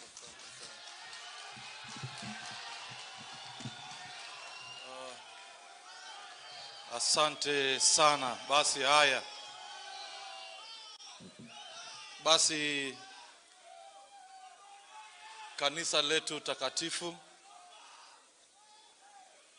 familia ya baba yangu Murunga, His Excellency the Deputy President, our brother former Prime Minister Raila Odinga, His Excellency the Governor of Kakamega, His Excellency the Governor of Bungoma, our elder brother Musalia Mudavadi, the party leader of Ford Kenya, who is also our brother, Moses Wetangula. Moses Wetangula, I'm sorry my brother. Na wale wote ambao wamekuja hapa kutusaidia kuomboleza matanga ya baba yangu, Mungu asifiwe. Assalamu alaikum. Basi vile nephew wangu hapa Washale amenena, mimi nitakuwa mfupi sana kwa maneno. Huyu ambaye amefariki ni baba yangu mimi. Na mimi nataka nichukue fursa hii kwa niaba ya wawanga wote ambao wako hapa kusema ya kwamba nachukua fursa hii kwa shukuru viongozi wote ambao wamekuja hapa na wale wote ambao wamekuja hapa kujumuika na sisi kumlaza roho ya baba yetu. Na mimi nataka niseme hivi jameni, sisi kama jamii ya wawanga tumepoteza pakubwa sana. Huyu mzee Murunga ambaye amepotea, kwangu mimi alikuwa baba yangu na alikuwa rafiki yangu sana. Na mimi nataka niseme ya kwamba kwa hii jamii ya wawanga itatuchukua tena muda mrefu sana kumpata tena mtu mwingine kama baba yangu Murunga. Murunga vile mnajua alikuwa mtu ambaye hakuwa muoga. Murunga ungemwambia hapa kuna hatari, atakwambia hapo ndio utanipata. Na vile mnajua hata mimi ukiniambia hapa kuna hatari, hapo ndio utanipata. Kwa hivyo sisi kama jamii ya Wawanga tumepoteza mahali pakubwa sana. Na kifo cha baba yangu alipofariki, nyinyi vijana mtulie bana, relax. Baba yangu alipofariki, mimi nilikuwa kwa nyumba hapa, nikaambiwa ya kwamba mzee Murunga amefariki. Na mimi nikatoka hapo, nikaenda moja kwa moja mpaka pale Mochari St. Mary's. Luckily nikapata nephew wangu Washali, huyu alikuwa shafika hapo. Tukapata mwili umelazwa hapo na mzee akakuwa amefariki. Tuliketi hapo Mochari kuanzia saa 3 ya usiku mpaka saa 9:30 tukitafuta njia vile mzee anaweza safirishwa aende Nairobi, kwa sababu tulikuwa tumeambiwa ya kwamba tutaambiwa nini kimemuua wakati atapelekwa kule Nairobi.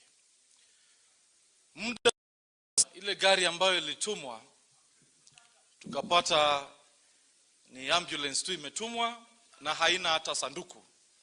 Mimi nikasema hii haitawezekana, kwa sababu hata kama baba yangu mwenyewe angekuwa mzima hangekubali kufungwa na makamba na akimbizwe kwa barabara paka Nairobi. Nikasema nyinyi mungoje ifiki asubuhi tuone vile tutafanya.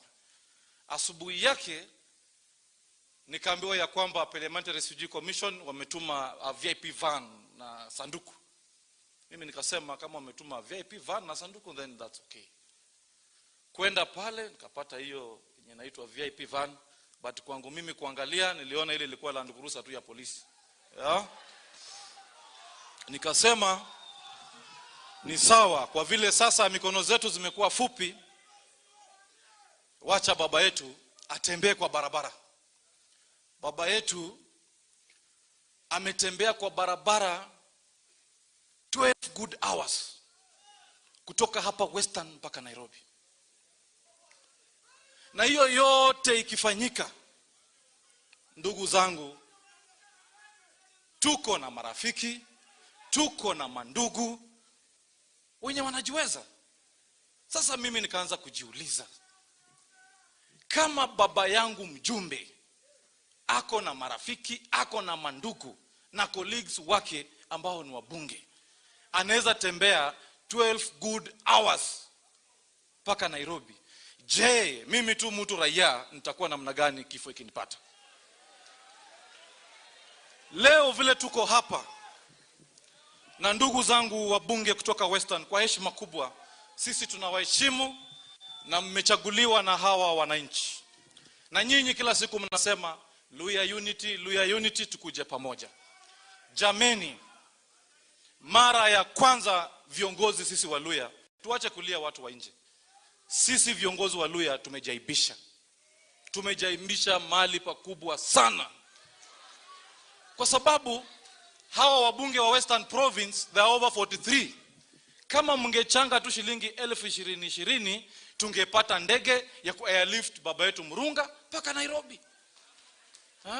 Sasa saa hizi naona wamevaa makoti za omboto wamejaa hapa.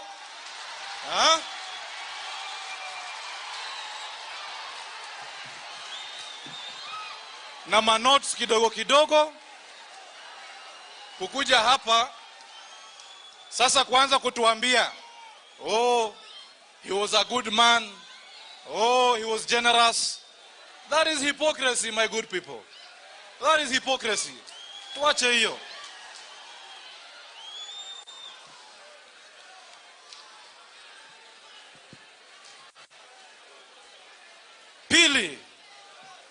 Pili, wakati baba yangu amefika Nairobi, tukaambiwa ya kwamba sasa tunataka tuambiwe ni nini haswa kimeua baba yetu. Mimi nikapigia wakili simu na nikapigia daktari simu. Na nikaambia PA George, make sure wakati hiyo postmortem inafanywa, wakili wetu wako hapo, daktari wetu wako hapo. Muda si nadra tunaambiwa ya kwamba sasa ripoti ya COVID imetolewa, hiyo mwili huwezi fanyiwa postmortem. Na mmesikia mama akieleza hapa, huyu mama huyu ndio mke wa mheshimiwa.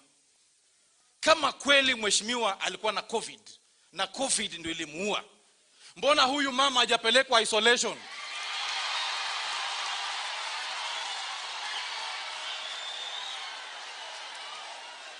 Huyu Murunga alikuwa na bodyguard, alikuwa na PA. None of them tumesikia amepelekwa isolation. Wakati baba yangu anakufa, mimi na huyu Washiali tulikuwa kwa huo mwili, na over 1,000 people kwa huo mwili. I did not see sub chief, sikuona chief, hata Liguru hakukuwa hapo. Sijasikia hapa Matungu ati wale watu walikuwa wanaangalia huo mwili ati kuna mtu ana COVID hapa. See?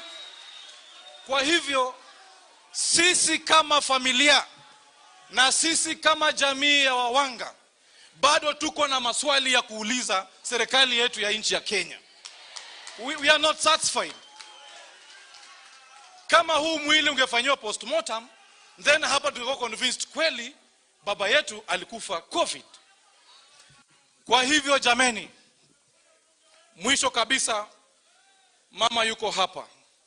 And you know me, I'm one man who calls a spade a spade. Mmesikia haya mambo yote ambayo yaliwekwa kwa TV ya kwamba kuna mama fulani enda kotini kutafuta sijui court order and what have you. Wakati mimi niko hapa nyumbani, mimi nikapigia aunti yangu Hadija, nikamuuliza ni nini haswa inaendelea Nairobi. Kaniambia kuna mama hapa ameenda kotini na sasa kuna court order ambayo haitaturuhusu kuzika mzee. Baadaye tena aunti yangu Hadija ananipigia simu, ananiambia jaribu upigie mama, there is a problem. Sisi tunafikiria yule mama ako peke yake ameenda kotini, lakini kuna mmoja ya marafiki wa mheshimiwa Murunga ndio mwenye amepatia huyo mama wakili, na ndio mwenye anasukuma kisha ya kwamba lazima pesa itolewe.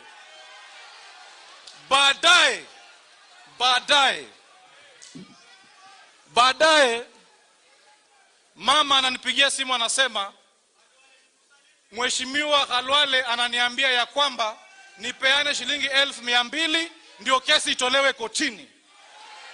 Sasa mama akawa analia, nyinyi ndio marafiki wa Murunga, nyinyi ndio mngechanga pesa muhakikishe ya kwamba mmelipa huyo mama asiendelee na kesi. Mimi mama mjane nitapata wapi pesa ya kulipa ndio tupewe mwili wetu kutoka kwa mochari? So my brother Khalwale, with due respect, mimi ndo nilikushika mkono nikakupeleka kwa ofisi ya naibu wa rais, na kuambia leo yale yote umefanyia jamii yetu ya Wawanga. Kwa niaba ya Wawanga mimi nasema tumekusamea wewe Khalwale. We have forgiven you.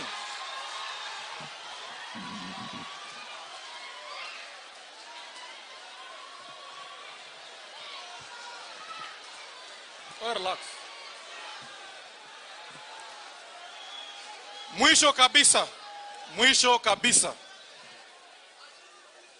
Mwisho kabisa, tuko hapa na naibu wetu wa rais, na tuko hapa na ndugu yetu former prime minister, na tuko hapa na ndugu yetu Musalia Mudavadi. Mimi kuna jambo moja nataka niseme la siasa. Mzee Raila huyu ambaye ni ndugu yetu hapa, hawa viongozi ambao wameketi hapa, mimi nikiwa mmoja wao, sisi sote ni ma student wa huyu mzee Raila Odinga. Kuanzia kwa ndugu yangu naibu wa rais Musalia Mudavadi, Washiali huyu, sisi sote ni students wa huyu mzee. Ile mimi nataka niseme hapa kwa matanga ya baba yangu, ningeliomba ndugu zangu wale mmeketi hapa, kwa heshima kubwa, nchi yetu iko mahali pabaya, nchi yetu haiko mahali pazuri, na nyinyi ndio viongozi wale sisi tunaangalia. Na leo sasa nyinyi wote mko hapa, si wako hapa wote? Mzee Raila, sisi tunakuomba kwa heshima kubwa, wewe ni baba yetu, na vile mimi nimepiga rada hii maneno vile nimeangalia 2007 hii ndio ilikuwa timu ya Pentagon. Ni kweli si kweli? Na hawa wote si walikuwa wanataka kiti kuje pande hii, itoke pande ile. Sasa mimi nataka niwapatie siri kidogo hapa. Mimi naomba hivi, leo hapa sisi Kakamega County ama Western Province tuko na ndugu yetu Musalia, tuko na His Excellency Governor Oparanya. Na mnajua sasa Oparanya huyu amekuwa mjumbe 2 terms, amekuwa waziri, amekuwa governor 2 terms, sasa hii ni chairman ya magavana Kenya mzima. Si huyu mwanamume yako na CV? Na sisi mnajua yeye ndio deputy party leader ya ODM. Na sisi mnajua baba ndio party leader. Na sisi mnajua deputy president ni rafiki yetu. Mimi naomba baba, kwa sababu huyu baba lazima tumchunge. Ni kweli si kweli? Mimi naomba tu kwa heshima kubwa, baba, wewe ni baba yangu. Wewe chukua huyo Oparanya na William Ruto, fungia kwa kona, sema hawa wanatosha. Na wakishachukua serikali, mnajua ndugu yetu Musalia yako hapo, Wetangu lako hapo, na mimi niko hapo ndashikilia kwa sababu hata mimi nimekuwa waziri. Si hii game itakuwa imeisha jameni? Wangapi wanasema hawa wangwana waketi pamoja? Kwa hivyo mimi sitaki kunena kuzidi hapo. Mheshimiwa Naibu wa Rais, asante sana kwa kuja kusimama na rafiki yako. Wewe ni rafiki yetu. Mheshimiwa Prime Minister, asante sana kwa kuja kuzika ndugu yako. Na vile nimesema hapa, mnajua wakati William na huyo Oparanya na Musalia wakiketi wachukua serikali, maziwa yote top cream, hakuna mtu mwingine anaguza kama baba hajaguza. So mnajua hivyo? Baba, asante sana kwa kuchukua nafasi yako kuja kulia na baba yangu. Mheshimiwa Oparanya, asante sana, umesimama na baba yangu kutoka fariki, tunataka tuseme asante sana. Mheshimiwa Musalia Mudavadi, asante sana, umesimama na sisi tangu baba yangu akufe, yale yote umetufanyia, tunasema asante sana. Ndugu yangu Moses Wetangula, asante sana. Ndugu yangu Speaker, asante sana ndugu yangu kwa kuja kuzika baba yangu. Na mwisho kabisa, Naibu wa Rais, kwa niaba ya familia na kwa niaba ya wawanga, tunakutuma upeleke asante yetu kubwa sana kwa niaba ya jamii hii kwa Mheshimiwa Rais Uhuru Kenyatta, ambaye alituma condolence message yake kwa familia na yule mchango ambaye alipeana. Tunataka tuseme asante sana, Your Excellency the Deputy President. Thank you very much. God bless you people.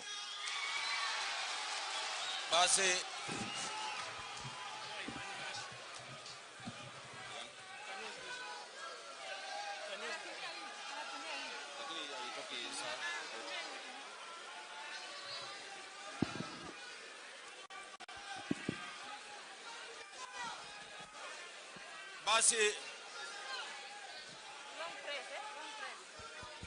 haya, basi tulikubali CS aongee kidogo kwa sababu ni mmoja wa jamii. Wale watakuja kufuata baadaye wajaribu wa manage time yao ndio tuweze kuzingatia mahitaji ya Minister of Health, ndio tuende haraka. Sasa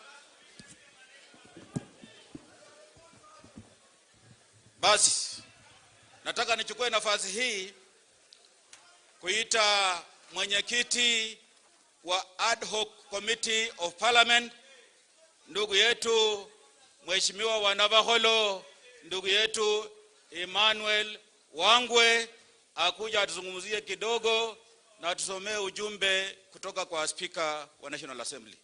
Welcome. Asante sana. Asante sana Mheshimiwa Washali, Your Excellency the Deputy President, Your Excellency the Prime Minister, all protocol observed. Mirembe Lundi. Mirembe kia Mheshimiwa Murunga. Mirembe. Nitachukua muda kidogo sana. Tuko na wajumbe wengi hapa na tuko na viongozi wengi. Na mimi kama aliyekuwa chairman wa Hoc Committee Kwanza nishukuru bunge la kitaifa chini ya Mheshimiwa Spika Justin Muturi kutupatia nafasi hii.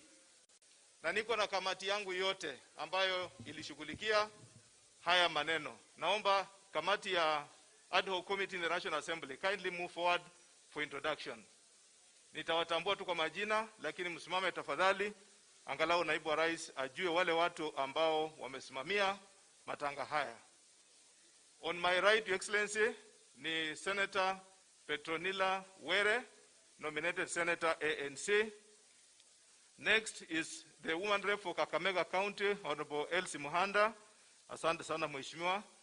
Next is Mheshimiwa Bernard Shinali, the MP for Ikolomana and Chairman, the Caucus of Parliamentarians, Kakamega County. Thank you, Mheshimiwa. Next is Mheshimiwa Omboko Milemba, the MP for Emuhaya. Thank you, Mheshimiwa. And my co-chair, Honorable Senator Cleophas Malala, who was also the co-chair for this ad hoc committee. And then I don't forget you as faithfully here, the Honorable Ben Jomo Washali, who was also a member of the committee. Your Excellency, allow me now to introduce my colleagues in the National Assembly. They are very many in number. We have really come here to mourn our colleague. And because we are many and we have our leaders here, I beg that you just adhere to simame, niwatambue kwa majina from a distance. I can see all of you from wherever you are. Kindly stand up, my colleagues. You can come forward so that the members, the congregation can see you, and even the Deputy President, Prime Minister can see you where you are.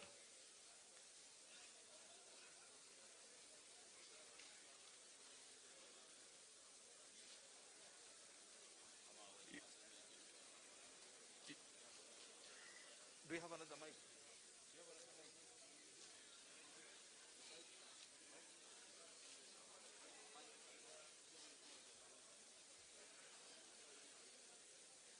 These are members of the National Assembly. Now that there is many other next mic, from my immediate left here is the Honorable Tindi Mwale, the MP for Butere. Next is Honorable Bernard Shinali, the MP for Ikolomani. Next is Honorable Catherine Wabilianga. Next is Honorable Elsie Muhanda, the County MP for Kakamega. Unfortunately, we move forward. Next is Honorable Beatrice Adagala, the MP for Vihiga County. Next is Honorable Christopher Seka, the MP for Huisero. Next is Honorable Brighton Yegon, the MP for Konoin. Next is Honorable Mwambu Mabonga, the MP for Bumula. Next is Makoha Odanga, the MP for Matayos. Next is the MP, Honorable Alfred Agoi, MP for Sabatia. Next is my neighbor, Bishop Titus Hamala, the MP for Lurambi. Next is Honorable Malulu Injendi, the MP for Malava. Next is an MP and Commissioner, Honorable Momanyi Ben, the MP for Borabu. Next is Honorable Didmas Barasa, the MP for Kimilili. Next is Honorable Janet Nangabo, the County MP for Trans Nzoia. Next is Engineer Tandasa Kasim Sawa, the MP for Matuga. Next is Honorable Nyamoko, the MP from Kisii County, Nyamira County. Thank you very much. Next is Honorable Osotsi Godfrey, nominated MP for ANC. Next is Honorable Janet Sitienei, the MP for Tarbo, who is also the MP for the Deputy President. Next is Honorable Sakwa Bunyasi, the MP for Nambale. And finally, Honorable David Ochieng, the MP for Ugenya. Oh, we have two colleagues behind. We have Honorable Dr. Chris Wamalwa, the MP for Kiminini. We have Honorable Omulele, who is also my speaker, Christopher, MP for Luanda. And finally, Major Retired Honorable John Waluke, MP for Sirisia. We also have former MPs. If they are there, we all put them together. And the way they were spoken under by Mheshimiwa Rashid, we have Honorable David Were is here and others. Allow me now to proceed and just make one appreciation. Allow me, Your Your Excellencies, to really appreciate all of you who supported this cause. We were fully supported by you individually in terms of financial input. We want to say, I as the chairman, I want to acknowledge your financial input and even your personal advices to my committee. I want to single out particularly to appreciate Parliamentary Service Commission for the full support as we stand here. Parliamentary Service Commission funded the whole process, right from Mumias to Nairobi, and the expenses wherever we are today. It was funded fully by Parliamentary Service Commission. I want to say to our employer, who is also here and will read the message from them as an employer, I want to say thank you very much. I want to appreciate my colleagues and the senators as Parliament of Kenya. The 416 members, Your Excellencies, they really contributed money, and that money has been fully accounted for by the family. Mine was to make sure I transmit the money to the family. On that point, allow me to really appreciate the MPs who are senators and members of the National Assembly. At that point, Honorable Your Excellencies, I have been sent on behalf of the National Assembly that Honorable Murunga really had a desire. Who was Honorable Murunga in the House? What was his desire? And it's important for the people of Matungu to listen to this speech by the Speaker of the National Assembly. Allow me to read it. Condolence message to the family and friends of the late Matungu MP, Honorable Justice Murunga Makoha. It is with great shock and profound sorrow that I received the news of the untimely demise of Honorable Justice Murunga Makoha, Member of Parliament for Matungu Constituency, on the evening of Saturday, 14th November 2020. At the National Assembly, as the Fraternity of Parliament, we mourn a lawmaker who was charismatic, jovial, and of diligent personality, and one who possessed a great sense of humor, which he would so innovatively employ to ease tense moments. Honorable Murunga was very passionate in the articulation of issues concerning the great people of Matungu constituency, whom he served with utmost diligence and commitment. He was a committed member of the Departmental Committee on Agriculture and Livestock, where he passionately advocated for various issues, particularly in the tea and sugar sectors. Among the issues that he so vehemently championed for are the non-payment of farmers for public sugar mills, increased cost of sugar production, lack of markets for sugar, failure to control imports and exports of sugar, and poor management of sugar companies. It is unfortunate that the cruel hand of death has grabbed him from our midst before the Sugar Bill 2019 was passed. The objective of the bill is to re-establish the Kenya Sugar Board, the Sugar Development Levy, and Sugar Development Fund, all which aim at formulating a regulatory framework to address the issues they laid for. He was also an active member of the Committee on Parliamentary, Broadcasting and Library. We shall forever remember him as a hardworking and visionary leader who relentlessly supported projects aimed at uplifting the welfare of his constituents. His commitment to uplift the living standards of his people was heartwarming to his constituents and the country at large. On behalf of all the members of the National Assembly, the Parliamentary Service Commission, staff of Parliament, and indeed on my own behalf, I wish to take this opportunity to honor his legacy of diligent leadership. We sincerely condole with the family of our late brother, Honorable Justice Murunga, his constituents of Matungu, his friends, and indeed the people of Kenya for the loss of his great legislator at this trying moment. At the National Assembly, we assure the family of our support during this period of great sorrow. Signed, Honorable Justin B.N. Muturi, EGH MP, Speaker of the National Assembly, and the Chairperson, Parliamentary Service Commission. Thank you very much. And at that point, I wish to say thank you and let's proceed. Asanteni. Asante sana. Ad hoc committee of the National Assembly. I want now to request our Senator Malala to come and also introduce his counterparts in the Senate. Welcome, Mheshimiwa.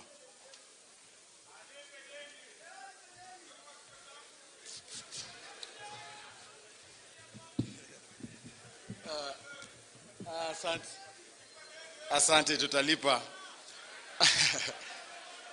Nitapatia Rashid ataleta. Haya basi, wakaazi wa Matungu Mlembe Bosi, hebu nione salamu kwa yao. Bwana Yesu asifiwe. God is good and all the time. Asante sana Naibu wa Rais wa Jamhuri ya Kenya, Your Excellency Right Honorable Raila Amolo Odinga, my party leader Musalia Mudavadi, Mheshimiwa Moses Wetangula na viongozi wote ambao wamefika hapa leo hii. Mimi nimekuja hapa kuomboleza na familia. Vile Mheshimiwa Murunga aliaga, mimi nilisikia uchungu sana, kwa sababu Mheshimiwa Washiali alinipigia simu usiku akaniambia kwamba tumempoteza ndugu yetu. Nilisikia uchungu kabisa, na mimi nikasema kwamba yeye kama ndugu yetu na kama baba yetu, mimi Mheshimiwa Murunga amekuwa wa karibu sana kwangu mimi, kwa sababu vile nilikuwa MCA na nikataka kusimama kiti cha useneta, ni Mheshimiwa Murunga alinishika mkono akanitembeza hapa Matungu. So mimi kibinafsi nimepoteza rafiki wa dhati, na mimi nafurahia Mheshimiwa Murunga and I want to celebrate him kwa sababu alikuwa mtu wa msimamo. Yeye alikuwa anaamua kama ni left ni left, na kama ni right ni right. Hata kama msimamo wake hauelewani na wako, yeye alikuwa mtu wa msimamo. Na ndiposa leo nataka kucelebrate Mheshimiwa Murunga tukiwa hapa Mumias. Na Murunga alikuwa na passion moja ambayo leo sijasikia watu wakiongea hapa. Passion ya Mheshimiwa Murunga ilikuwa Mumias Sugar Company ifanye kazi. Na leo hii bahati nzuri na Mwenyezi Mungu ametuleta hapa sisi sote. Tuko katika nucleus shamba ya Mumias Sugar Company. Na viongozi wote ambao wanaweza saidia Mumias ifufuke ama isifufuke pia wako hapa na sisi leo. Mimi nataka kuomba tafadhali Naibu wa Rais William Ruto, ile zawadi unaweza saidia watu wa mkoa wa Magharibi, kwa sababu tumehangaika sana kama factory yetu haifanyi kazi. Rais, mimi ningependa kukuomba, you are the Deputy President of the Republic of Kenya. As much as you are a hustler, najua wewe ni mdosi pia. Tafadhali, solution before 2022. Najua kuna aspiration na watu wengi wanataka kuwa marais wa Jamhuri ya Kenya. Kama watu wa mkoa wa Magharibi, the scorecard that we shall use, mkuje mtufufulia Mumias, ndio tujue tutapigia nani kura 2022. Kwa sababu sisi hatuwezi endelea kuumia tukipiga kura miaka 5 inaisha, ingine inaisha. Msimamo wa pili ambao Mheshimiwa Murunga alikuwa nao ni kwa chama chake cha ANC. Kila wakati alikuwa ananiona na yumba, alikuwa ananipigia simu ananisomea kabisa. Na mimi nashukuru yeye aliniweka laini. Mumeona siku hizi niko kwa laini hapo nyuma ya Musalia, natembea. Na mimi nataka kuchukua fursa hii niwaambie watu wa mkoa wa Magharibi ya kwamba mimi kibinafsi nilikuwa tu MCA. Mkanipatia nyadhifa nikawa seneta wenyu. Lakini vile nilifika katika bunge la Senate, mimi nilipewa nafasi na huyu baba anaitwa Raila Odinga, nikawa Deputy Minority Leader. Nataka kuchukua fursa hii kwa heshima baba kusema kwamba mimi nashukuru sana sana sana, na nitazidi kukutumikia kama Deputy Minority Leader katika Senate. Tukifika kwa upande wa siasa, nashukuru Naibu wa Rais Raila Amolo Odinga na Musalia Mudavadi na Mheshimiwa Uhuru Kenyatta kuweka Kenya pamoja. Sasa hivi kama haingekuwa ile handshake, Kenya ingekuwa imekatika katikati, lakini wameweka Kenya pamoja. Sasa hivi tunatulia. Ni mambo ya kelele kidogo tu na different ideological differences, lakini mambo ya amani tuko nayo. Na mimi nashukuru haswa na President Uhuru Kenyatta na Deputy President wa chama cha Jubilee. Kule Msambweni, wakati tumepoteza mbunge wa Msambweni na tukawa na by election, President na Deputy President walikaa chini wakasema kwa sababu ya amani ya Kenya yetu waachie chama cha ODM, they will not field a candidate in Msambweni. I want to request Prime Minister Raila Amolo Odinga, in the same spirit Uhuru Kenyatta aliacha ODM ika field candidate kule Msambweni. Leo tukiwa hapa Matungu, ningependa kuomba kwa niaba ya ANC ya kwamba kiti cha Matungu kiachiwe chama cha ANC. Na naomba tu ndio tuendelee kufanya kazi pamoja. Hata kule Bungoma tumempoteza mheshimiwa wa kule Kapchai. Mimi kama ANC, I will discourage hata ANC kufield candidate kule Bungoma. Tutaachia Weta yeye achukue hiyo aende naye. That is the only way tunaweza eka Waluya pamoja. Na mimi nawaomba Waluya tafadhali.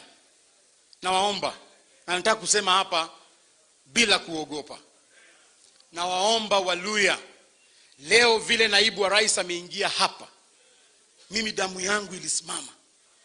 Niliona mambo sijaona. Niliona security tight. Hata reke wako hapa ndani. Ile red carpet alipata kutoka kule kwa vumbi paka hapa, niliona kweli kuna power. Mimi nawaomba Waluya, pia sisi tusimame kwa nyuma ya mmoja wetu, pia sisi tufiliko hiyo power ambaye leo nimeona naibu wa rais. So Mheshimiwa Rashid, ndugu yangu, mimi ninataka kugeuza lineup yako hiyo kidogo. Lineup yako ilikuwa mzuri, lakini naona tunaweza pigwa bao. Lineup ambayo mimi ningependa kuomba wa jamii ya Waluya ni ya kwamba, sababu baba akisema tosha, wewe unatosha. Sababu sisi tumesimama na Mheshimiwa Raila sana. Na nikoshua kwa ndani ya roho yake anatupenda sana. Mimi ningependa kuomba baba, tafadhali, huyu kijana anaitwa Moses Wycliffe Musalia Mudavadi, yeye ndio amekuwa mbele. Mheshimiwa Oparanya ni mzuri, lakini apange tu laini nyuma ya Musalia kidogo, alafu tusonge mbele. Mimi naomba tafadhali tusonge mbele hivyo. Haya, mwisho kabisa ningependa kuintroduce wale maseneta ambao wako hapa, na kwa sababu ya muda hawataongea wote. Ningependa tu wasimame. Nitaanza na Mama Signal. Ako hapa Mama Naomi Shionga, nominated senator kwa chama cha ODM. Tuko na Mama Petronila ambaye ni nominated senator kwa chama cha ANC. Tuko pia na Mheshimiwa Moses Wetangula, ataongea baadaye, lakini yeye ni senator wa Bungoma. Mheshimiwa Moses Wetangula wanasema mundu, si ndio? Na ni baba yetu pia hapa. Tuko na Senator George Khaniri ambaye ako hapa, na yeye sio senator tu, yeye pia ni commissioner kwa bunge kule, na yeye ndio amefacilitate hii mambo yote ambayo iko hapa. Nataka kabla nimalize nimkaribishe apeane hotuba ya Parliamentary Service Commission. Ndio mimi napanga, mheshimiwa, relax. Sasa tuko kwa Senate. Nitaita mama baadaye. Mimi sasa tuko upper house, si ndio? Sasa tuliza boli kidogo. Ningependa sasa nikaribishe Mheshimiwa George Khaniri, mbunge wa Vihiga, seneta wa Vihiga, akuje aseme jambo, alafu tutasonga mbele. I'll ask Mama Elsie to say something after that.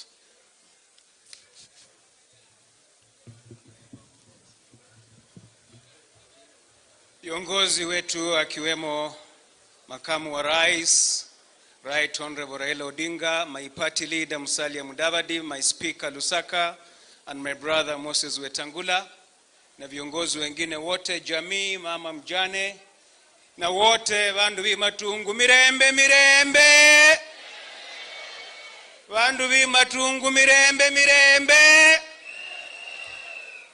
Nimesimamishwa kama mwajiri wa ndugu yangu marehemu Justice Murunga. Kwa hivyo nitatoa rambirambi hizo kama mwajiri, lakini kwa sababu niko hapa na mimi ni senata wa Vihiga, lazima nilete rambirambi za watu wa Vihiga. Nimba na rambirambi za watu wa Vihiga mambe ni ngosi. My people,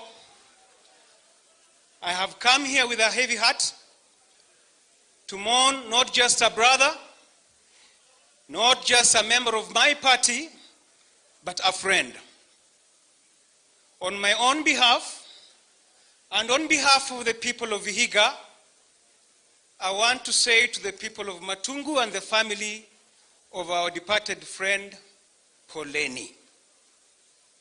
Tunajua machungu ambayo mnapitia, lakini tuna imani ya kwamba Mwenyezi Mungu atawafariji. The people of Vihiga stand with you. The people of Vihiga mourn with you. Just before I give the official speech from the Parliamentary Service Commission, I want to join my brother. I'll just say two things. As I flew in to come here, nikaangalia kiwanda chetu cha Mumias, hakuna moshi natoka.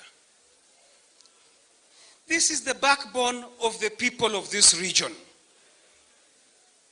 Deputy President, katika manifesto yenu, katika campaign yenu ukiwa Jubilee, wakati sisi tukiwa NASA, tukijaribu kuwa NASA, mulitoa ahadi kwa kiwanda hichi. Waswahili wanasema ahadi ni nini? Wandu banja, ahadi ni nini?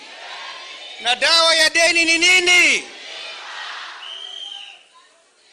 Bwana makamu wa rais, hiyo deni itabidi mulipe kabla tuende uchaguzi wa 2022. Itabidi mulipe. Because this is the backbone of our economy in this region. Mumias kififia, uchumi wetu umefifia. Sawa sawa? Na makuba kakileo ya khabola kena kana nyambole mulweru. Ninze mulweru, mwala ninze mulweru. Numbe numwikhale nukunduko hola lweru. Kukhureba abola shinu bora namangana mba ahanavza pole tsia bandu babihiga. Kwambeza umwikhale nayo na khureba yumbora namangana mba. Makuba kakileo ya khabola yaka ndi kuzebandu baluya khwakobza zingasi zebandu baninakho nibakhenya khutukho benya khutukha iria nichakha tukha ikulwe nayo chakhanyola matunda machiyanga khuchenyene ndakhoza inzala ni khubwa hasiano khubolanga enough is ndeba bandu banje khali munyeshi mwaibula sasa shibali aha kwani munde badiyo alinako kanga alinako kanga na namba mbili alinako kanga musakhulu alinako kanga kushaliza musaza khuli bandi shenyu ni shenyu khuhanda khumwana weru nambula khana khuza khwatuka khwakulu yaho khwahura khulo bandi bahura bulai shikali ndio nafasi haikuwa yangu kuongea kama seneta wa Vihiga, nafasi ni yangu kama commissioner. Bwana makamu wa rais, nilikuwa nawaeleza tu watu wa Vihiga wana huzuni sana na mambo ya ambayo imefanyika hapa. I will now read the message of condolence from the Parliamentary Service Commission following the untimely demise of Honorable Justice Murunga Makoha, Member of Parliament for Matungu.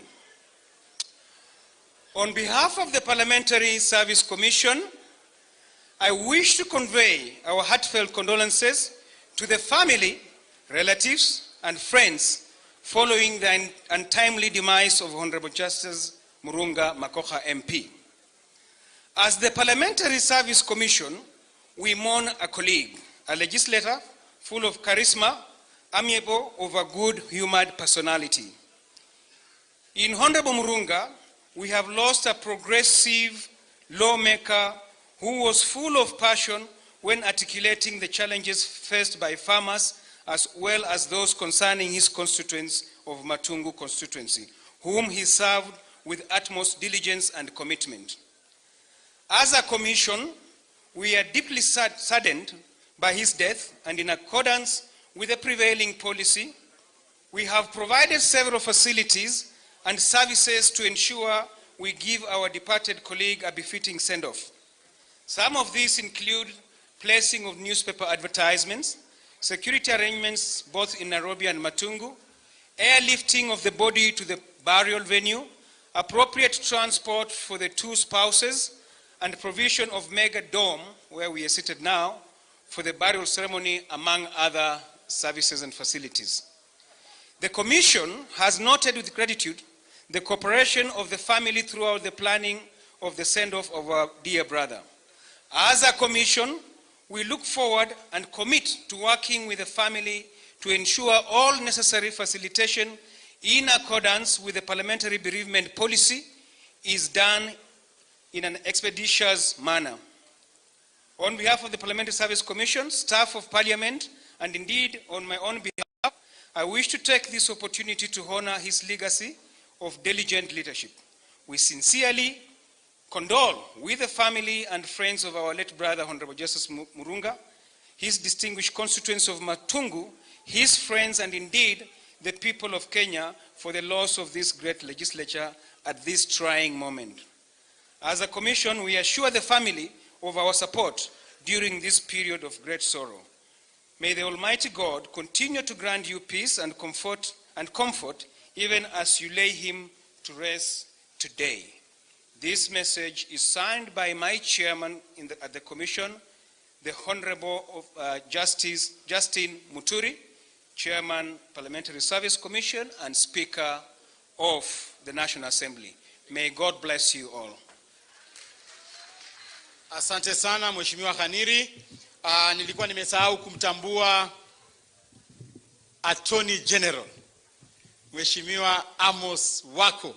He is the senior most senator pale katika Senate.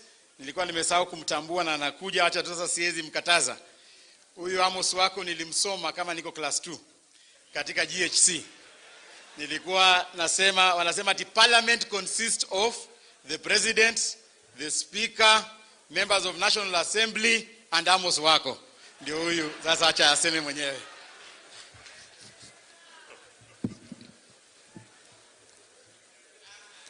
Wajane, watoto wa Honorable Justice MP wa hapa,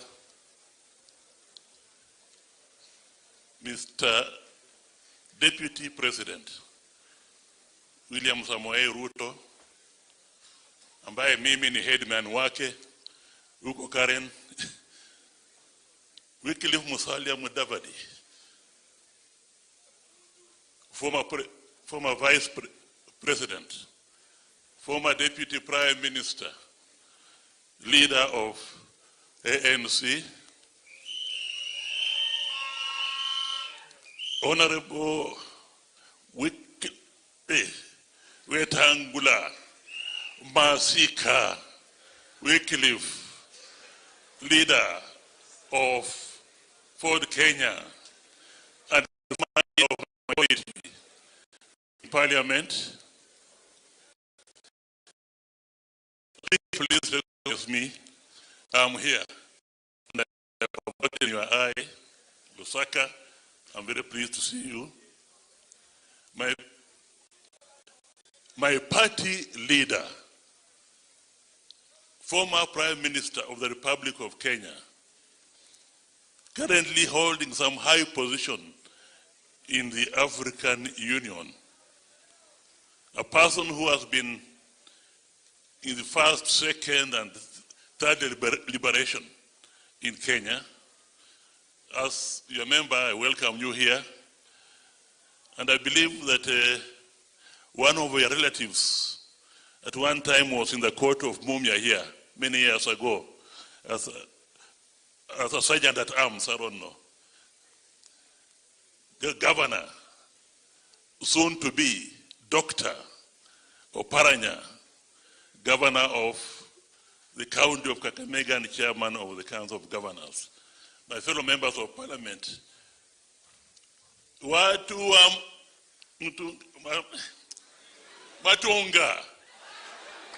Matungu, watu wa Matungu, Murembe handi, Murembe Chanyasaye.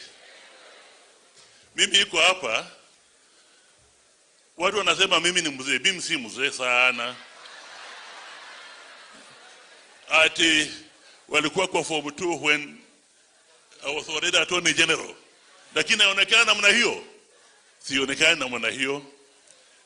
At the time I came in, watu walikuwa wanazungumza maneno ya wivo tear gas. We were something. And then mwingine akasema kwamba lazima kwa hawa watu kutoka, lazima ng'ombe 42 sifanye nini? Sifike hapa, isn't it? Huko kwetu Buhayo, ng'ombe 3 inatosha. Lakini hapa ni 42. Na niliona hapa, nikasema kwamba wanatosha. Ng'ombe 42. I did not know the mheshimiwa who was passed on very well, I must admit, because mimi ni Senate na yeye ni National Assembly. But I can tell you that about 3 weeks ago, he came and said, Mr. Wako, you are one of our leaders here, and I want you to know me well. And I hope that after BBI, we shall have more time to talk. That's what he told me. Then as we were discussing, nikaona kwamba huyu ni mtu ambaye anapenda watu wa Matungu, upendo wa dhati. Kwa sababu he told me, for now I can tell you, if you see me here and there, just to know I'm here and there kwa sababu natafuta money, natafuta watu wa kufanya project huko Matungu. Kazi yangu on behalf of the people who have elected me for the first time in these 5 years, I really want to do a lot in Matungu. And when he was elected, he visited a number of doors in government, but they were not opening. But then he visited one door and things opened. And I believe he was referring to the deputy president. And since that time, he has brought a lot of development in this area. So watu wa Matungu mepoteza kiongozi ambaye alikuwa anampenda sana sana sana. Nimesikia jane akasema hii viatu yake atajaribu. Nilisikia my namesake Eugene akasema kwamba yes, maneno yote ambayo the deputy leader wa Senate minority amesema hapa, ambaye pia ni senator wa Kakamega, hiyo maneno yote ambayo alisema, mimi kama mzee wa Senate naunga nini? Ile maneno yote ambayo George Haneri, senator mwingine, ambaye alisema hapa, mimi kama mzee wa Senate naunga nini? Maneno yote ambayo Masika Wetangula atasema hapa, kwa sababu yeye ni member wa Senate, taunga nini? Taunga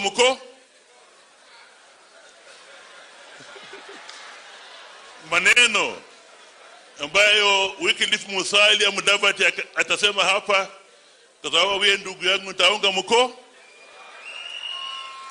Maneno yote ambayo Raila atasema hapa nitaunga mkono. Maneno yote ambayo Samuel Ruto atasema hapa nitaunga mkono.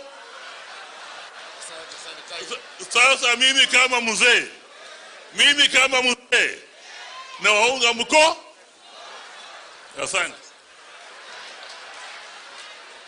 Haya, Mheshimiwa Amos wako. That is now a typical example of who a Luya is. Yeah, Waluya wanaunganga kila mtu mkono.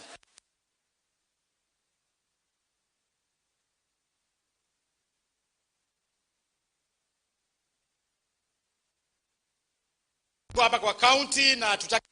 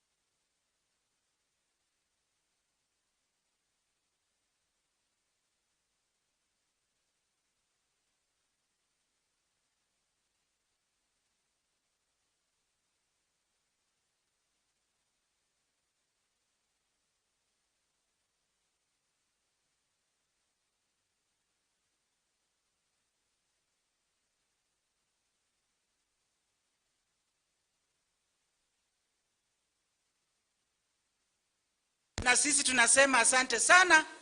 Na kabla sijaendelea, nataka Women Caucus msimame. Wamama, naona mama county wa Vihiga, mama county wa Trans Nzoia, nominated Petronila, nominated Signal, mama county wa Bungoma. Unajua mama saa ingine tunasaulika. Kwa hivyo tukipenyea kidogo lazima tuonekane. Mrembe boss, mrembe hand. Mimi pia nataka kushukuru watu wa Matungu kwa kuchagua kiongozi mwenye alikuwa anafanya kazi na sisi wote. Kwa National Assembly tuko na wabunge 12 na wananiheshimu kama mama, na yeye pia alikuwa ananiheshimu sana. Na mimi naomba watu wa Matungu mchague kiongozi mwenye atakuwa kama huyu Mheshimiwa Murunga. Lakini ile kitu ilinishangaza, Jumapili kama mwili wa Murunga inaenda Nairobi, kulikuwa na wale kwa WhatsApp washaweka picha wanataka kwa MP. Shame on you. Shame on you. Sisi tunasema hivi, tungojee Mheshimiwa alazwe mahali pake pema peponi. Parliament itatangaza, na ikimaliza kutangaza basi wenye wanataka watagombania kiti, ama namna gani? Na mimi kama mama nikimalizia, nataka kusema ya kwamba watuombee huku Western. Kila breaking news inatoka Kakamega, kila breaking news inatoka Bungoma na Trans Nzoia, the whole of Western. Breaking news ilikuwa MP ameenda. Ingine jana tena tumepoteza MP mwingine. Another breaking news, tukapoteza watu wetu wengi kwa COVID. Tulipoteza chief of staff kwa ofisi ya governor, tukapoteza tena madaktari wengi sana. Kwa hivyo mtuweke kwa maombi. Na nikimalizia, nataka kuambia wale wajane. Tuko na wajane wawili, tuko na Christabel na tuko na Grace, na nafikiri hakuonekana hapa kwa maana alikuwa anashughulikia mwili. Yeye ndiye alikuwa na mwili ikitoka Lugari, na sasa wako kwa Boma. Mimi nataka kuambia ya kwamba ile jembe wote mlikuwa mmelima sasa hakuna. Sasa ile iko, mshikane pamoja. Watoto wa marehemu wasome, ndio utapata hata senator atatoka pale, utapata mbunge atatoka pale. Kwa hivyo mshikane kabisa, na mimi namshukuru kwa maana kwa committee mlikuwa sawa. Na pia mimi nataka mjue ya kwamba sisi wabunge, pia wabunge wote wa Kenya walidonate over 4 million shillings kwa hii matanga. Tusikae tu kama sisi hatufanyi kitu. Na hiyo pesa iko kwa wajane watapewa tukimaliza matanga. Asanteni sana, Mungu aweke mbunge mahali pema peponi. Asante.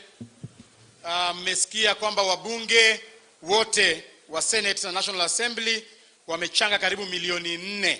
Sio pesa ya kutayarisha matanga, bali ni sadaka tu ambaye tutapeana baada ya matanga. Sasa Rashid, mambo ya omboto nini, ujue tumejipanga, tuko sawa, ajue.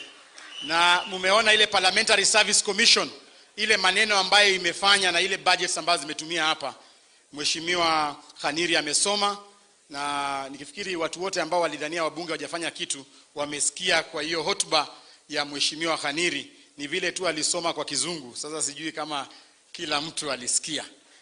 Haya, ningependa sasa, kwa sababu nimeambiwa naibu wa rais anatoka na anaenda mahali pengine, nataka program iende haraka, na ningependa kumuita gavana wa kaunti ya Bungoma Bwana Wangamati akuje, alafu ndio tuende kwa speaker wa Senate tafadhali.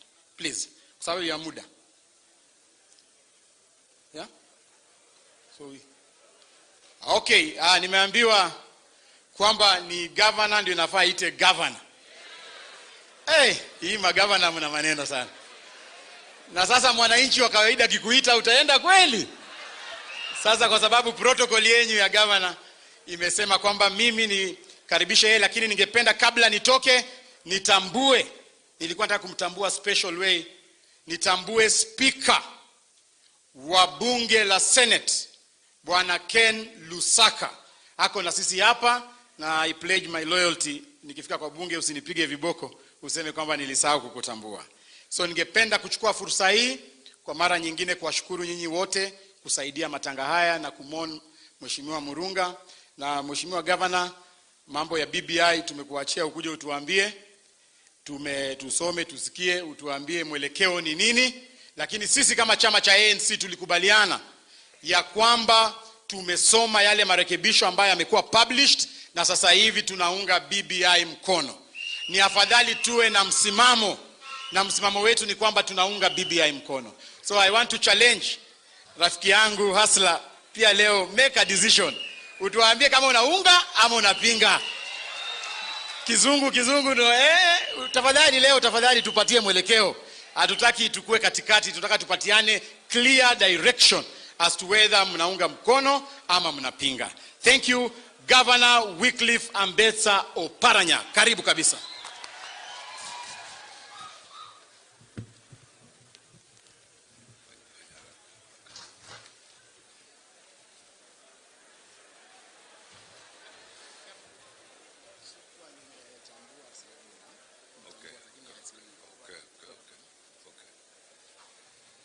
Wananchi hamjambo?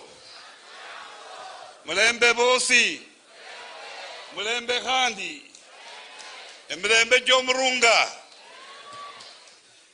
Basi wajane na familia ya Mheshimiwa Murunga, the Deputy President of the Republic of Kenya, the former Prime Minister, ndugu yangu Musalia na Wetangula, na Speaker wa Senate na wananchi wote, mimi yangu kwanza nataka wale ambao wametoka nje ya kaunti ya Kakamega nimkaribishe hapa. Najua wengi wenu mlikuja hapa mapema kabisa, kuanzia saa 3.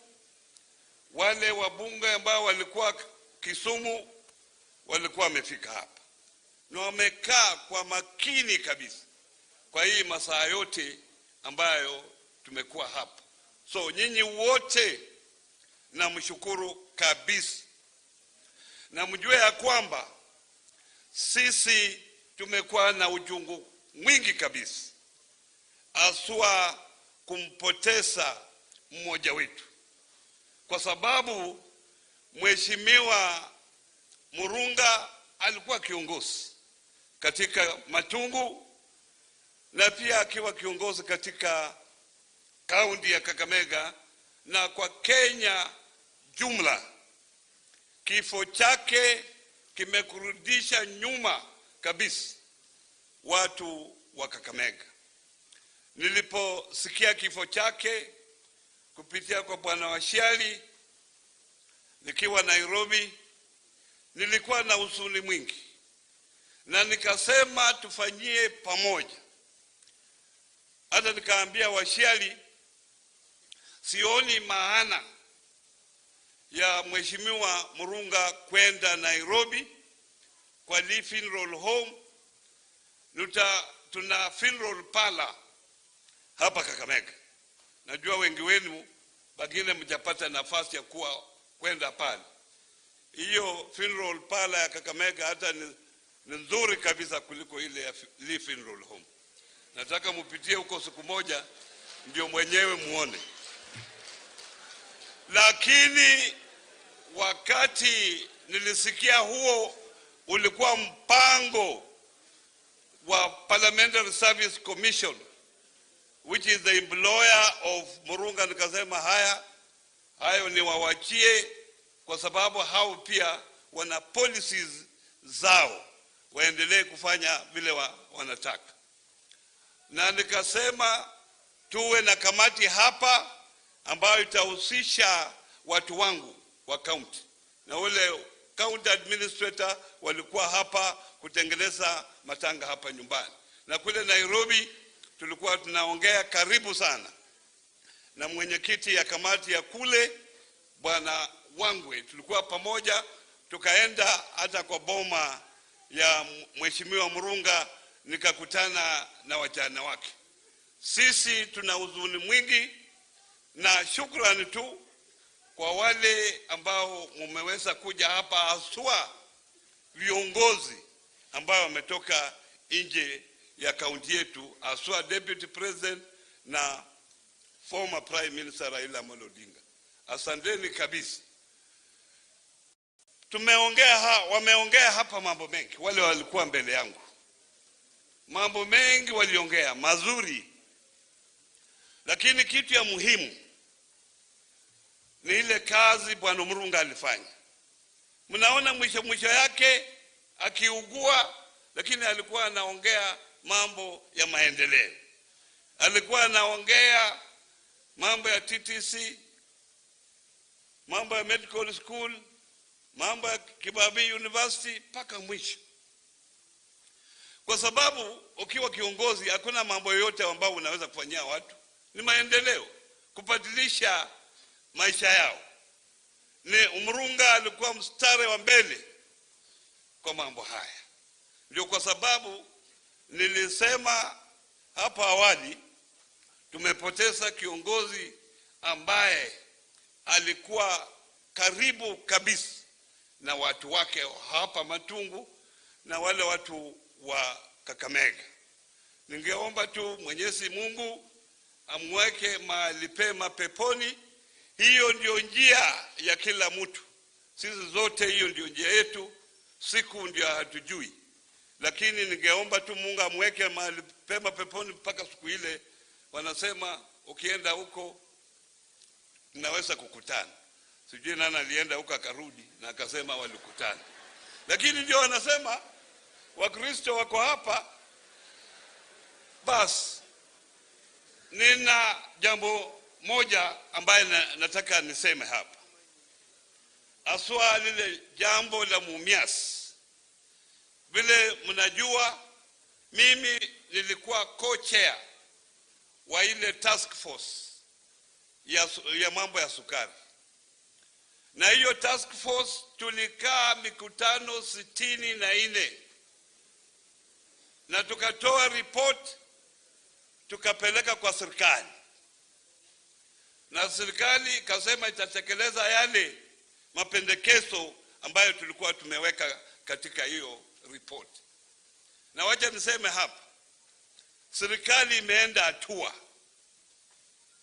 hatua Na mimi nilisema mambo ya sukari, sasa kuna yule mtu yoyote ambaye anajua kuliko mimi, kwa sababu nilikuwa kwa hiyo task force. Zile shida zote za wakulima, zile shida zote ambazo millers walikuwa wanapitia na wale watu wengi wachikatao katika hiyo sekta na sijua.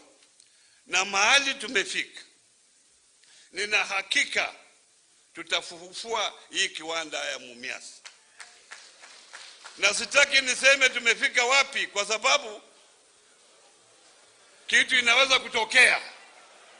Lakini mbele yenu tukiwa na Deputy President hapa na Mheshimiwa Raila Amolo Odinga na Rais, wanajua mahali tumefika mambo ya Mumias. So be patient, tutakuja tuseme ndio hapa tumefika, kwa sababu tunataka suluhisho la kudumu. Kwa sababu tukifanya mambo hala itakuwa tena turudi mahali tuko sahihi. Mambo ya BBI mnajua msimamo wangu. Na huyo msimamo tulichukua siku ya kwanza, kwa sababu mimi nilikuwa na nafasi ya kusoma ile report. Yale mikutano yote ambayo ilifanyika kwa mambo ya BBI, mimi nilihudhuria hizo mkutano zote kuanzia Kisii mpaka kule Mombasa. Na nimechukua hiyo msimamo, ningeomba ikifika wakati huo basi tutaongea mambo ya BBI, lakini huo ndio msimamo wangu katika kama kiongozi wenu hapa Kakamega. Ningetaka tu, kwa sababu Senate ni ndugu yetu ako hapa, afanye tu jambo kwa sababu yuko hapa. Na nina deputy governor ambaye ameenda nje kidogo kuweka kiongozi wa ANC, senator wa Bungoma, speaker wa Senate na wabunge wote na wana Matungu. Bwana asifiwe. God is good and all the time. Pia nimekuja hapa kama gavana wa jimbo la Bungoma kutoa pole zangu kwa familia ya Mheshimiwa Murunga. Pia mimi nilikuwa nimemjua vizuri sana, na pia sisi wakazi wa Bungoma tulikuwa tunajua yeye pia ni resident wetu huko Bungoma. Na nimekuja hapa pia kusema kuwa Mheshimiwa Murunga was one of the most focused leaders or members of parliament that you have had in this region. Na mimi kwa niaba yangu, kwa niaba ya familia yangu, kwa niaba ya Bungoma County, kwa niaba ya serikali yangu, nimekuja hapa kutoa pole zangu. La pili, pia nataka kushukuru wake Grace na Grisabel. Nilikuwa nimeketi hapo chini, Mheshimiwa Deputy President, nikiongea na Senator Malala, kwa sababu hawa wake when I was listening to the kids speak, walisimama na Mheshimiwa Murunga wakati hakuwa na chochote. Lazima tuwapongeze kwa sababu walisimama na yeye when he was not yet even a member of parliament. Juzi tumekuwa hapa matanga na mambo ilikuwa mengine hapa. La tatu na la mwisho, nimeona tukiongea maneno ya uongozi katika Western Kenya. Na mimi nataka kusema without any fear of contradiction that hakuna mtu atakuachia uongozi. Leaders emerge in this country. Hawa wanaume, ukiona Raila Amolo Odinga, he emerged. Nobody in Nyanza sat akasema Raila Amolo Odinga ende mbele akuwe kiongozi ya Nyanza. Yeye alipigana vita zake, akapigana na kina Anyang' Nyong'o, akapigana na kina Orengo, and then he emerged as a leader in that region. Mheshimiwa William Samoei Ruto, he emerged. Hata alienda against the late President Moi. Aliangusha wanaume huko Rift Valley. And he emerged. Hata hapa Western, wacha tuseme ukweli. Wacha tuseme ukweli. A leader must emerge. Mambo ya kusema kwani siku hizi atuchukue Musalia, uchukue Oparanya, atuwae pamoja wakae, atuwaamue. Watu wanatafuta msichana mmoja wanaweza kaa pamoja wakaamua.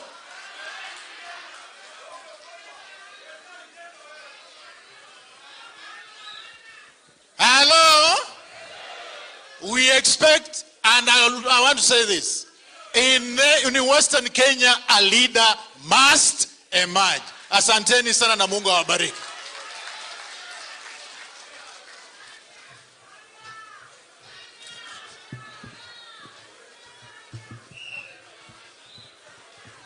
Asante Bwana Wangamati. Nataka nimtambue Sabula, Mheshimiwa Sabula. Vile mnajua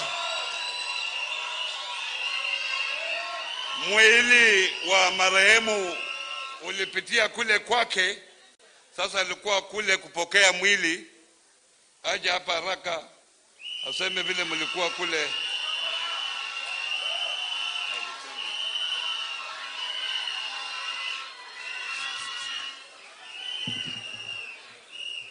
Asante sana Mheshimiwa Gavana Oparanya.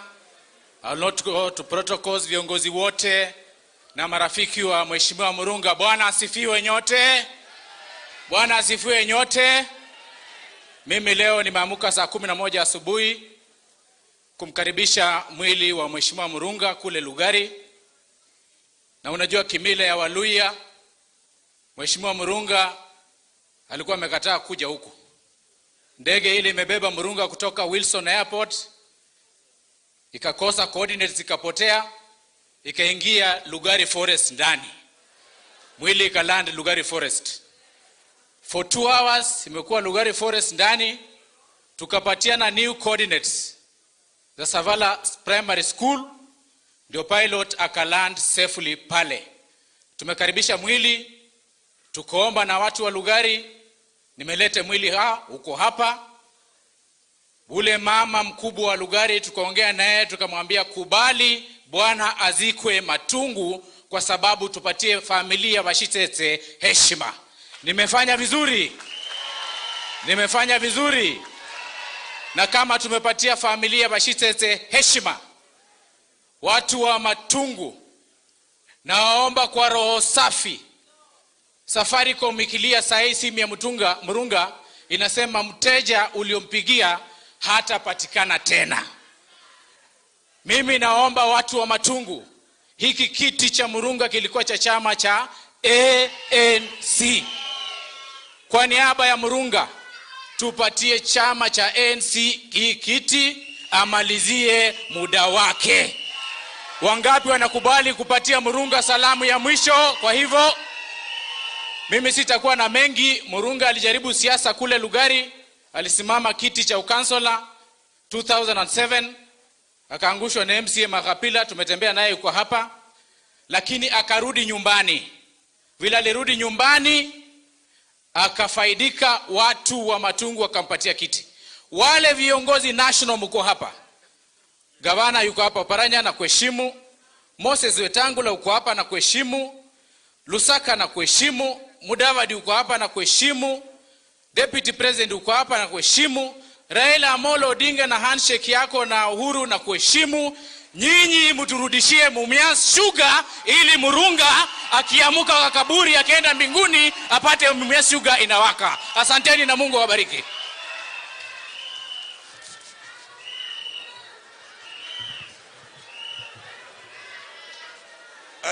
Nataka nimtambue Mheshimiwa Sifuna. Sifuna yuko hapa, ni Secretary General wa ODM. Now nataka nimuite ndugu yangu Moses Wetangula alete rambirambi zake.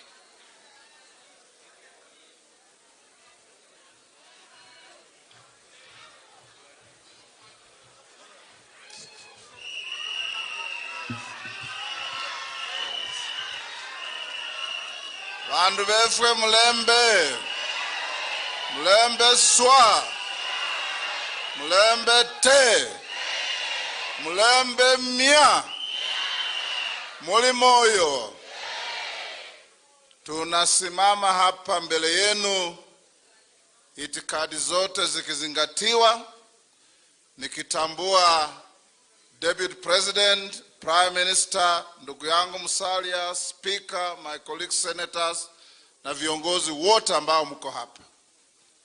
Tumekuja hapa kumzika mmoja wa shujaa wetu,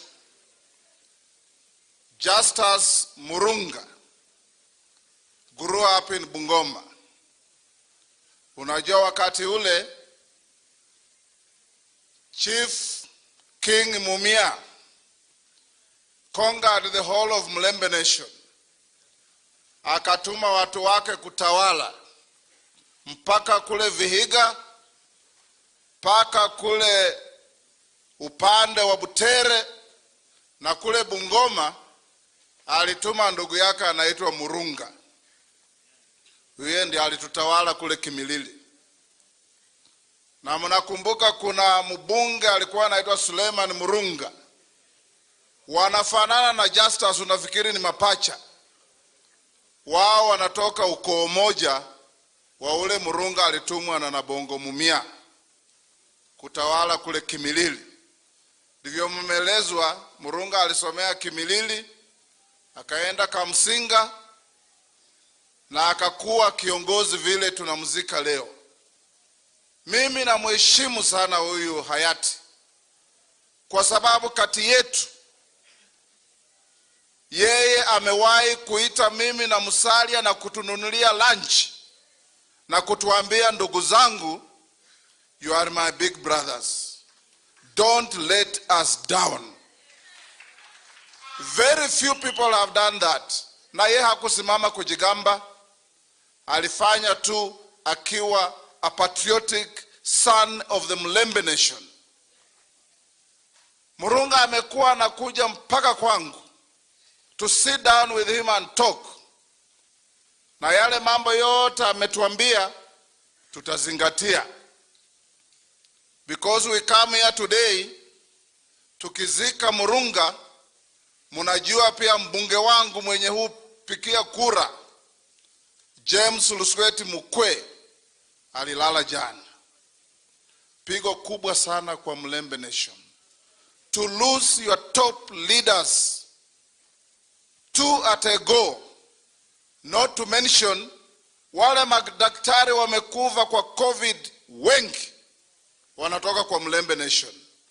Doreen Lugalik, Dr. Inyangala, Dr. Alusiola, Dr. Isi, my classmate, na wengine. Sasa tukiwa hapa as a nation of Mlembe, we mourn with our own. And in doing so, na waomba ndugu zangu, tukiwa hapa leo, mwelekeo wetu, wananchi wetu, muangalie kule Weta na Musalia wako, munajua hiyo ndio njia. Ile maneno tulisema kwa BBI Kakamega, tuliwaambia bandu befwe mwikhala meso balomufubi balomela nalia, mwikhala meso khubela efwe balisiyanja marendi, bandu bechanga busa khubakhinila khupa chimbi khuchakha ne barekukha ne bamulekha mwemile busawo muri. This time round nataka kuwashauri jamii ya Mlembe. The issue as to whether we support BBI or not is academic, because you know we do. So mtu asikuje kutuambia I support BBI. That we have said many times. what you should be thinking today, what you should be thinking today as the Mlembe nation post BBI, where do we stand?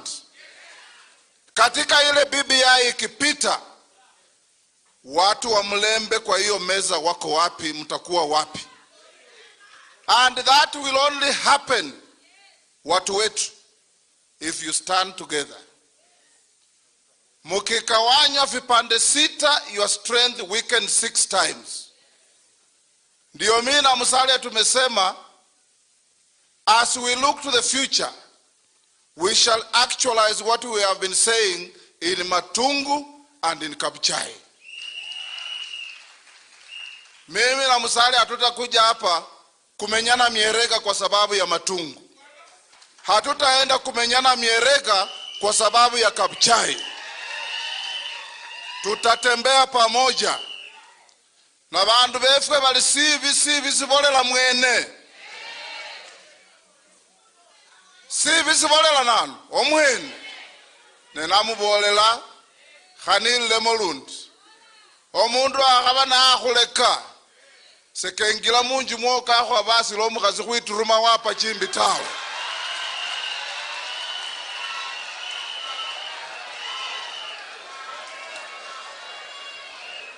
Akaba na wikhwese lasi ne wiyamba lwe khunungo. Leo tunamuzika shujaa Murunga. We want to live by his ideals. Ndugu yangu Deputy President, you are a very frequent visitor to this region. Sisi kama viongozi wa area hii, ukiangalia factory yetu ya Mumias imekufa. Nzoia iko mahututi. Ukiangalia Malaba Malakisi ilikufa. Pamba yetu hakuna.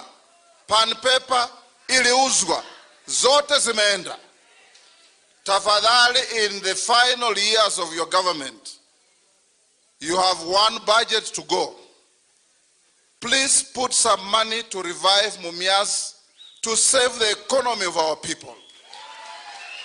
Please put some money in Zoya to save the economy of our people.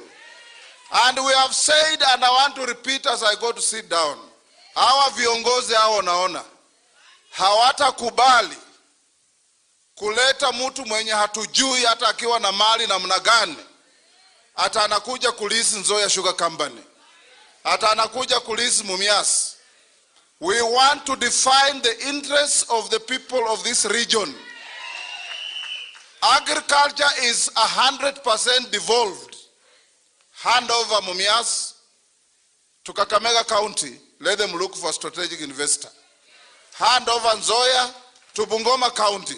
We shall get a strategic investor. But to bring us mysterious tycoons,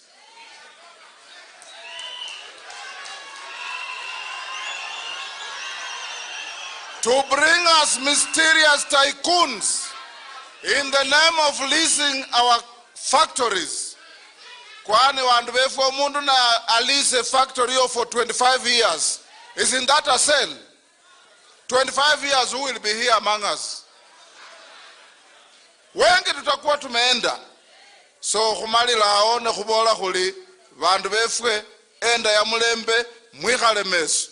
Bandu befwe enda ya Mulembe mulolelele bweni. Bandu befwe enda ya Mulembe mulolelele nyuma. Bandu befwe enda ya Mulembe mumanye muli sikhumola sikhuluma. Muriyo muno.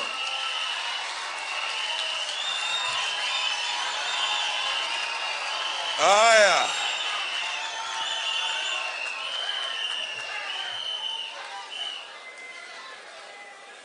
I should request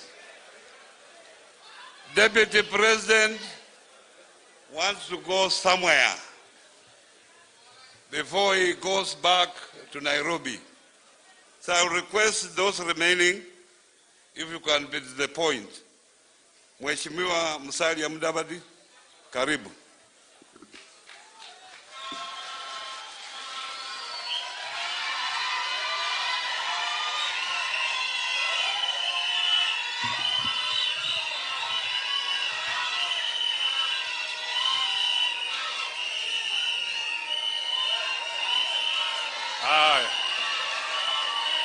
Haya, asante sana. Okay.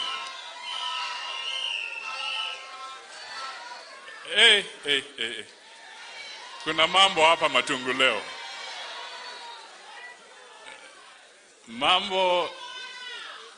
Mambo ni ajabu. Hawa ni watu maelfu na maelfu.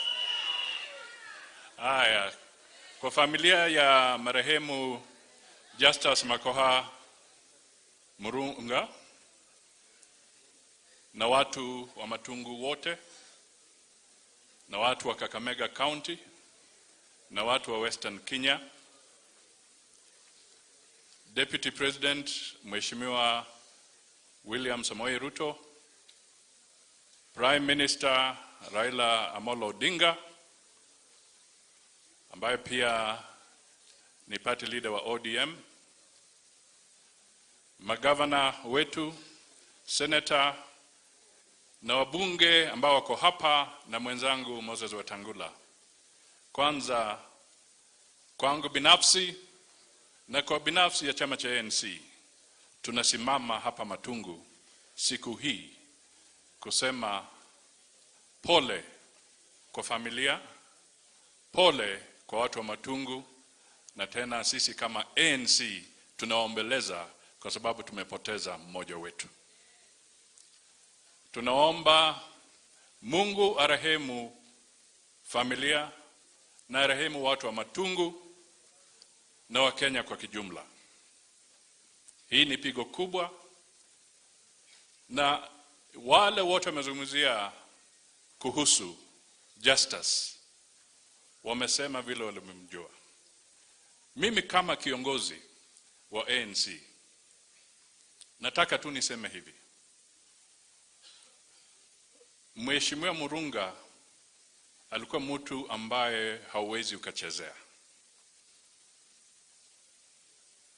Mheshimiwa Murunga, ikiwa kuna mjadala na wewe uko hapo na labda neno lako haliingii vizuri, yani you are not making logic or you are not being logical, kaa chonjo, kwa sababu unaweza pokea kofi.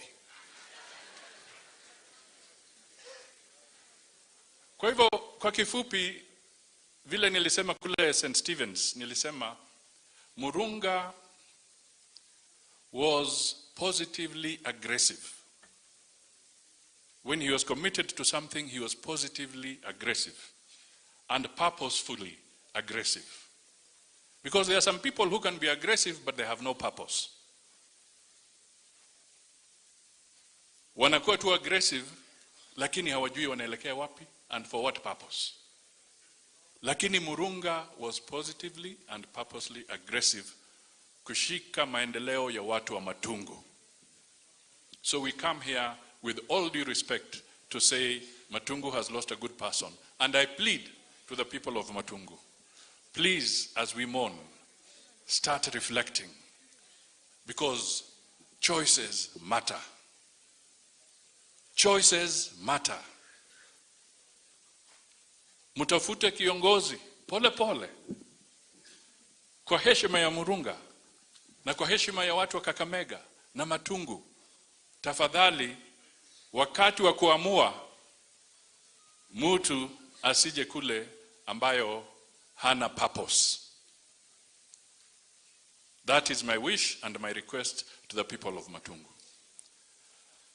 Jambo langu la pili, nataka tu niseme sisi kama ANC tulikuwa na tashawishi kwa mambo kadhaa kuhusu report ya BBI. Tukazungumuza, vipengele kadhaa vikabadilishwa. Tukakaa tena kama wanachama wa ANC na hatimaye tukasema sasa, baada ya yale ambayo yamerekebishwa, sisi hatuna shida, sasa tuunge BBI tuende mbele. Na mimi nasema hivyo kwa sababu kwa Kiluya kuna kile kitu wanaita kwa kimombo it's a boil. Libimba. Likure. Na sisi tunaita lisungure. Boil ni kama mambo mabaya yamekuwa yakiingia kwa mwili wako na inafika pahali ni lazima utoe hiyo boil ndio ujisikie vizuri. Sisi tunasema hivi. Tulijua kwamba BBI lengo ni kutoa ile hasira huwa baada ya uchaguzi na mambo mengine. Mmoja wa architect wa BBI yuko hapa, Mheshimiwa Raila atasema. Lakini hiyo sasa imefika wakati. The boil has matured. Iribimba diakenga dienjere genya hakunyaruri. It is time now to get that boil burst and squeeze the pus out so that we can heal and we can move ahead as a country. Hiyo ndio message yangu. Na mimi nataka nishikilie pahali viongozi wamesema hapa.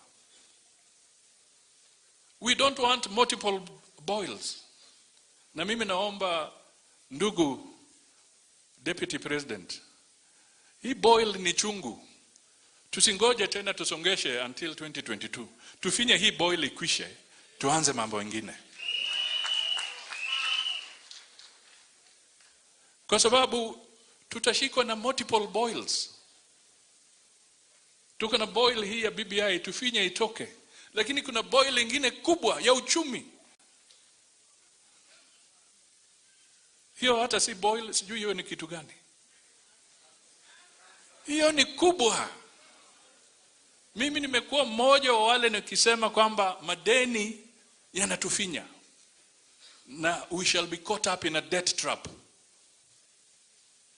From 2015 nilikuwa nasema hivyo, watu wakasema ni mchezo. Now the Minister for Treasury Yatani anakubali we are in a thick situation. Tuko kwa tabu. Munazungumza we want to revive Mumias. Let me tell you from where I sit and from where I'm standing. If we do not tackle this huge national debt, we are not going to open Mumias. I'm telling you the truth. Kwa sababu zile pesa ambazo tunasema vile Weta amesema kwamba ziwe kwa budget, unless we have a way of addressing the national debt issue, there shall be no money to be set aside kwa mambo ya kurevive Mumias. So we have a Herculean task as a nation. Na ndio kwa sababu mimi nasimama hapa nikisema the time for lies is over. Wakati wa porojo is over. This is not time to tell people that everything is all right. It is not.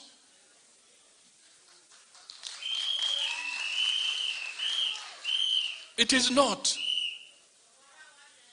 And the more we prolong something, the more we delay the process of recovery. BBI for 2 years. Now we are entering the 3rd year. If we prolong this thing again, we are delaying the process of economic recovery. Mimi nataka tufike tukiingia 2022. Mimi, I should be selling what is my agenda for the people of Kenya when I'm seeking the presidency. And anybody else who is seeking should be telling the people this is what I'm seeking for Kenya. Whether it is Deputy President, whether it is Mheshimiwa Raila, or anybody else. Whoever is there, let us finish this debate. Because we are causing confusion to investors. We are delaying investors. We are making them uncertain. They don't know where this thing is going to go. For how long are we going to delay them? Let us get rid of this uncertainty. Let us burst the boil. Let us burst the boil. Hiyo boil ikiwa chungu na baridi ingie, hata ukijaribu kufanya tu kidogo hivi inakuwa painful. So let us burst the boil. And who is going to burst the boil? The Kenyans. They will vote yes or they will vote no. But we cannot continue prolonging this debate. If you are to ask me, hata mimi nimechoka kuzungumza mambo ya BBI. So let us burst it. Let us burst it. Let us burst it. Tufinye hii kitu. Mambo ikuishe. Tuanze kutembea kama Wakenya. Na tutoe agenda mpya. This is the message I'm putting across. Kwa hivyo Bwana Deputy President, wewe ukikaa kwa boil hapo hautakaa vizuri. Let us burst this thing.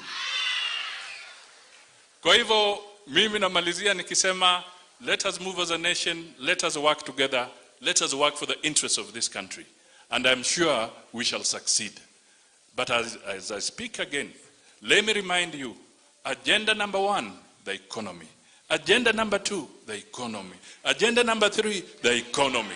God bless you all, and may Murunga rest properly in heaven. Asante. Asante sana.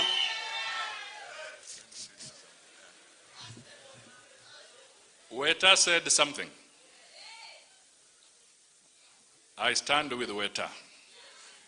Let us unite the people of Matungu, and let us unite the people of Kabuchai. Let us remove too much conflict. Let us work together. COVID is with us. COVID can destroy us. Let us be our brother's keeper. Let us work together. God bless you all. Speaker wa Senate.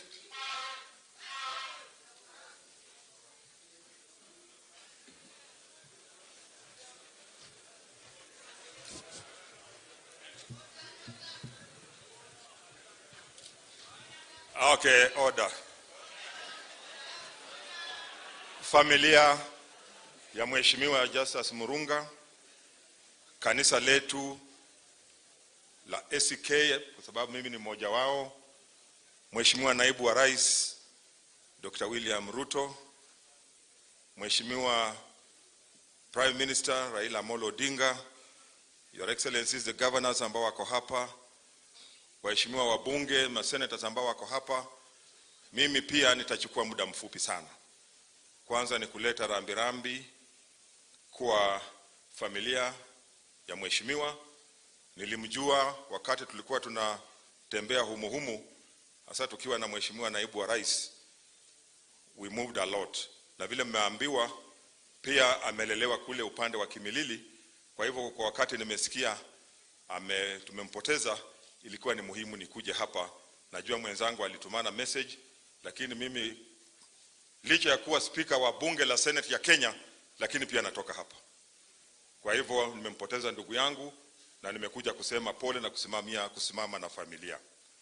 Na unajua mambo speaker hawana mambo mengi. Ya pili, nataka tu niwaulize viongozi wetu. Naona tuko hapa sisi wote kutoka upande huu wa Western. Let us support our leaders. Let us support our leaders. Leaders, people invest in leadership. Hata wale ambao wanaemerge kuwa leaders, they must be supported, they should not be undermined. Nikiangalia hapa unaona there are a lot of CVs. Tuko na CVs mingi sana. Let us learn to support. Kila watu wako na leaders wao.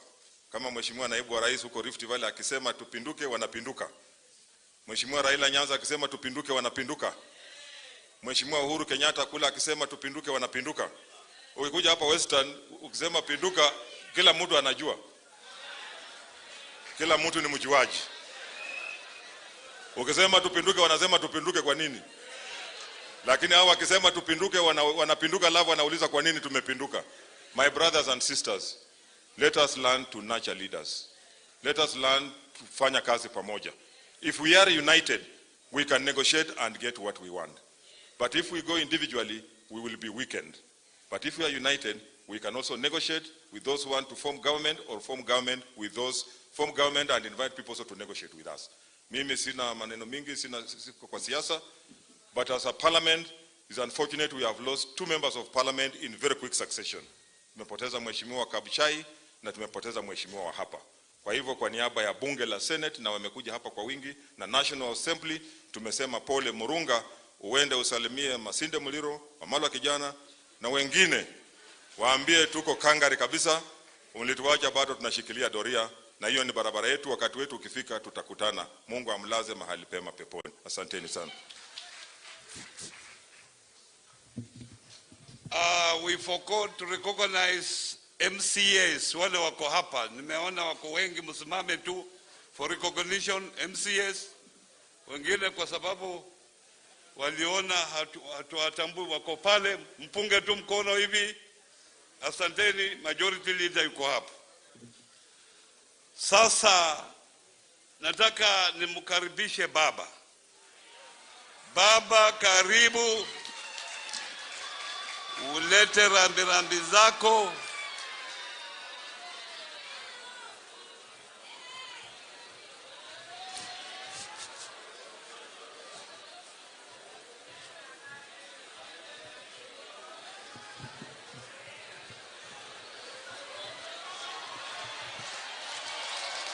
Haya,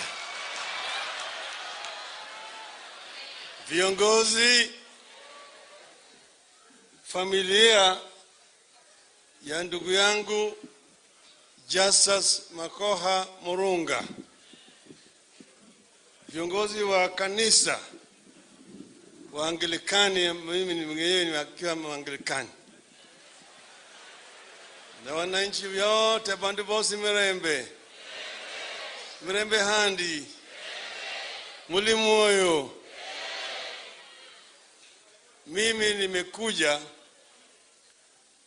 kuaga ndugu yangu, na nimekuja hapa kama omushishetsi.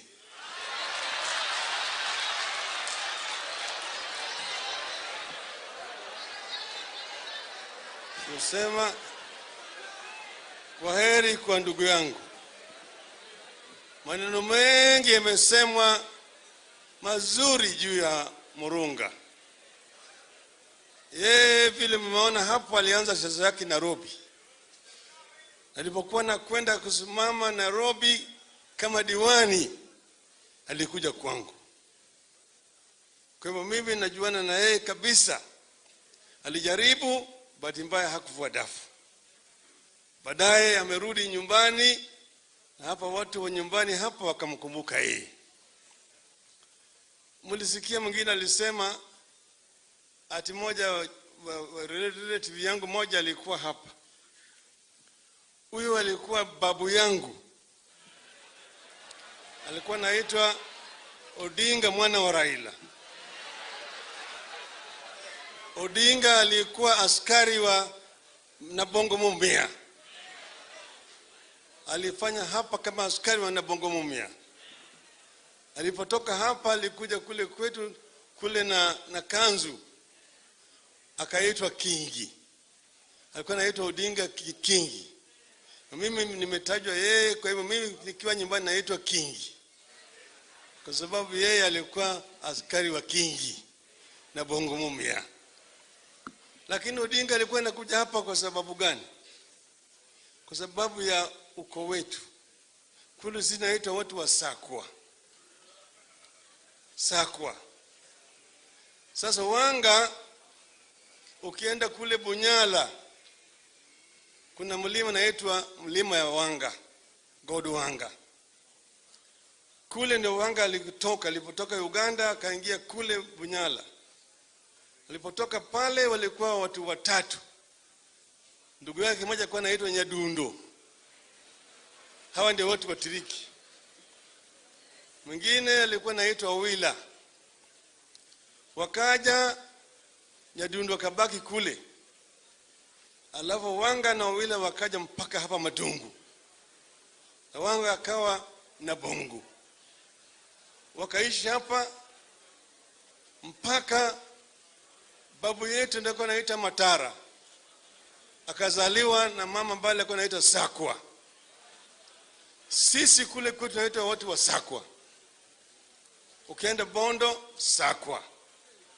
Kule. Ndio sababu Odinga alikuwa anakuja hapa. Raila ni mwana wa Oginga.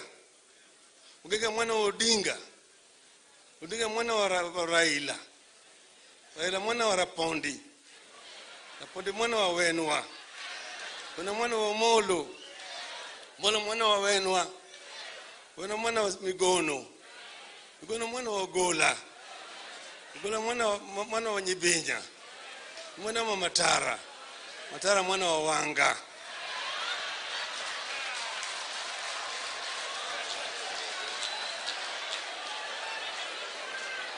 Kwa hivyo nikiwa hapa mimi niko nyumbani. Hawa wanasiasa wote mimi ndio wakaribisha hao nyumbani. Karibuni nyumbani.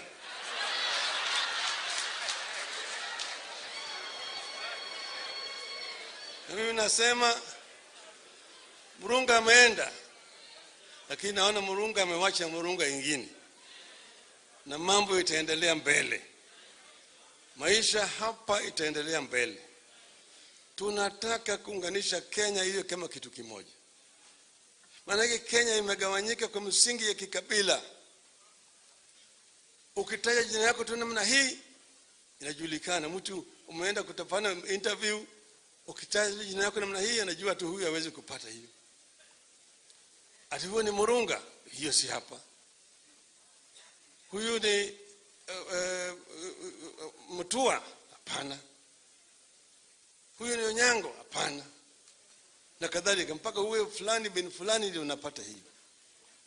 Hiyo ndio Kenya ambayo tunataka kuzika kwenye kaburi la sahau, ili tuunganishe makabila wetu wote wa Kenya wawe kama kitu kimoja, ili tuweze kupigana na madui zingine kama ufisadi, kama ubaguzi, kama ukosefu wa kazi kwa vijana, ufukara, ubaguzi wa kina mama na kadhalika. Hiyo ndio tunataka kutatua, na hiyo ndio sababu mambo ya handshake. Nilipokuja hapa nikifanya campaign, niambia nyinyi tunaenda Canaan, sivyo? Tulisema tunaenda Canaan. Tunaenda Canaan. Nikamwambia hawa Ruto na Uhuru wao wanarudi huko Misri. Sisi tunaenda wapi? Lakini tulipofika katika mto Jordan tukakuta mamba pale. Na tukarudi rivers. Nikaangalia kando nikaona Uhuru pale vile vile. Nikamwambia basi tujenge madaraja ili tuvuke naye mto Jordan tuingie wapi? Hiyo ndio sababu tukasema simama pande ile, simame hapa, tushikane mkono. Hiyo ndio maana ya handshake. Ili tuweze kuunganisha kabila zote za Kenya kama kitu kimoja. Ili tutembee pamoja kama watu wamoja kama wa Kenya. Mnakubali namna hiyo? Mnataka namna hiyo? Hii tunasema tunataka kutembea pamoja. Kwa hivyo leo sitaki kuongea mambo ya siasa mingi zaidi. Nitakuja kuongea, mimi kila mara naongea na nyinyi. Sasa leo tunakuja kusema kwa heri kwa ndugu yetu. Kimila yetu kama maiti bado hajazikwa, huanzi kutamani bibi. Wengine natamama bibi ya Murunga na Murunga bado hajazikwa. Hiyo si sawa sawa. Wacha Murunga ateremshe kwanza kwa kaburi, alafu baadaye tuongee juu ya urithi wa bibi ya Murunga. Sio ni sawa? Sio ni sawa? Sisi tunasema tuko na demokrasia. Juzi tulikuwa na by election kule Kibira. Jubilee waliweka mtu, hata ANC waliweka, hata Ford Kenya waliweka. Kwa sababu wanasema ODM isiweki hapa. Kwa sababu gani? Si ni demokrasia? Si wananchi ni waamue? Ama sivyo? Unataka namna hiyo? Tunasema Mungu amweke moyo ya Murunga palipema peponi. Asanteni sana.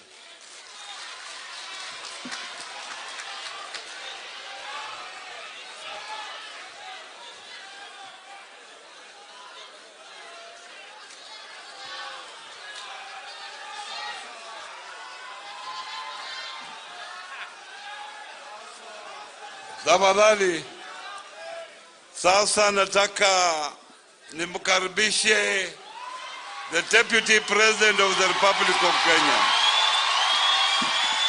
Karibu.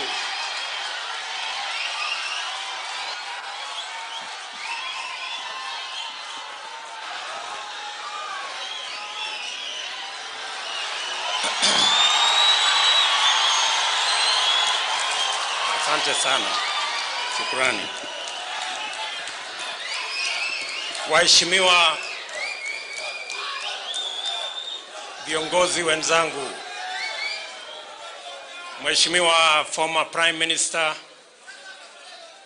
Mheshimiwa former Vice President Musalia Mudavadi, Mheshimiwa Speaker wetu wa Bunge la Senate, Mheshimiwa Wetangula, kiongozi wa Ford Kenya, my brother Mheshimiwa Wycliffe Oparanya, governor wa hapa Kakamega, na Mheshimiwa Ngamati, governor wetu wa Bungoma, maseneta mulio hapa wa bunge, MCS, ndugu wananchi wote wa Matungu, mrembe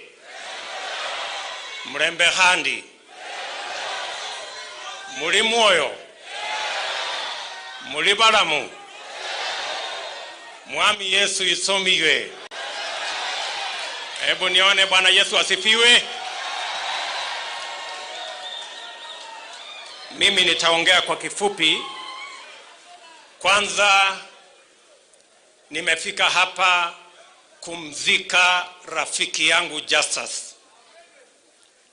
Nataka kwanza niseme pole kwa familia, Mama Grace, Mama Christabel na watoto wake wote, pamoja na jamii yake na majirani na marafiki na watu wa Matungu. Nataka niseme poleni sana kwa kumpoteza huyu kiongozi na shujaa. Poleni sana. Huyu ndugu Justus nilimjua 1991, karibu miaka 30 iliyopita, na tulikutana huko akiwa mwanachama wa YK92 siku hizo.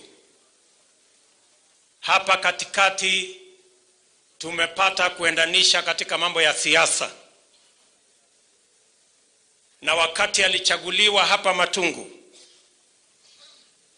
na mimi nikachaguliwa kama naibu wa rais, yeye akasema na mheshimu Musalia Mudavadi, kiongozi wangu wa chama, lakini kwa sababu wewe umechaguliwa naibu wa rais wa Kenya, pia na wewe tutafanya kazi na wewe.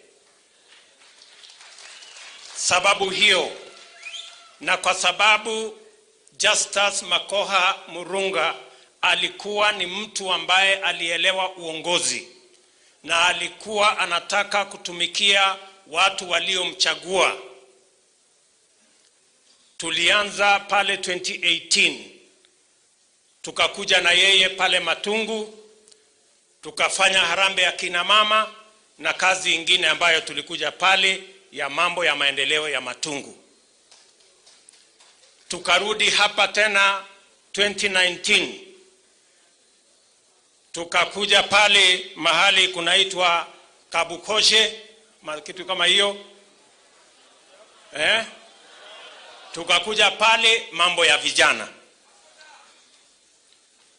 Mimi nimekuja tena hapa kwa mwaliko wa mjumbe wenu, na mara ya mwisho, and I think it is the last public function ile alifanya hapa Matungu, tulifanya na yeye kule Idangalasia. Na sababu hiyo Mimi nataka niwaambie watu wa hapa Matungu, poleni sana kwa kumpoteza kiongozi wenu, na mimi nimefika hapa kama rafiki yake na hawa viongozi wengine ili apate heshima zake za mwisho kama kiongozi na kama shujaa wa taifa letu la Kenya. Mimi nimesikia yale yamesemwa hapa kuhusu, nimesikia kuna kitu inaitwa gwibo. Sasa hata na mimi nilipata bibi hapa Likuyani, lakini mimi nilikuwa na bahati sikupata gwibo kwa sababu sikukuwa na ng'ombe 42. Unajua Hasola hana ng'ombe nyingi, nilikuwa na ng'ombe 4 peke yake. Sasa gwibo singe afford. Lakini sasa inaonekana kijana yangu nitampanga vizuri. Atafute huyu wa 42 nijue hii 42 itatoka wapi. Lakini kuna mambo tulikubaliana na mheshimiwa na ni lazima niseme hapa kwa sababu Waswahili wanasema ahadi ni deni. Tulikubaliana na mheshimiwa mambo ya Technical Training College pale na Mamali. Na nilimueleza ya kwamba kama CDF wataweka pesa milioni 10, sisi kama serikali tutawapatia milioni 50. Kwa hivyo namwambia ule jamaa nimesikia akiongea hapa wa CDF, mupange na yule kiongozi ambaye atachukua hatamu kutoka kiongozi huyu. Mimi nataka niseme nitafanya kazi na yeye kutimiza yale mheshimiwa alikuwa amepanga. Vile vile tulikubaliana na mheshimiwa mambo ya Kenya Medical Training College. Na tulisema ya kwamba hiyo Technical Training College kama CDF itaweka shilingi milioni 20 na sisi kama serikali tutaweka milioni 20. Napenda niseme hivyo ndio record iwe sawa sawa kwa CDF na kwa wale ama yule kiongozi ambaye atachukua baada yake. Vile vile wakati tulikuwa pale Idangalasia, aliniuliza barabara ya Wogalo kwenda Idangalasia, kwenda Matawa mpaka Mumias Town. Na mimi nataka niseme ya kwamba hiyo barabara tutaweka katika mipango ya serikali kama ile zingine tumefanya hapa Kakamega County. Na yule ambaye atachukua hatamu ya uongozi kutoka kwake ajue ya kwamba priority ambayo iliwekwa na mheshimiwa iko pale. Na mwisho, mheshimiwa alinialika nikuje nyumbani kwake hapa Disemba.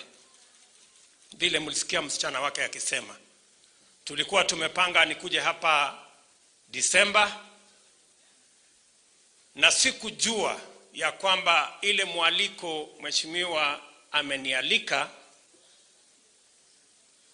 tulikuwa tunapanga mwaliko nitembee kwake. Lakini sasa imekuwa ni mwaliko huu kwa sababu imekuwa Disemba. Nataka niseme poleni sana. Lakini hata na hivyo, vile mlisikia hapa, alikuwa ameniuliza kwa sababu wewe unajua hii mambo ya mahasla, mimi nataka ukuje ufanye harambee ya bodaboda ya Matungu. Mimi nasema niko tayari. Mwezi wa 2 ama mwezi wa 3 nitakuwa hapa kufanya kazi hiyo kwa watu wa bodaboda, sako ya bodaboda ya hapa Matungu.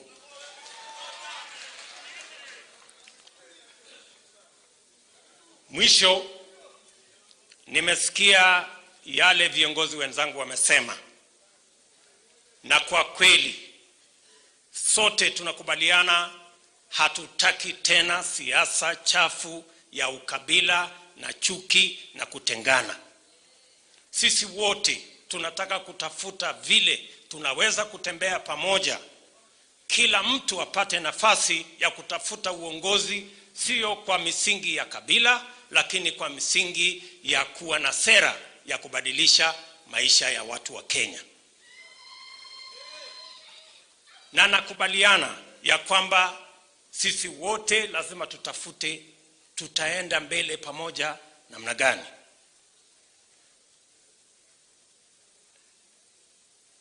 Tumekubaliana ya kwamba kupitia kwa hiyo njia ya kuleta Wakenya pamoja,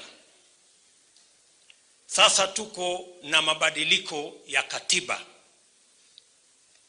Na Omwami Musalia ameniuliza nikubaliane ya kwamba hii katiba sasa tumalize haraka. Mimi sikatai. Lakini it is never too late, my friends, to do the right thing. Why don't we do the right thing? Sasa wakati tulikuwa Bomas, tuliambiwa masaa imechelewa,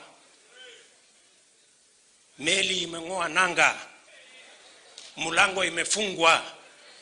Na tukasema hii mulango itafungwa namna gani kama mambo ya Senate haijashughulikiwa, kama mambo ya IEBC haijasimamiwa vizuri, kama yale mambo yote tulisema haijasimamiwa vizuri. Tunashukuru ya kwamba haya mambo yamerekebishwa. Si ni kweli? Lazima tuseme ukweli, yamerekebishwa. Lakini kama hatungesema na ile haraka mlikuwa mnatuharakisha, si tungepitisha katiba mbovu? Sasa mimi nawauliza tu, kuna mambo mawili. Ama ni namna gani jamani?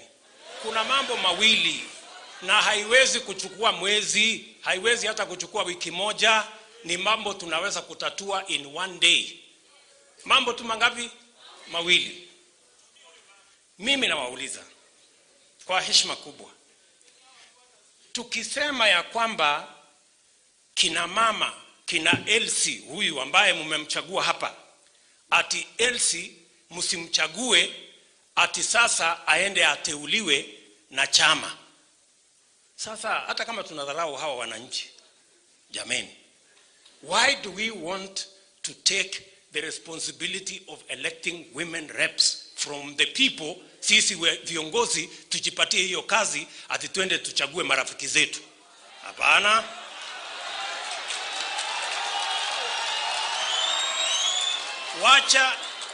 Wacha kina mama katika bunge la kitaifa wachaguliwe na wananchi. Ama mnasemaje wananchi? Sasa si huyu Elsie mlimchagua? Sasa imetokea nini ati inasemekana sasa hamujielewi, hamuwezi kuchagua? Why? All we are saying, let us change. Badala ya sisi kwenda kuteua kina mama 100 na wacha 47 wachaguliwe na wananchi. Ile ingine tunaweza kwenda kuteua kama vyama. It will take very little for us to agree on that. Jambo la pili, na ninashukuru unajua mimi na Musalia, huyu Murunga alikuja kwangu akaniambia, wewe huyu Musalia mimi nataka mfanye kazi na yeye. Na hata wewe Musalia unajua vile alisema, na ni kweli, si namna hiyo? Sasa jambo la pili, and we are being honest, we are Kenyans, we want the best for all of us. Ama namna gani? Jambo la pili, tumesema hawa wananchi wako na akili. Nimewaambia wajinga wamekwisha Kenya. Hakuna wajinga tena. Wako na akili. Wanaweza kuamua. Sisi tuwaletee maswali kwa judiciary, tunataka hii, mnakubali ama hamkubali? Watatuambia. Kwa Senate tunataka hii, mnakubali ama hamkubali? Watatuambia. Kwa ugatuzi tunataka hii, mnakubali ama hamtakubali? Watatuambia. Lakini msiseme ati hawa wa Kenya watachanganyikiwa. Watachanganyikiwa namna gani? Na sisi wote hapa tumechaguliwa na hawa. Na mwananchi akienda kupiga kura anajua atapigia governor, hawezi kuchanganyikiwa. Anajua atapigia senator, anajua atapigia MCA, anajua atapigia women rep, anajua atapigia senator, anajua atapigia rais. Sasa kama hawa wananchi wanaweza kuchagua viti 6 mara moja, mnasema hawezi kujibu maswali 6 mara moja? My friends, tuache kudharau wananchi bwana. Tuweke heshima. Ama namna gani? Those are very basic things ambaye tunaweza kukubaliana one morning, alafu tuende sote. Wakenya hawa wataweza kuchagua vile tutaenda mbele pamoja. Nimesikia Malala, rafiki yangu, ameniambia wewe unachelewesha mambo bwana Deputy President, si utoe mwelekeo. Sasa unajua mimi ni mtu naongoza mahasla, mama mboga, boda boda, nini, watu ya wheelbarrow, wengine wa mkokoteni. Hawa watu wanasema unajua kusoma kwao ni polepole. So msituharakishe sana, kwani haraka hii mnatuharakisha, mko na haraka, mnaenda wapi? Siku ile ingine mlituambia katiba ni sasa, kama si sasa ni sasa hivi. Saa hii tena mmekuja mlango imefungwa, sijui meli imeng'oa nanga. Hii haraka ya kila siku ni ya nini jameni? Si tuongee tu polepole, tungojeane. Ama namna gani jameni? Please, mimi nawaomba kwa heshima kubwa, tuheshimiane na tuheshimu hawa wananchi. Sasa unakuja kuwaambia hawa tumesema yes ama tumesema no. Huyu hajasoma, ajui unasema yes nini, ajui unasema no nini, alafu unasema tumesema no. How? Sijui kama tunaelewana. Kwa hivyo mimi nawauliza kwa unyenyekevu, na mimi nataka niwaambie, mimi sisemi ya kwamba tupinge mambo haya, hapana, kwa sababu Kenya hii ni yetu. Nasema kuna vile tunaweza kurekebisha ndio Wakenya wote watembee pamoja. And I have said and I will repeat, it is never too late to do the right thing. That's all we are saying. Ama namna gani jameni? Tuko pamoja? Na nasema hivyo kwa heshima kubwa. Hatutaki kuonekana ati tunadharau watu wengine. We want to move together. Sitaki kusema kuzidi hapo. Mimi nitarudi hapa. Mambo ya Mumias. Wacha niseme maneno ya Mumias. Maneno ya Mumias. Nyinyi mnajua mimi nimekuja hapa Mumias mara nyingi. Tulikuja hapa mara ya kwanza na rais, tukalete bilioni 2 ya kwanza. Tukarudi tena, tukalete bilioni nyingine karibu 2. Tumerudi hapa, tuka-appoint our brother Oparanya awe co-chair ya kuzungumzia haya mambo yote ya sukari. Mumesikia hatua ile imefika. Ile mimi nataka niwaambie, sisi kama serikali ya kitaifa tumesema, na ninakubaliana na yale Wetangula alisema, tumekubaliana ya kwamba sisi tuko tayari kuhakikisha ya kwamba zile shares ya serikali ya kitaifa ambayo iko Mumias, ambayo iko Soni, ambayo iko hapa chini, hizo shares tutapatia county ya Kakamega, ile ya Kakamega, na ya Bungoma, ile ya Bungoma, bila malipo yoyote, for free. We want to donate those shares to the county government. Na vile vile tunasema county government wenyewe wajiamulie. Hatutaleta investor hapa. County government wenyewe, because agriculture is devolved, wako huru kuhakikisha ya kwamba wale investors wanaotaka ndio watakaopata nafasi ya kuendelea mbele. Mimi nataka sasa kwa heshima nisome taarifa. Mambo ya barabara nitarudia. Nitakuja mambo ya barabara, msijali. Mimi nataka nisome sasa taarifa ya kiongozi wetu na Rais wa Jamhuri ya Kenya Mheshimiwa Uhuru Kenyatta, kwa familia, kwa marafiki na kwa watu wa Matungu kwa kifo cha huyu shujaa. Message of condolence to the family, relatives and friends of the late Honorable Justice Makoha Murunga.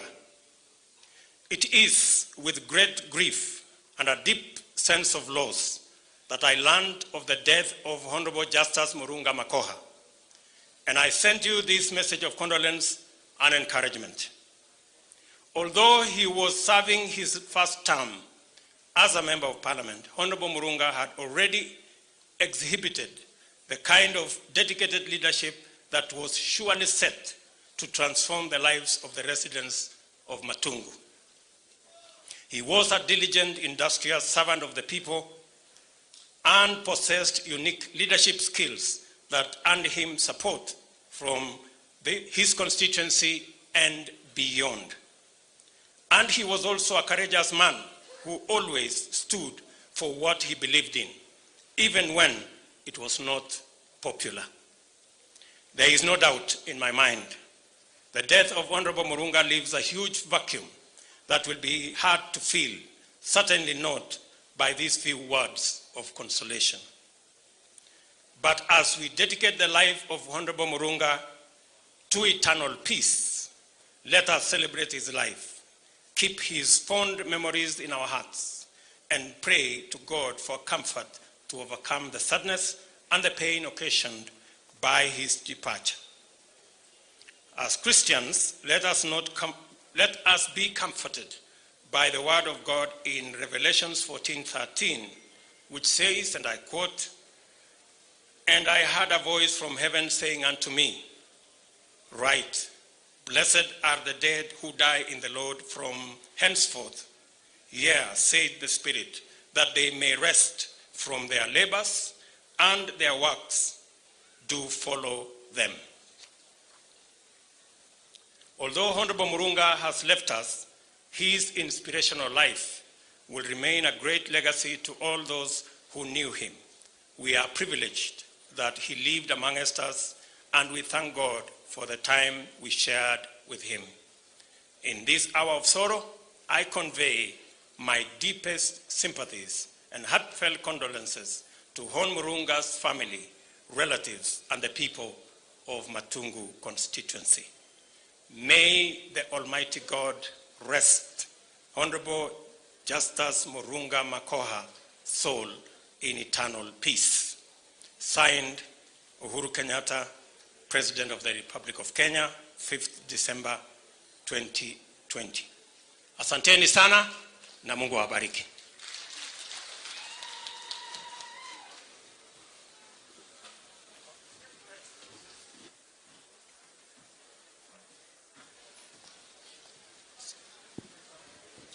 Ya, tumefika mwisho wa meeting ya leo.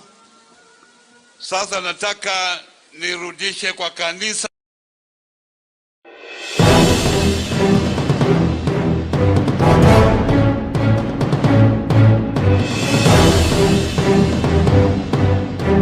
Alright, karibu sana kwenye show. Mimi naitwa DN Makenge, natumai uko salama salmin. Sijui unaendelea kunawa mikono, na sijui kama bado unaendelea kuvaa barakoa, na sijui unaendelea kukaa mbali na mwenzio mita 1.5 kama vile Wizara ya Afya inapendekeza. Tufanye hayo yote ili kuweza kuepukana na virusi vya COVID-19. Leo, siku ya leo ninaye waziri wa zamani, aliwania kiti cha urais mwaka wa 2017 na bado ashaikuwa mwenyekiti wa makabila madogo katika udaji wa katiba ya kwanza iliangushwa mwaka wa 2005 na ilifahamika sana kama Bomas Draft. Nazungumzia Joe Nyaga. Karibu sana mheshimiwa. Asante sana, asante. Habari ya siku mingi? Tunaendelea tu, tunaangalia vile mambo ya Kenya yanaendelea. Tunaombea Kenya iwe na usalama na siasa iende chini kidogo ili sisi watu wa Kenya tuendelee na mambo ya kazi zetu, masomo yetu na kupigana pia na COVID. Karibu sana kwenye show tunafurahia kuungana nasi kwa mara nyingine siku ya leo. Umekuwa mshauri moja kwa moja katika maswali. Umekuwa mshauri wa Rais Uhuru Kenyatta katika kipindi cha kwanza chake katika uongozini wake ama katika urais. Na kulikuwa na umuhimu kulikuwa na umuhimu wote wa handshake katikati yake na kinara wa ODM Raila Odinga iliyofanyika mwaka uliopita mwezi wa 3.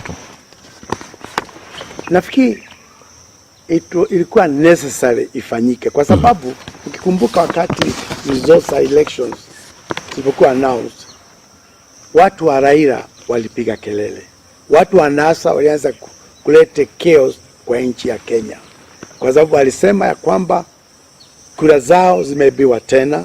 Na unakumbuka Raila alienda mpaka akachagua na watu wake kama people's president. Hiyo ingaliendelea namna hiyo, ingaletea Kenya taabu sana. Na tunakumbuka 2007, 2008 tulijionea na macho yetu ya kwamba siasa mbaya, maisha mbaya, vile tunaambiwa na mzee Moi. Ndio sababu mimi nilisupport kutoka siku ya kwanza. Hata ukikumbuka mimi ndiye nilikuwa kwanza kuambia wakati kulisemekana ya kwamba election irudiwe mara ya pili ya ifanyike Oktoba. Mimi nita press conference na nikasema it is important ya kwamba Raila na Uhuru kama brothers wakae chini for the sake ya nchi yetu. Na nikawaambia ukiwa na watu wawili, wewe mwenyewe ulikuwa katika kinyang'anyiro na uliweza kukubali matokeo ya kura. Kwa nini ukakubali na yule mwingine ama wale wengine, yule mwingine aliyeshindwa unaona alikatana na yale matokeo? Kwa sababu nimekuwa kwa hii siasa miaka mingi. Hata 2007 mimi ndiye nilikuwa in charge karibu siku 2-3 counting ya vote za Raila. Na ninajua vile kompyuta na mambo mengine inafanyika. Ukiwa Pentagon. Nikiwa Pentagon. Na ninajua kuna mambo mengine ambao inaendea ambao si ya ukweli. Na nijua ya kwamba tukiendea vile tulifanya 2007, 2008, nilikuwa nimeona hii itatupeleka, tutarudi huko, watu watapigana. Ndio sababu nilisema yale ambao niliyasema wakati ule.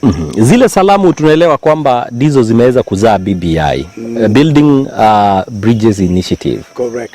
Na imeweza kuzindua, ile draft imeweza kuzindua siku juzi tu, wiki iliyopita. Na tunaisoma. Je, ina manufaa yoyote kulingana na wewe kwa mwananchi wa Kenya? Handshake ilikuwa very necessary, watu wasalimiane, political temperature iende chini. BBI vile imeandikwa in a technical language, si language ya kila mtu ambaye hajakaa kwa serikali. Kwa serikali kuna kitu inaitwa policy document ama sessional paper. Hiyo sessional paper inazungumzia mambo mengi ambao hata si mambo ya kupelekea wananchi. Ndio sababu umeona ya kwamba hii document ina mambo ambao ingine hata si ya mambo ya we the people, watu wa Kenya referendum. Kuna ingine ni ya serikali, kuna ingine itafanywa na parastatals, kuna zingine zitafanywa na president, na zingine na wizara, na zingine zitafanywa na parliament. Kwa hivyo ni vizuri watu wajue kwamba hii document sessional paper ambayo inapelekwa bunge ni kawaida kwa serikali kupeleka document ya namna hii. Lakini kile tunangojea sasa ni sisi wananchi wa Kenya tutaletewa nini. Kwa si document ya 200 pages ambao tutaletewa, yale ambao sisi tutaulizwa kama wa Kenya. Na vile katiba ya sasa inasema kuna vitu sisi wa Kenya tulisema hatutaki tufanyiwe na watu wa siasa. Wewe mwenyewe umeweza kuisoma? Nimesoma, nimeimaliza sasa. I'm comfortable, naweza sema sasa nimeisoma na ninajua section ambazo lazima tupeleke. Na ni gani hizo ambazo unaona zitakuwa na manufaa makubwa katika nchi ya Kenya ama kwa mwananchi yule wa kawaida? Document yote ni nzuri kwa sababu inazungumzia yale tunaweza fanya kusaidia mwananchi wa Kenya. Hiyo ndio policy document ambayo ninaita sessional paper. Lakini kuna yale ambao wana to confuse kama wananchi wa Kenya. Ukianza kusema ya kwamba loan ya university tuwapatie wanafunzi 4 years. Ukianza kusema ati usilipe loan ya youth 7 years. Haya ni mambo administrative. Hiyo ni mambo serikali inaweza fanya, hata hakuna haja ya kutuuliza. Hiyo wangalifanya, watambie tumefanya. Hata ingine imefanyika. Kuna zingine kama kuongeza pesa kwa governors. Hiyo pia ni kitu ambacho it's already tumepitisha bombas. Tukasema ya kwamba minimum 15% patia governors. Na hiyo ndo ile sheria inatumika siku ya leo. Hata ukifanya 50% leo, hakuna haja ya kutuuliza. Lakini kumekuwa na mgogoro umeishi kati ya serikali za majimbo na serikali kuu kuhusu ugawanji wa hizi fedha. Lakini kwa sasa kunapatikana suluhu ya kwamba kama sheria itasema ni 35%, Uhuru ana pesa ama 35 ya asilimia. Serikali ya Uhuru haina capability sahihi kuwapatia 35% kufanya hiyo guarantee. Serikali yako next time hata hiyo haina guarantee ya kwamba itapata hiyo pesa vile economy inaendelea. Ndio sababu tulikuwa tumekuwa vague. Tulikuwa tumesema 15% minimum, ili serikali ya Uhuru ama yako in future ikiweza kuwapatia 60% sawa sawa, kwa sababu budget ni process. Mnazungumza, mnakaa chini na governors, council of governors wanakaa chini na national government. Kwa hivyo Jubilee government ingalikaa chini na governors wakubaliana, mwaka huu tumepata hii pesa. Sisi central national government tunataka kutumia hizi ndizo zenu. Hata saa hii so kulingana na wewe unaona ni kama kuja kuwa na uwazi katika ule ugawaji wa zile fedha ama namna gani? No, ni process. Serikali, national government must become transparent, kuzungumza na governors, kuambia hiyo ndio keki yetu, hii sisi watu wa national tunataka so much, ile back ni hii. Mnakaa chini. Ndio sababu tukiwa cabinet, tukiwa kwa bombers, tulitengeneza kitu inaitwa Council of Governors, na tukasema minimum 2 times a year utakaa chini to argue, kukubaliana. Ile makosa mimi naona ya kwamba communication kati ya serikali ya national na ile ya county hawana nafasi mingi ya kuzungumzia mambo. Sasa tumeona kwa sababu ya COVID wanakutana kila wakati, hata next week naona wanakutana. President lazima akutane na governors often. Lakini nafikiri mikutano imekuwa ikifanywa mara kwa mara ili kuzungumzia ugawanji wa hizi fedha, lakini hakujai kuwa na suluhu hadi wa leo. Hadi sasa hii sheria inaletwa katika hii document ya BBI inakuja ili kuweza kuonekana kama kutakuwa na suluhu ya kuishi. For me, hii naweza kusema hata ni campaign. Already serikali hakuna kitu kama siku ya kwanza serikali ilikuwa inapatia government za majimbo counties minimum 25%. Hata imepita mpaka 30% wakati mwingine. Kwa hivyo whether ni 15% ama ni 50%, unatuambia ya kwamba next year kutakuwa na BBI ingine ya kuongeza iwe 60%. Kile kinatakikana ni serikali, the two governments, two levels, kuzungumza openly mambo ya budget kila wakati. Na kuzungumza si mtu mmoja kuambia mwingine na mwingine kusema no. It is not trade union negotiations. Kuna process ya budget. Unajua shida yetu ambayo mimi naona hii katiba mpya, hata national government haikuwa ready kurelease kazi nyingine kwa governors, kama ya health, kama ya kilimo. There are things ambao tulitoa kwa national government tukaachia governors. kumekuwa na competition. National government inakataa, lakini kwa sababu mlifanya makosa na tulikuwa tumewaambia. Kuipitisha ama kufanya nini? Kuwa na 47 governors. 47 governors kama DC wa zamani. Sisi tulikuwa tumetengeneza katiba bombas ya 14 governors. Tutaka mtu governor ambaye anaweza kaa chini na president bila kumuogopa. Yes, una respect president lakini umuogopi. Sasa 47 governors kama DC wa zamani. So, unaona ni kwamba ukiwaita mkutano State House wanaogopa. Unaona mzigo ni kama wanaogopa kuargue na president. Na hiyo tulikuwa tumeiona, na is very important governors wajue ni elected kwa katiba wanayo, wana nguvu na wasiogope sana. Lakini finally hiyo pesa ikikuja kwa governors, ile nyingine kiko kwa national government, tunaiba sana. We are stealing too much. Tulikuwa tumerudi, tunaenda kufika katika mambo kuhusu ufisadi na vile fedha ama pesa zinapotea katika hii nchi. Lakini ulikuwa unanieleza kwamba mambo ambazo unaona hazifai ama ziko kwa ile document ya BBI ambazo unaona hazina manufaa makubwa kwa mwananchi kwa sasa, na pia yale ambayo pia yako na manufaa kwa mwananchi kwa sasa. Tulikuwa tunayachambua. Nilikuwa nasema kwamba kuna mambo ambayo ina confuse Wajiko. Wajiko ukimwambia mambo ya youth loans repayment, universal loan repayment, anajiuliza hiyo ni katiba.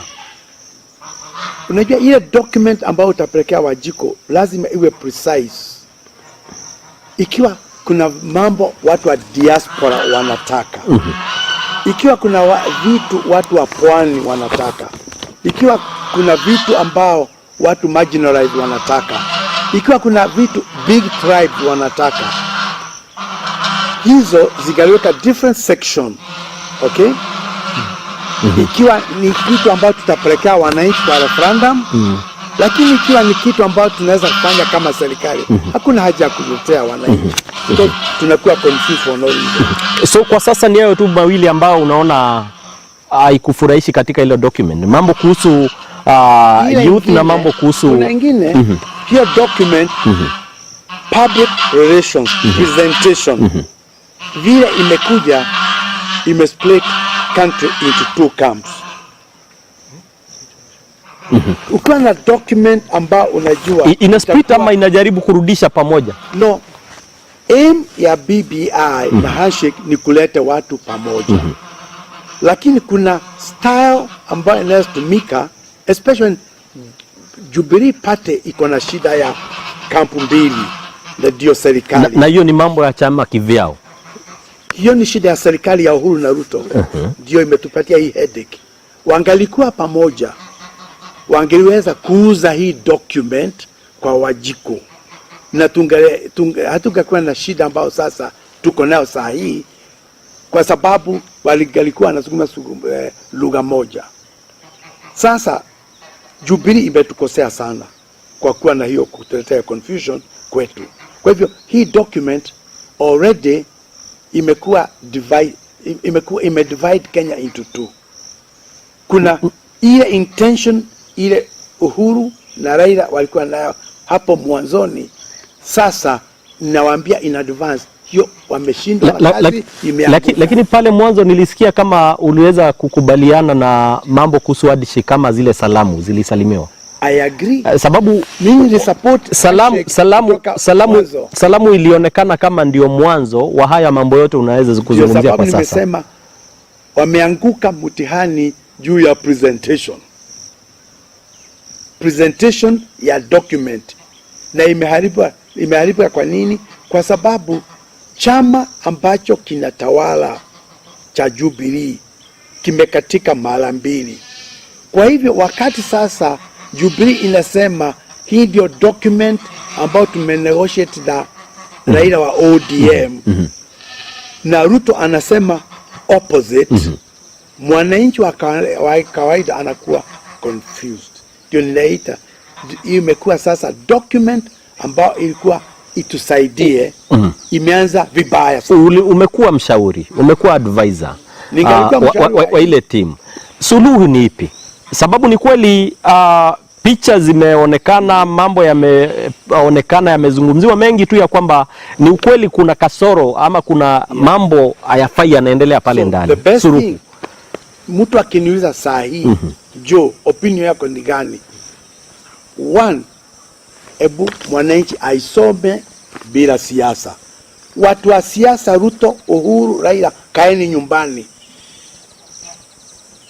Document iwe circulated kwa magazeti, kwa simu, all system, kwa sababu watu wa Kenya wengi sana wamesoma.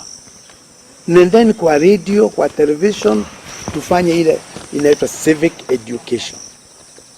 Na mimi nauliza Uhuru president, Deputy President Ruto, Raila, kaeni nyumbani.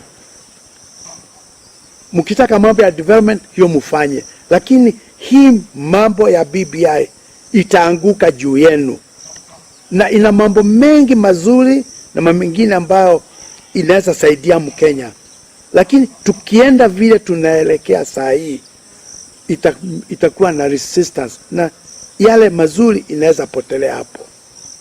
Lakini hata wakipatia mwananchi fursa ya kuweza kujisomea, dakika mwisho wataweza kurudi hapa mashinani na kufanya kampeni ama mikutano mikubwa tu, kila mtu akisema yake yale ambayo wanazunguka siku ya leo atakutana na Wanjiko ambaye anajua unasema nini. Wanjiko siku hizi, Wanjiko wa zamani, Wanjiko na kuuliza, usikubali kusema Nyaga amekusomea katiba. Hiyo ndio inakufanya wewe Wanjiko uwe na shida zako. Kwa sababu ukisikia Nyaga amesema na ni final na hujaisoma wewe, hiyo ndio makosa ya Wanjiko.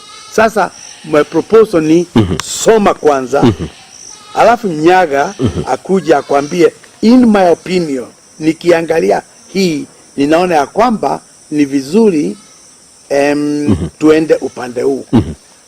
Lakini si mimi nije nikwambie tufanye kwa. Iwapo ungepata fursa ya kubadilisha katiba ambayo tunayo siku ya leo, ni wapi hasa ungeguzia ama unaona hapafai, pengine pangehitaji marekebisho ya haraka?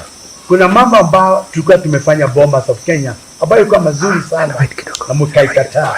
Kwa mfano, 47 counties are too many.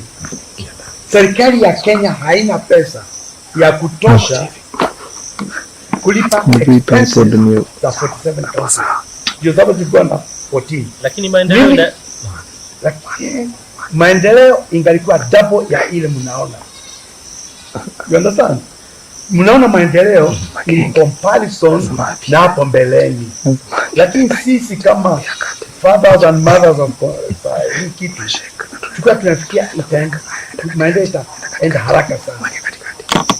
Si vile inafanyika zaidi. Nataka kujua about corruption, because wameiba nusu ya pesa. Nataka kujua juu ya ile inafika pale kwa ni mambo kuhusu counties peke yake katika hii katiba. The main thing ilikuwa tribal balance. Tukiwa Bomas of Kenya, ile tulipokaa huko miezi 9, tuliona ya kwamba big tribes wanapendelea kuwa presidency, wakae state house wakiwa kubwa huko. Asante sana, tunarudi hapo. Nataka tuende katika break kidogo, lakini tunaweza kurudi, na tukirudi tutazungumzia mengi kuhusu yale umesema kuhusu Bomas, na pia mambo kuhusu kabila ndogo na kabila kubwa.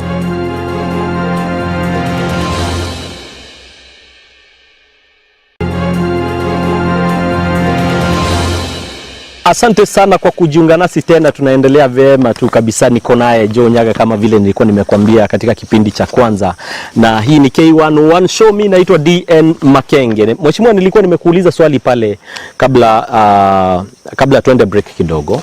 Nikakuuliza kama iwapo uko na nafasi ya kubadilisha katiba tulionayo siku ya leo, ni wapi ungebadilisha? Na ulikuwa umezungumza makosa kubwa ambayo ilifanyika ni kukua tuliweza kupitisha ama kufanya kukua na majimbo 47. Ndio sababu sisi tukiwa Bomas of Kenya tulikuwa tumeonelea kwamba State House inachukua na big communities. Ndio sababu tukasema tunazungumzia kuhusu draft ya Bomas, yes, ile ambayo iliangushwa. Yes. Ili kulete mpaka mahali tulipo sahihi. hiyo ndio ili create for big communities. State House ni yenu. Sisi youth, sisi women, sisi small communities, Teso, Kuria, Taveta, na so on, Kuria na wengine, Mbere pia, na Mbere yetu pia, sisi ndio wengi parliament. Ndio sababu tulionelea kwamba to support hii kitu inaitwa prime minister.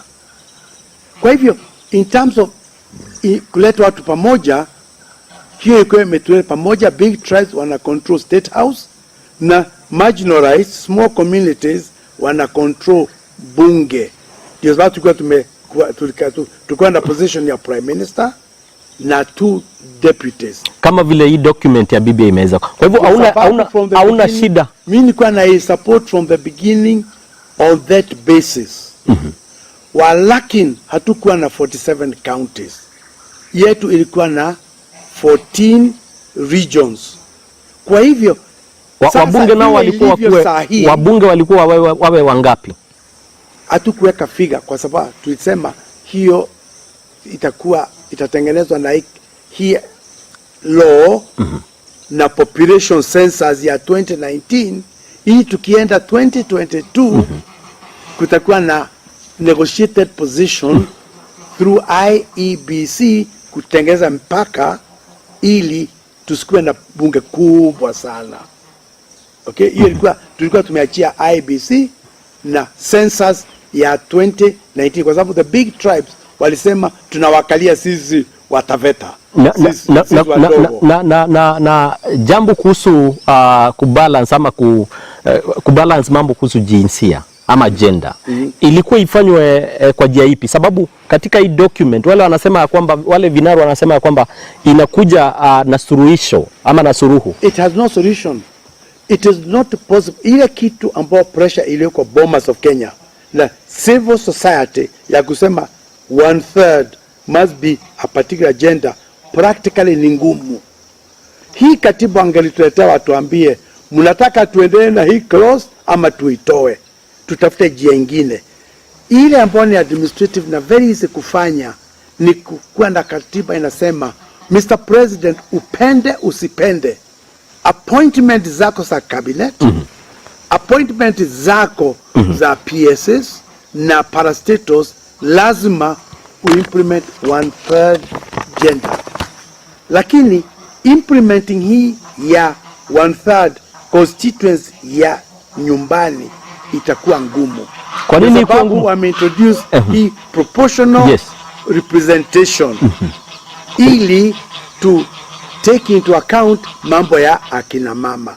Yes, itawasaidia, lakini hiyo 1/3 pia haitapatikana. Ripoti inasema kama ni bunge la Senate likuwe lichaguliwa mwanamume na mwanamke. It is wrong. You see, I don't agree with that. Kwa sababu una dilute Senate. Senate is very important. Kazi yake ni kuprotect serikali za majimbo. Sasa ikiwa hapo ndipo utadump akina mama, ili akina mama waseme tumefurahi sana kwa sababu tumepatiwa kiti Senate. That yes ni cosmetic. Hiyo ni cosmetic. Lakini ile purpose ya Senate kuifanya doubling, kuongeza ifike mpaka hapo ambao wamesema ifike, haitasaidia. Utaona vita sasa katikati ya senator wa Embu mwanaume na senator wa mwanamke hapa Embu. Tuangalitafuta njia nyingine. Kuna njia zingine ambazo tulikuwa tumeangalia hapo zamani, lakini Senate imekuwa diluted this way. Nataka tutoke katika hii agenda tuende katika agenda zingine ambazo nimetayarisha siku ya leo. Lakini so suruhu kabla ya kufika hapo, tukimalizia mambo ya BBI ya referendum ni kubwa. Umeona already Raila na IBC, Raila wanatofautiana. Hiyo ni pesa kubwa. Watafanya nini? Hiyo ndio mambo nilikuwa nasema itafanya hii kitu ipigwe. Hata yale mazuri ambayo iko ndani, na ni mengi mazuri ambayo iko ndani, itapigwa kwa sababu ya hii mambo, hii vita vitu kama hivi ambao vile tumeambiwa imeanza kuletwa saa hii. What is important ni tutoe vitu tuseme hii ni vitu ya referendum. Ya referendum ni tutaongeza size ya bunge, yes or no, tufundisha watu. Wanawake tutaongeza, yes or no, tutafanya nini? Prime Minister advantage, disadvantage, tuende tufanye hiyo. Ikifanyika sasa tutakuwa. Kuna viongozi ambao wamekuwa wakisema ingekuwa vema kama ingeshikanishwa pamoja na uchaguzi mkuu wa 2022. Iwapo kutafanyika hivyo kulingana na wewe? Ikiwa ishikanishwe ili ikiwa ni 2 billion. Ili kusikuwe na bajeti kubwa ya kufanya referendum. Ikiwa ni 2 billion. Na IBC nasema 14. Hata with the negotiations tunazungumzia kitu ya 8 billion. Hiyo itakuwa debate ambao italeta hii kitu uone ikiwa na shida. Na itaforce serikali itumie kifua. Na serikali ikitumia kifua itakuwa resisted. Kwa hivyo hii kitu inaweza haribika, inaweza anguka kwa sababu hapo mbele nilisema presentation, selling it to the people. Kwa sababu chief akiingilia kusema lazima uchague hii kitu, watu wataanza kupiga kelele na utapatia no an opportunity ya kushinda, na yale mazuri iko ndani yake utaona ikianguka. If ungeshauri vipi ingalikuja wakati wa 2022 then tunapatiwa 2 years of preparing questions. Mwananchi ajue question number 1 itakuwa hii, question number 2 itakuwa hii, question number 3 itakuwa hii. Hii mambo ya kusema tufanye sahi itaifanya ipigwe. Sawa, tutoke hapo ili tuende katika agenda zingine, na hasa katika siasa ambazo zinaenda katika eneo la Mlima Kenya. Eneo la Mlima Kenya linaonekana kugawanyika katika milengo miwili ya kisiasa. Kunani, Mheshimiwa? Hiyo ni kawaida. Ukiangalia historia ya Mount Kenya, ukiangalia historia ya Kenya, 2 years kuelekea kukaribia elections, watu wanakuwa split into camps. Hii ni mambo ya kawaida. Siku nyingine kwa nini tu ni Mount Kenya? Kwa nini tu ni Mlima Kenya? Waluhya Waluhya sasa ni grupu gapi? 3. Wakamba ni grupu sasa 3.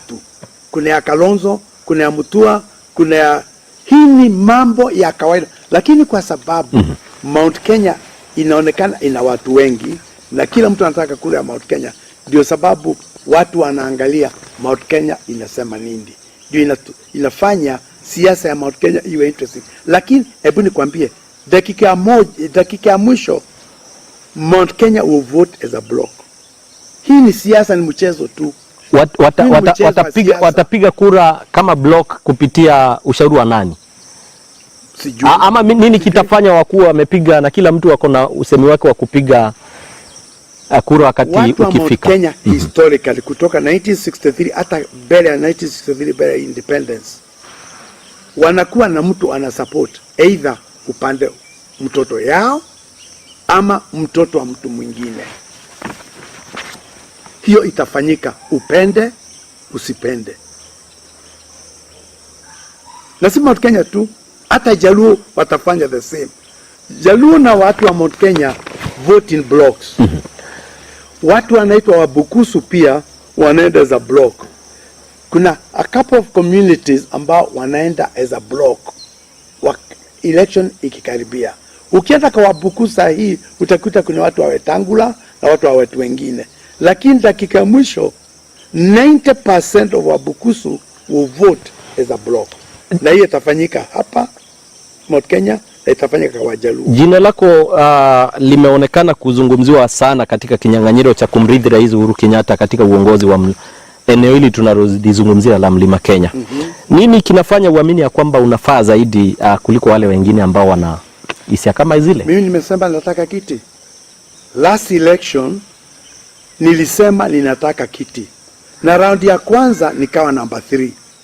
Na sikuchaguliwa na Mount Kenya. Nichaguliwa na watu kutoka outside Mount Kenya. Hapa kwetu Embu, Pokot ilinipatia kura mingi kushinda Embu na Kirinyaga, mahali baba yangu na mama yangu wanatoka. Turkana ilinipatia kura mingi kushinda Embu. Kwa hivyo watu wanaondelea, na nimesikia hata mimi nasoma gazeti na radios, nimesikia watu wakisema Joe amekuwa tested, amekuwa huko, lakini si Joe peke yake. Kuna wengine Kenneth amekuwa huko na wengine wamekuwa huko. Wengine wanasema Joe ana experience ya miaka mingi ya kiserikali. Hiyo ni kweli.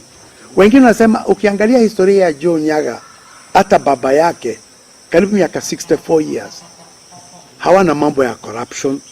Hiyo ni ukweli. Ndio nafikia umeona watu wa churches wakianza hiyo debate ya integrity, ambao hawataka mambo mtu corrupt, mtu ambaye ana experience, kwa sababu wameona pia ukileta watu ambao hawana experience, yale wengine ambao tumepata saa hii imetokana na lack of experience of depth ya mambo mengine ambayo imefanyika. Ingine ambao wameona ni ya kwamba ukilete kijana moja, vijana wawili, labda hakuna balancing kwa president. Wewe mwenyewe kwanza uko na lile wazo? Are you interested? Yes. Naachia Mungu. Hakuna kitu ambacho ninafanya. Kukua msemi wa eneo hili. Hakuna kitu ambacho serious mimi hufanya peke yangu. Ninaenda chini, ninaomba Mungu, nikipata message, clear message ya kwamba nisimame, nitasimama. Nikipata message wachana hii kitu, sitasimama. Kwa hivyo it is too early. Sasa ni wakati wa mambo ya development. Tuachie Jubilee tuone kama itajimaliza, itafanya kazi nzuri, itaanguka, watu wengine watasimama, twende tu na hii kitu endelee. Lakini kuna wengine wamekuwa wakimkosoa naibu wa rais wakisema kwamba ameanza kampeni zake za kumrithi rais mapema sana. Amefanya makosa. Kwa upande wake anasema anazuru maeneo tofauti akizuru maendeleo ambao anafanya kama Jubilee. Ile nimeita makosa ni ya kwamba hii promo ya Jubilee wanatuletea sisi wananchi wa Kenya.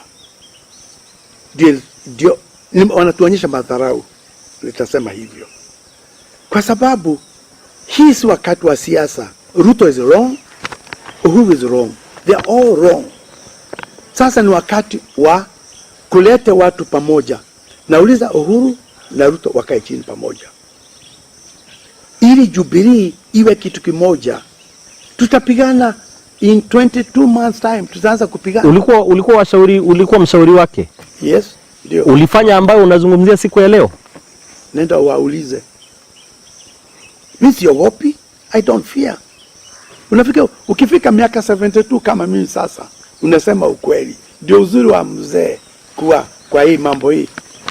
Yale ninasema publicly nilikuwa naisema. Na nitasema, nitaendelea kusema mengi. Hata hii ya BBI nitayasema from in another, utaona nitasema mambo mengi, kwa sababu is important watu wa Kenya wajue ukweli. Na watu wengi wanaogopa kusema ukweli. Ukifika miaka yangu, you have nothing to lose. I don't have to be a president, but I would be an excellent president. Wengi wamekuwa wakijiuliza kwa nini ulijiuzuru. Sababu ulifanya kazi pale kuanzia mwaka wa 2013 hadi 2017. Hakuna mtu ambaye anatafuta hii kiti who has my CV. Nimekuwa international banker, nimekuwa ambassador, nimekuwa waziri, nimekuwa CEO wa Kenya Airways, nimekuwa mkulima wa kuku saa hii, nimesimama kuwa president. Kwa hivyo I'm qualified, but that is irrelevant. Hiyo ni mambo ambayo ni ya August huko next year. Ile tunataka ni Ruto, Uhuru, tafadhali stabilize the nation. Jubilee, stabilize the nation. Ili tuende, ili yale inabaki ya kututengenezea kama serikali, mtutengenezee. Iwapo tuseme unazungumza hivi siku ya leo sababu ulikuwa ukipinga Rais Uhuru mwaka wa 2017 na pengine uko na nia kama ile kutafuta kiti cha urais. Uhuru atasimama. Katiba imesema asimami, lakini kuna mwenzake wa Jubilee atakuwa anasimama. Kutakuwa na Jubilee. Vile mimi kama observer hapo mbele tu na KANU iko wapi? Tulikuwa na PNU iko wapi? You understand? Tulikuwa na KADU iko wapi? Hii ni mambo ambayo tumejionea na macho yetu. historia ya Jubilee itakwisha if the two of them hata wailete pamoja. Wakiendelea vile wanaendelea, itakuwa kama PNU, kama KANU, kama KADU na kama chama zile zingine ambazo zimekuja na zikapotelea kwa barabara. Kuna urais wa kuwa watapita mwaka wa 2022. Ati nini? Kuna urais chama cha Jubilee kiwe kitakuwa after 2022. Anything in politics possible. Ikiwa Raila na Kibaki walifanya kazi pamoja, ikiwa Raila na Uhuru wako pamoja, anything in politics is possible. Ndio sababu nauliza wa Kenya, please msikuwe emotional. Angalia hii kitu mpaka around August next year. Sisi watu wa siasa tutawapatia confusion. Tutawaambia mambo mengi ambayo ni irrelevant. Sikiliza kila mtu akija kwenu umsikilize. Ruto akija usikilize. Lakini bado hujanijibu. Kuna swali nilikuwa nimekuuliza ama nimeweza kukuuliza. Uliwatumikia, mwisho ukasimama kumpinga Rais Uhuru Kenyatta. Nini kilifanya ukajiuzuru na pia ukaamua kumpinga boss wako? Wakati ule nilisema, and I repeat, hii confusion ya Jubilee unaona saa hii nilikuwa nimeiona, na hakuna mtu kwa serikali ambaye sikumwambia kwamba kuna confusion, na tukiendelea namna hii italetea nchi yetu shida. Yale yote nilisema sasa umeiona. Hata wakati nilisimama nienda kwa radio na television nikifanya kampeni nilisema hii chama ya Jubilee itatuletea shida kwa sababu ya vile structure yake ilivyo. You cannot have a party of two people who common ground ni ICC. Kumekuwa na migawanyiko miwili ya kisiasa. Dynasty na hustler. Usemi wako ni upi katika siasa ambazo zinafanywa siku ya leo? Na ni viongozi tu wakubwa wanaoendeleza siasa za aina hii. Unajua ukianza hivyo unaleta division ya watu. At the moment Kenya ni divided along lines of tribe.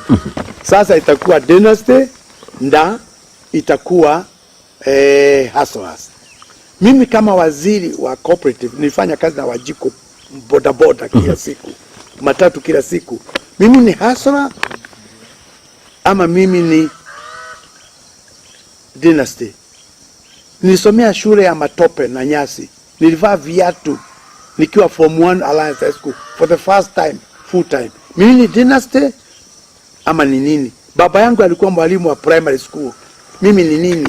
Kwa hivyo hii ni siasa ambayo itafanya watu wa Kenya watoke tribalism waingie ingine, lakini haita sort out problems.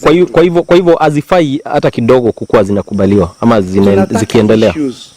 Kama development, tutadevelop economy namna gani? Mambo ya youth tutafanya nini? Mambo ya women tutafanya nini? Those are the issues ambazo tungalikuwa tunazungumzia wakati wa campaign. Ikiwa ni mambo ya huyu versus huyu, hiyo ni siasa ya zamani ya ujinga ambao haitaendelea Kenya mbele. Tutaendelea kucheat Wajiko vile tumefanya miaka hii yote. Shukran sana. Ile natakikana ni kuambia Wajiko ukweli. Hebu niseme hii tukimalizia dynasty na mambo ya hustler, it is not politics ambayo itasaidia. But Jubilee ilikuwa na manifesto very colorful. Ilisema mambo mengi. They never meant them. Hawajafanya, hawakufanya. Hii ni kampeni nyingine imeanzwa ya namna hii. Shukran. Miezi 21 kabla ya uchaguzi mkuu wa 2022. Mheshimiwa Joe Nyaga, kiti gani ambao anafikiria kuwania ule wakati ukifika? Wewe tunaye leo. Mimi nitasupport mtu yeyote ambaye atakuwa na plan nzuri ya kuendesha nchi yetu, nchi yetu iwe ipite South Korea, ipite Singapore. Kwa hivyo kusimama hauna? Nimesema mambo ya kusimama, I leave those things kwa Mungu. Mimi ni muombaji Lakini umesema kwamba utasupport mtu, kumaanisha pengine hautakuwa katika kinyang'anyiro. Nashukuru sana. Nashukuru sana. Hakuna guarantee. Lakini ikija nimekwambia I'm very qualified. Thank you so much. Asante sana kwa kuwa nasi wa muda wote. Ila kukukumbusha tu, unaweza kutufuata katika mitandao yetu ya kijamii katika yote K_101 show. Unaweza tutazama pale Facebook, YouTube na pia katika Twitter K_101 show. Nilikuwa naye Joe Nyaga. Asante sana mheshimiwa kwa kuwa nasi huo muda wote. Mungu akijalia tutapatana wiki ijayo siku na wakati kama huu. Asanteni sana.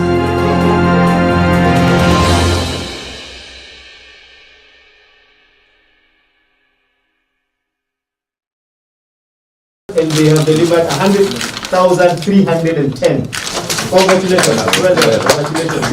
Very good. Well done. We have also had a target of 160,000 and they have gotten 181,744. Thank you very much and congratulations. Okay, Kenyatta have given us 116,513. Congratulations.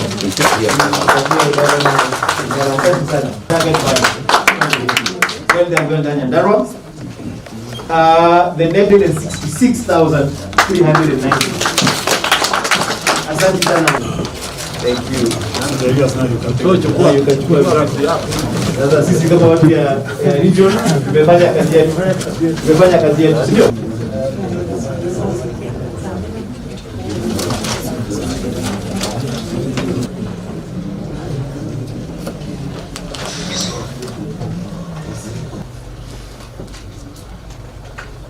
Haya.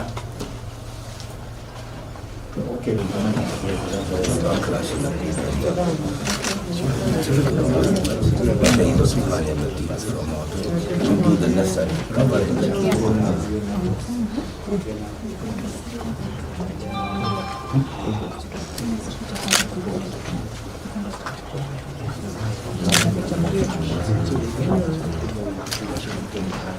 Do you want do you want Odhaya to go? Do you want Mathioya to go? Do you want Kangema? The million is what was required. That has crossed. And as you've heard, nobody is being forced to do this. They are doing it themselves. This is the time. I'm given bees and beehives. The other places they are constructing industries. So we get nothing. Really, we literally get nothing. So when you're given... Kwa town hall, kufundisha watu nini iko kwa BBI. Tuende tukiwasomesha ndio watu wetu with the majority. The minority shall have their say. Tunaelewana? We keep going. To the coordinator, the Central Region.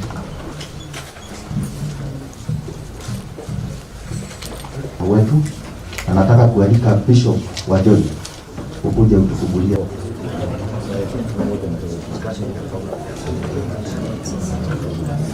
Anybody who has a proposal or who thinks that there are things that were not captured by this particular amendment can actually start their own, collect their million signatures and bring in that. There's no need, hakuna haja ya kudandia proposal ya wenyewe and then you insist it needs to be made the way you want. It was not your proposal. You did not participate with this proposal when it was being made.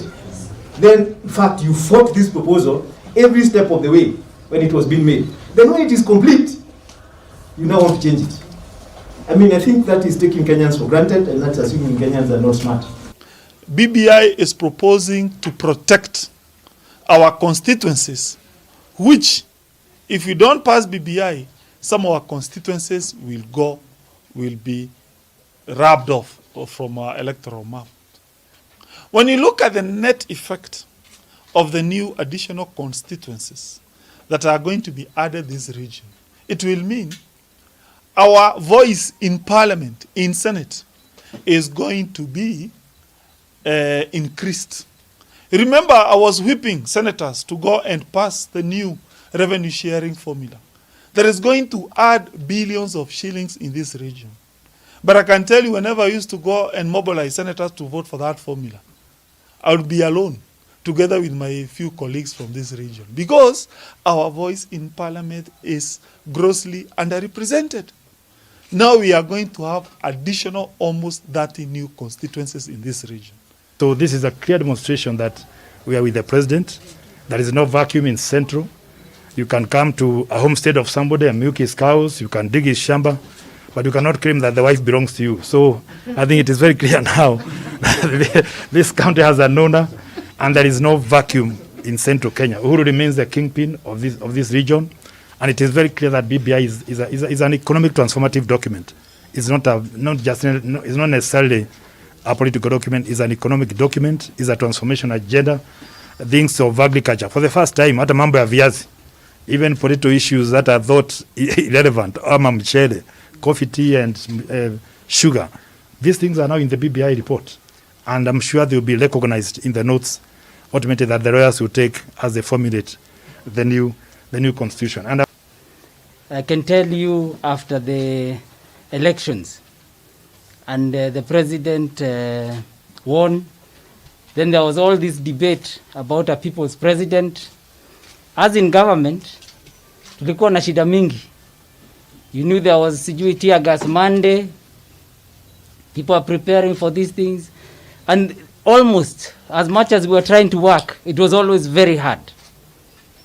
But two gentlemen came together, they shook hands, and we can all feel the peace that this country has because of them shaking hands. Wengine wanasema ati it's only two Kenyans who have brought this BBI together. These are very senior and very serious Kenyans. They represent this country. But things were so bad before the handshake. Hata nyinyi watu wa media, you know, at some point you were switched off.